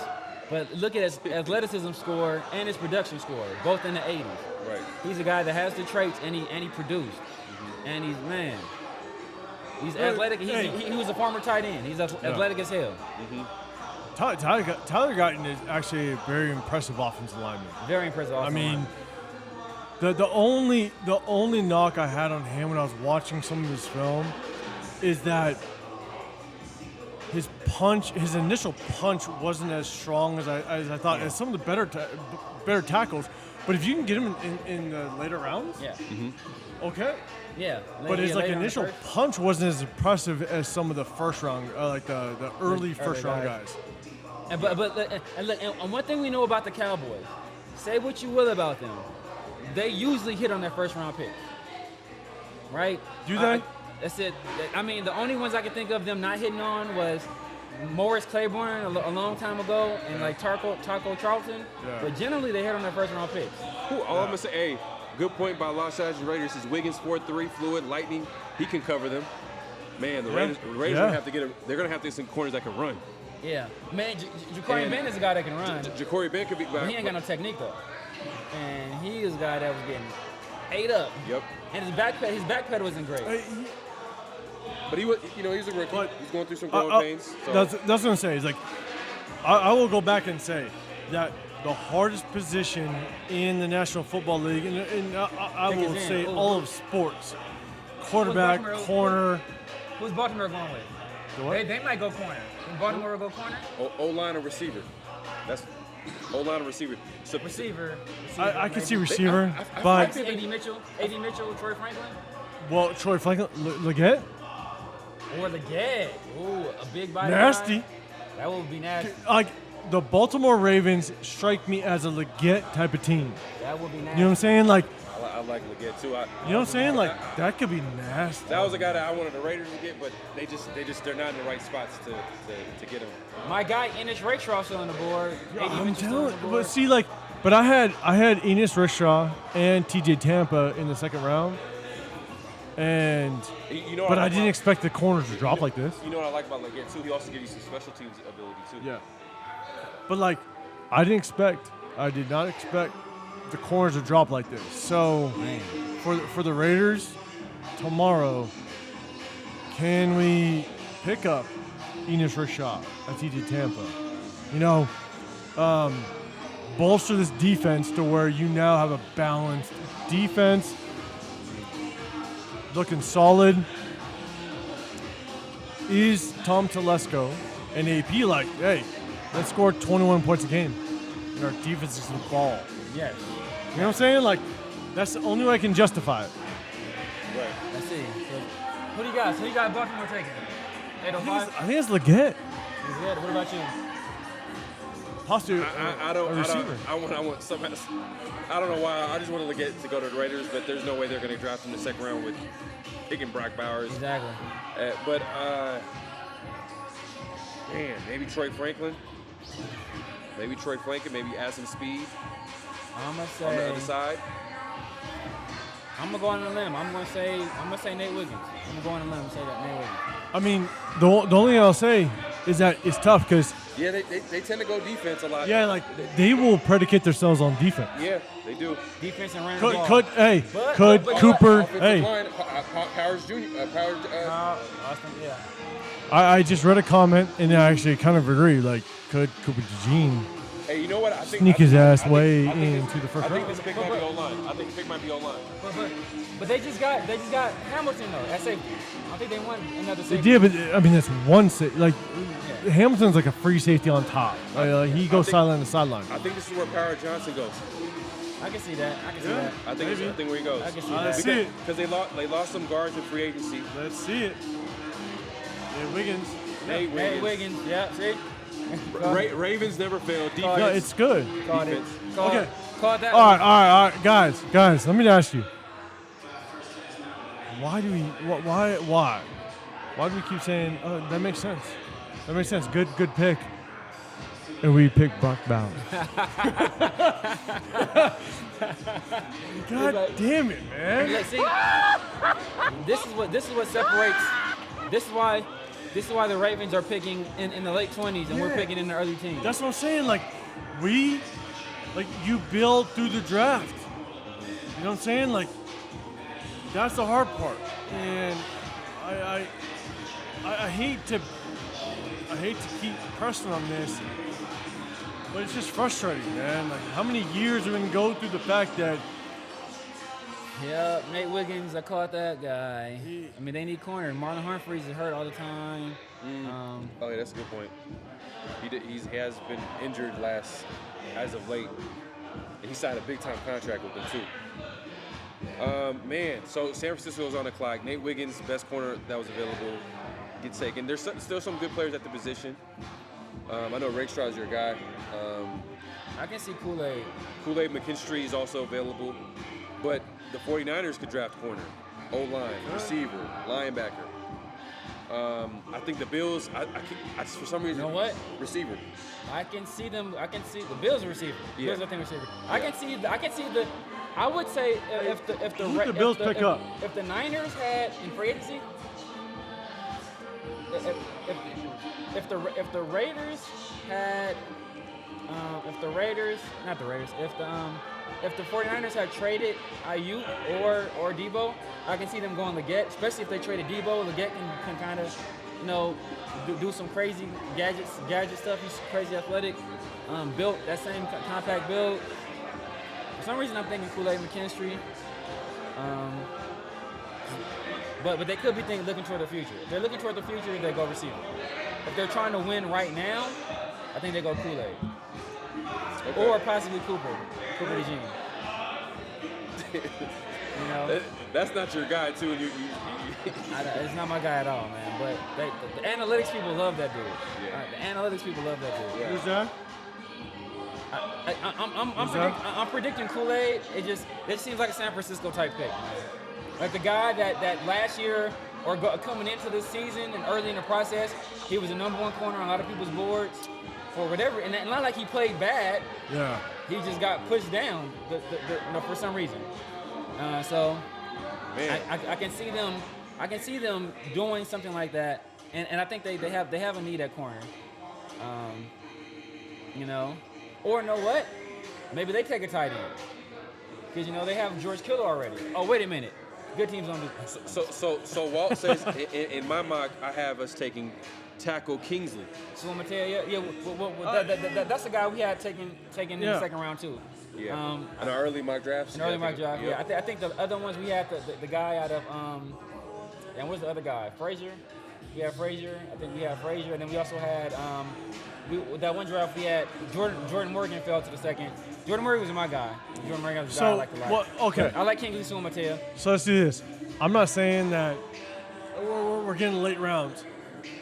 So there is a tackle out of Yale that I really like. That Kieran. Yeah, Kieran. Yeah, I don't. There's a tackle out of Yale that I really like. Kieran Alma-Badeja. Like he looked like he's a freakish athlete. Yeah, the Kieran Alma-Badeja, whatever. I can't say the last name, but I know you're talking about. Yep, he's a freakish athlete. Y'all say I'm bad with names. Kieran Abracadabra. You call him Abracadabra. But the thing is that if they think they're Mumford, if their Mumford is an actual legit right tackle, then maybe we roll with him. Hey, M Easy. He says, listen to y'all, I guess Bowers is not a bum. We've addressed this earlier, man. At the end of the day, man, we don't hate the player. We just didn't like the pick at the time. Like that's basically what it is. Yes. We could have got other players at positions of need. That's where we stand on it. We don't hate the player. He might turn out to be a great player for the Raiders. Yeah. But then where are we at offensive tackle? Where are we at corner? You know what I mean? There's still a lot of drafts to be had. So Look, we'll see how it shakes out. What's crazy is that what kills me, right? This is absolutely kills me. People would say, "Oh, why should we draft a corner? We have Jacorian Bennett." But they're okay with drafting Brock Bowers when we already have Michael Mayer. Yeah. Michael Mayer, not only was he drafted in front of Jacorian Bennett, but he had a better year than Jacorian Bennett. So it's there's still question marks on the Jacorian Bennett. Like as much as I like. So the pick is in for the Niners, but go ahead. So one of the things about Jacorian Bennett is, look, as the Niners pick, here's my thing, is I actually didn't like the fact that we got rid of Amik Robertson. I didn't like it. He signed for a $10 million a year contract to the Lions. 2 years. Right? 2 year, $10 million. If you're gonna beat the Chiefs, you not only have to want to beat the Chiefs, you have to feel the passion to beat the Chiefs. You want to talk about rival games? So all of us on this panel, right? You've played some games. You want to beat the crap out of some people. And in my opinion, Amik Robertson, the way he played, I'm not saying he's going to start, but I'm just saying that he brings that passion to want to beat the Chiefs, beat the Broncos, beat the Chargers. He feels it. And that goes a long way. And I love the fact that I love the passion that he brought to it. And so if you want to replace him, you better replace him early, but guess what? We didn't do it.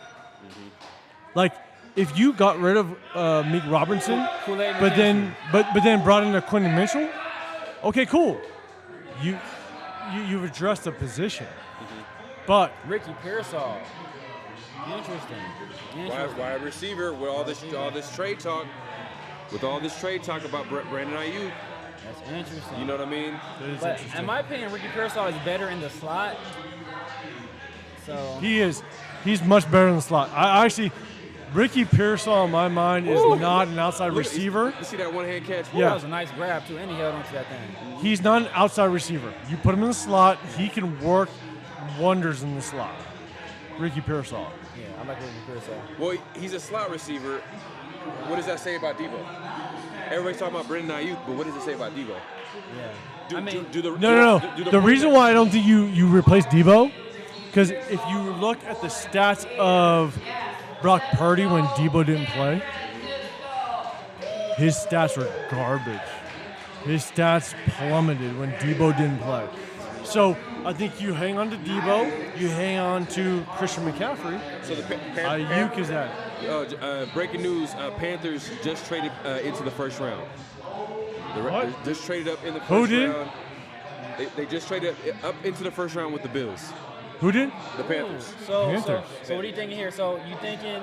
I'm thinking maybe Xavier Legette, maybe Troy Franklin. I think it's a wide receiver for sure because the weapons with the Panthers didn't show up last year. So yeah, and then I think they let DJ Chark go. Was the guy they signed. Let him go. So now you can say the Legettes or the Troy Franklins or. Who was there? Their head coach is Dave Canales, right? What's his last comment? Hey man, appreciate that, man. Y'all made the draft better tonight. Hey man, appreciate that. Hey, I'm still trying to figure out how you are, Los Angeles Raiders 11. I'm dead serious, man. You're calling out my old days, coaching football. You're calling me out on my old ass days. So I'm still trying to figure out who you are, man. That's dope, man. I'm trying to think. So hit him up on social media, man. Hit him. Or holler at him on his channel. Yeah. You know, Real Talk Raider Nation. Real Talk Raider Nation. You hit me up like, hey, this is a guy. He's come up my Roadrunner days, like my first stint in coaching football. Wow. And that's cool. That's dope, man. Raiders.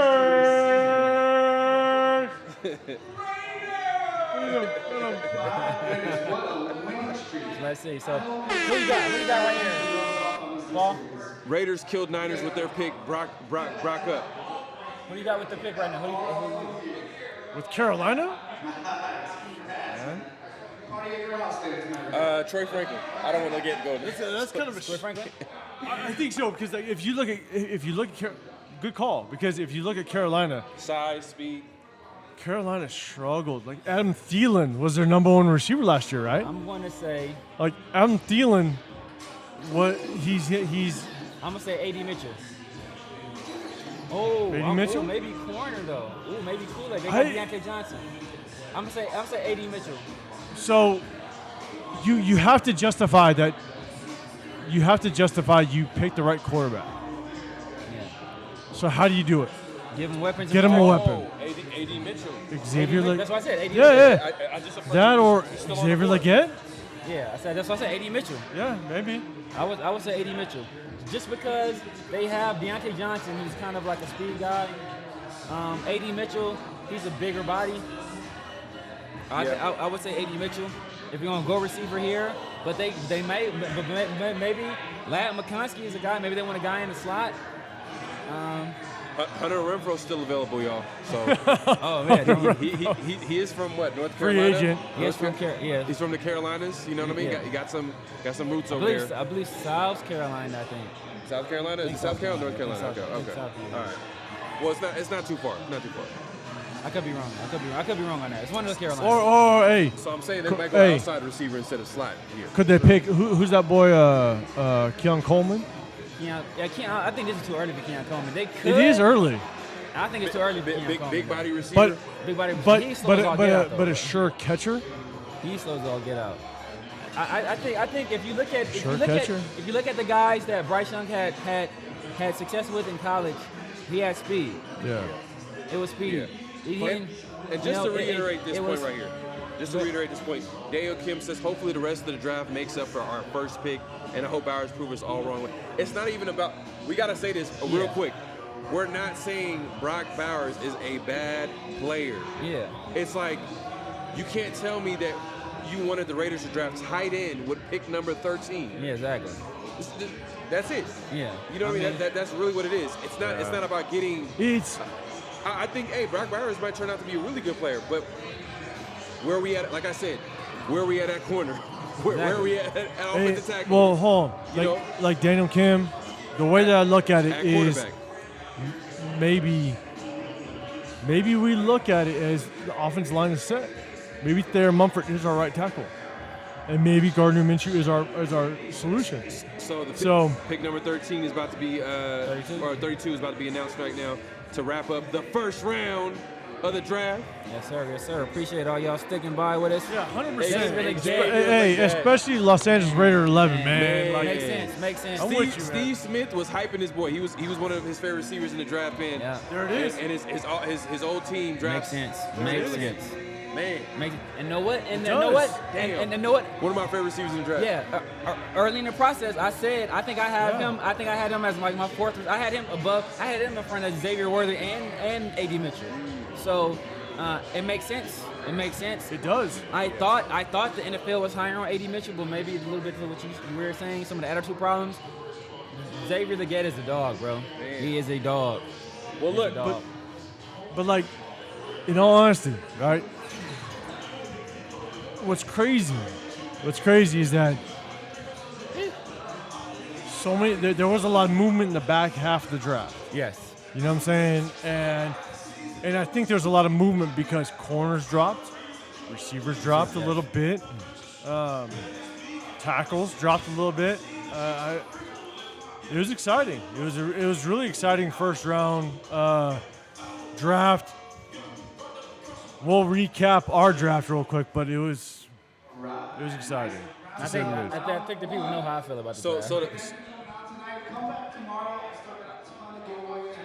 So that wraps up the first round, man. We appreciate everybody coming through. It's been a great show.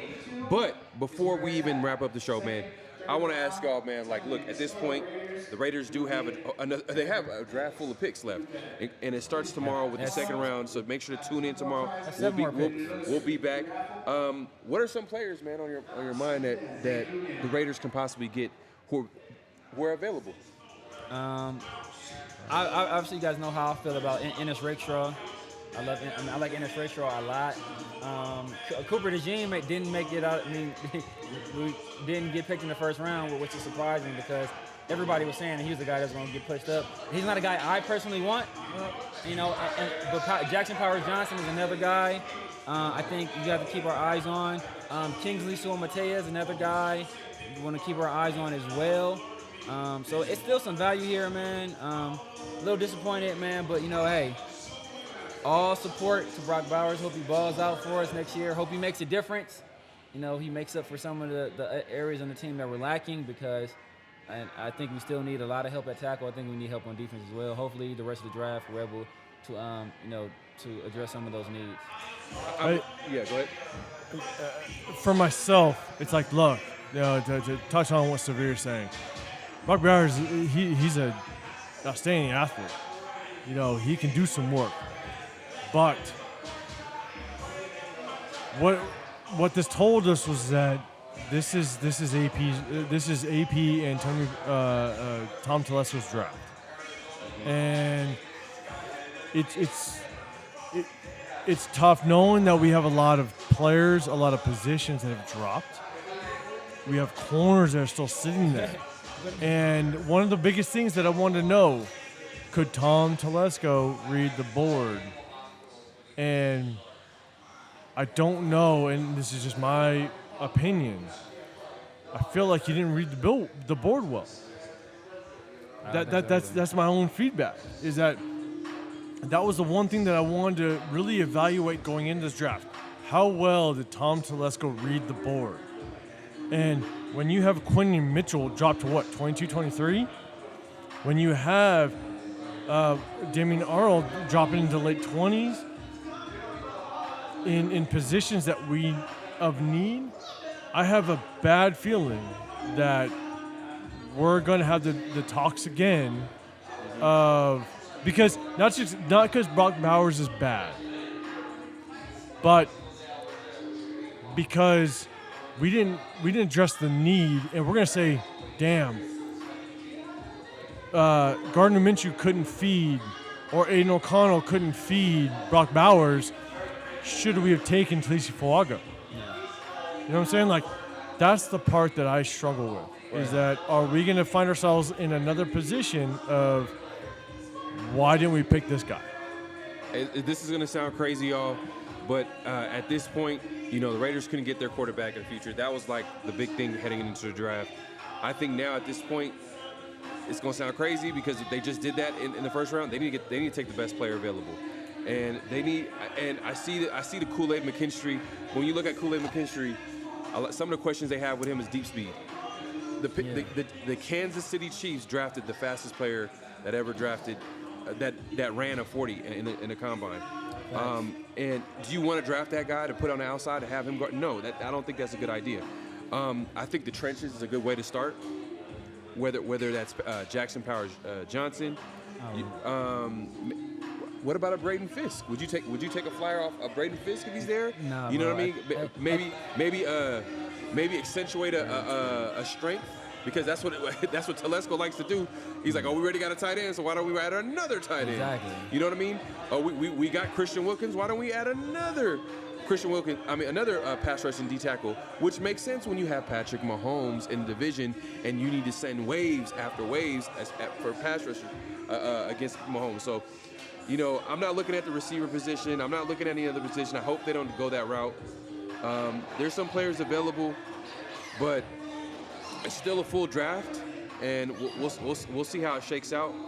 We appreciate everybody coming through. It's been live from Vegas, man. We are here to do a draft show, and we're not done yet. Tomorrow we're gonna be here. Sorry. Yeah, go ahead. A shout out to Los Angeles Raider 11, man. Now I know who you are, Aaron Tweet. Good seeing you, brother. It's good seeing you, like just seeing me and all that good times, but good seeing you, brother. Now I know who you are. Good shout out. Yeah, man. Shout out, man. Appreciate everybody coming through. Facts. Make sure to hit that. Make sure to hit that like button on the way out, man. Make sure to clack out, clack in. All that. At this point, clack out. Hit that like button. Subscribe. Hit that notification bell. We've gone live on all of our channels, so you want to make sure to head over, hit like button, subscribe, all that good stuff. Hit the notification bell so you'll know when we'll go live. And we'll be back here tomorrow at 5, man. And we'll see what do the Raiders do. Yeah. You know what I mean? Do they trade up in the top of the first? Top of the second, to get whoever at that, at certain positions in the draft? We'll figure it out, man. We're gonna have a whole lot to talk about. Hey, we had a great show, man. We here for Great show. Man, Great show. I don't remember last time I did a 4-hour show, man. I'm just letting you know, man. Huh. The boy is hungry as all get out. Yeah, I'm hungry, man. Some of y'all was like, hey, well, what did y'all get? What did you eat? I'm about to eat right now. I'm about to eat some food. I didn't eat a damn thing but these thoughts and opinions on these players, bro. That's, So, yeah, man. Hey, man, it pisses me off more than anything right now because my brother is an Eagles fan. And last year, not only did the Eagles get Jalen Carter, and then they followed that up late in the first with Nolan Smith. Yeah. This year, they didn't have to move anywhere. Yeah. And Quinyon Mitchell fell in their freaking laps, bro. Yeah. Crazy. Yeah. Man. But Howie Roseman, man. Howie Roseman is legit, man. But it's crazy. Yeah, no facts. And it's crazy. They dropped Keon Mitchell, the Terry Arnolds. Like we'll talk about it, man. Like the biggest surprise of the draft. So we'll be here tomorrow. I think we'll probably go live. What would you say? What time? Like 4:30? Yes. Yeah. So we'll kind of recap like as far as the biggest surprise. Right now, we're just like everybody else, man. We're letting everything kind of sink in right now. As far as what the Raiders did with pick number 13, we want to say this again, man. We don't hate the player. We don't hate the player. We think he's a talented player. We just hated the pick at the time, man. We felt like they could have went somewhere else with it. But hey, let us know in the comments, man. Do y'all agree with the pick? Do y'all agree with us? You know what I mean? Let us know in the comment section. I know I wasn't able to get to everybody in the chat, but hey, make sure to leave a comment. Yes, sir. And all that good stuff, man. Any last thoughts, man, before we wrap it up? Nah, man, appreciate you guys, man. This was a good first day, man. Had a lot of fun. Like I said, man, somebody's gonna have to take a screenshot, man, of me before the draft, how I was all smiles, and then me at the draft. Hey, man, whoever's good at memes should definitely. This is how it started. This is how it's going. Man, that's hilarious, man. I think my final thoughts is, look, I know we're not happy as a majority, you know what I'm saying? But I think the one thing that we need to understand is that we do have a defensive-minded head coach, and we're going to the quickest path to success as the Raiders is through our defense, because that's what was the most successful at the end of the season. You know, we beat the Chiefs based on defense, not on offense. Exactly. We beat the Chiefs based on defense. And so, not saying that that's the correct path, but maybe we're building on that. And I'm not happy with our first-round draft pick. I'm not going to say that.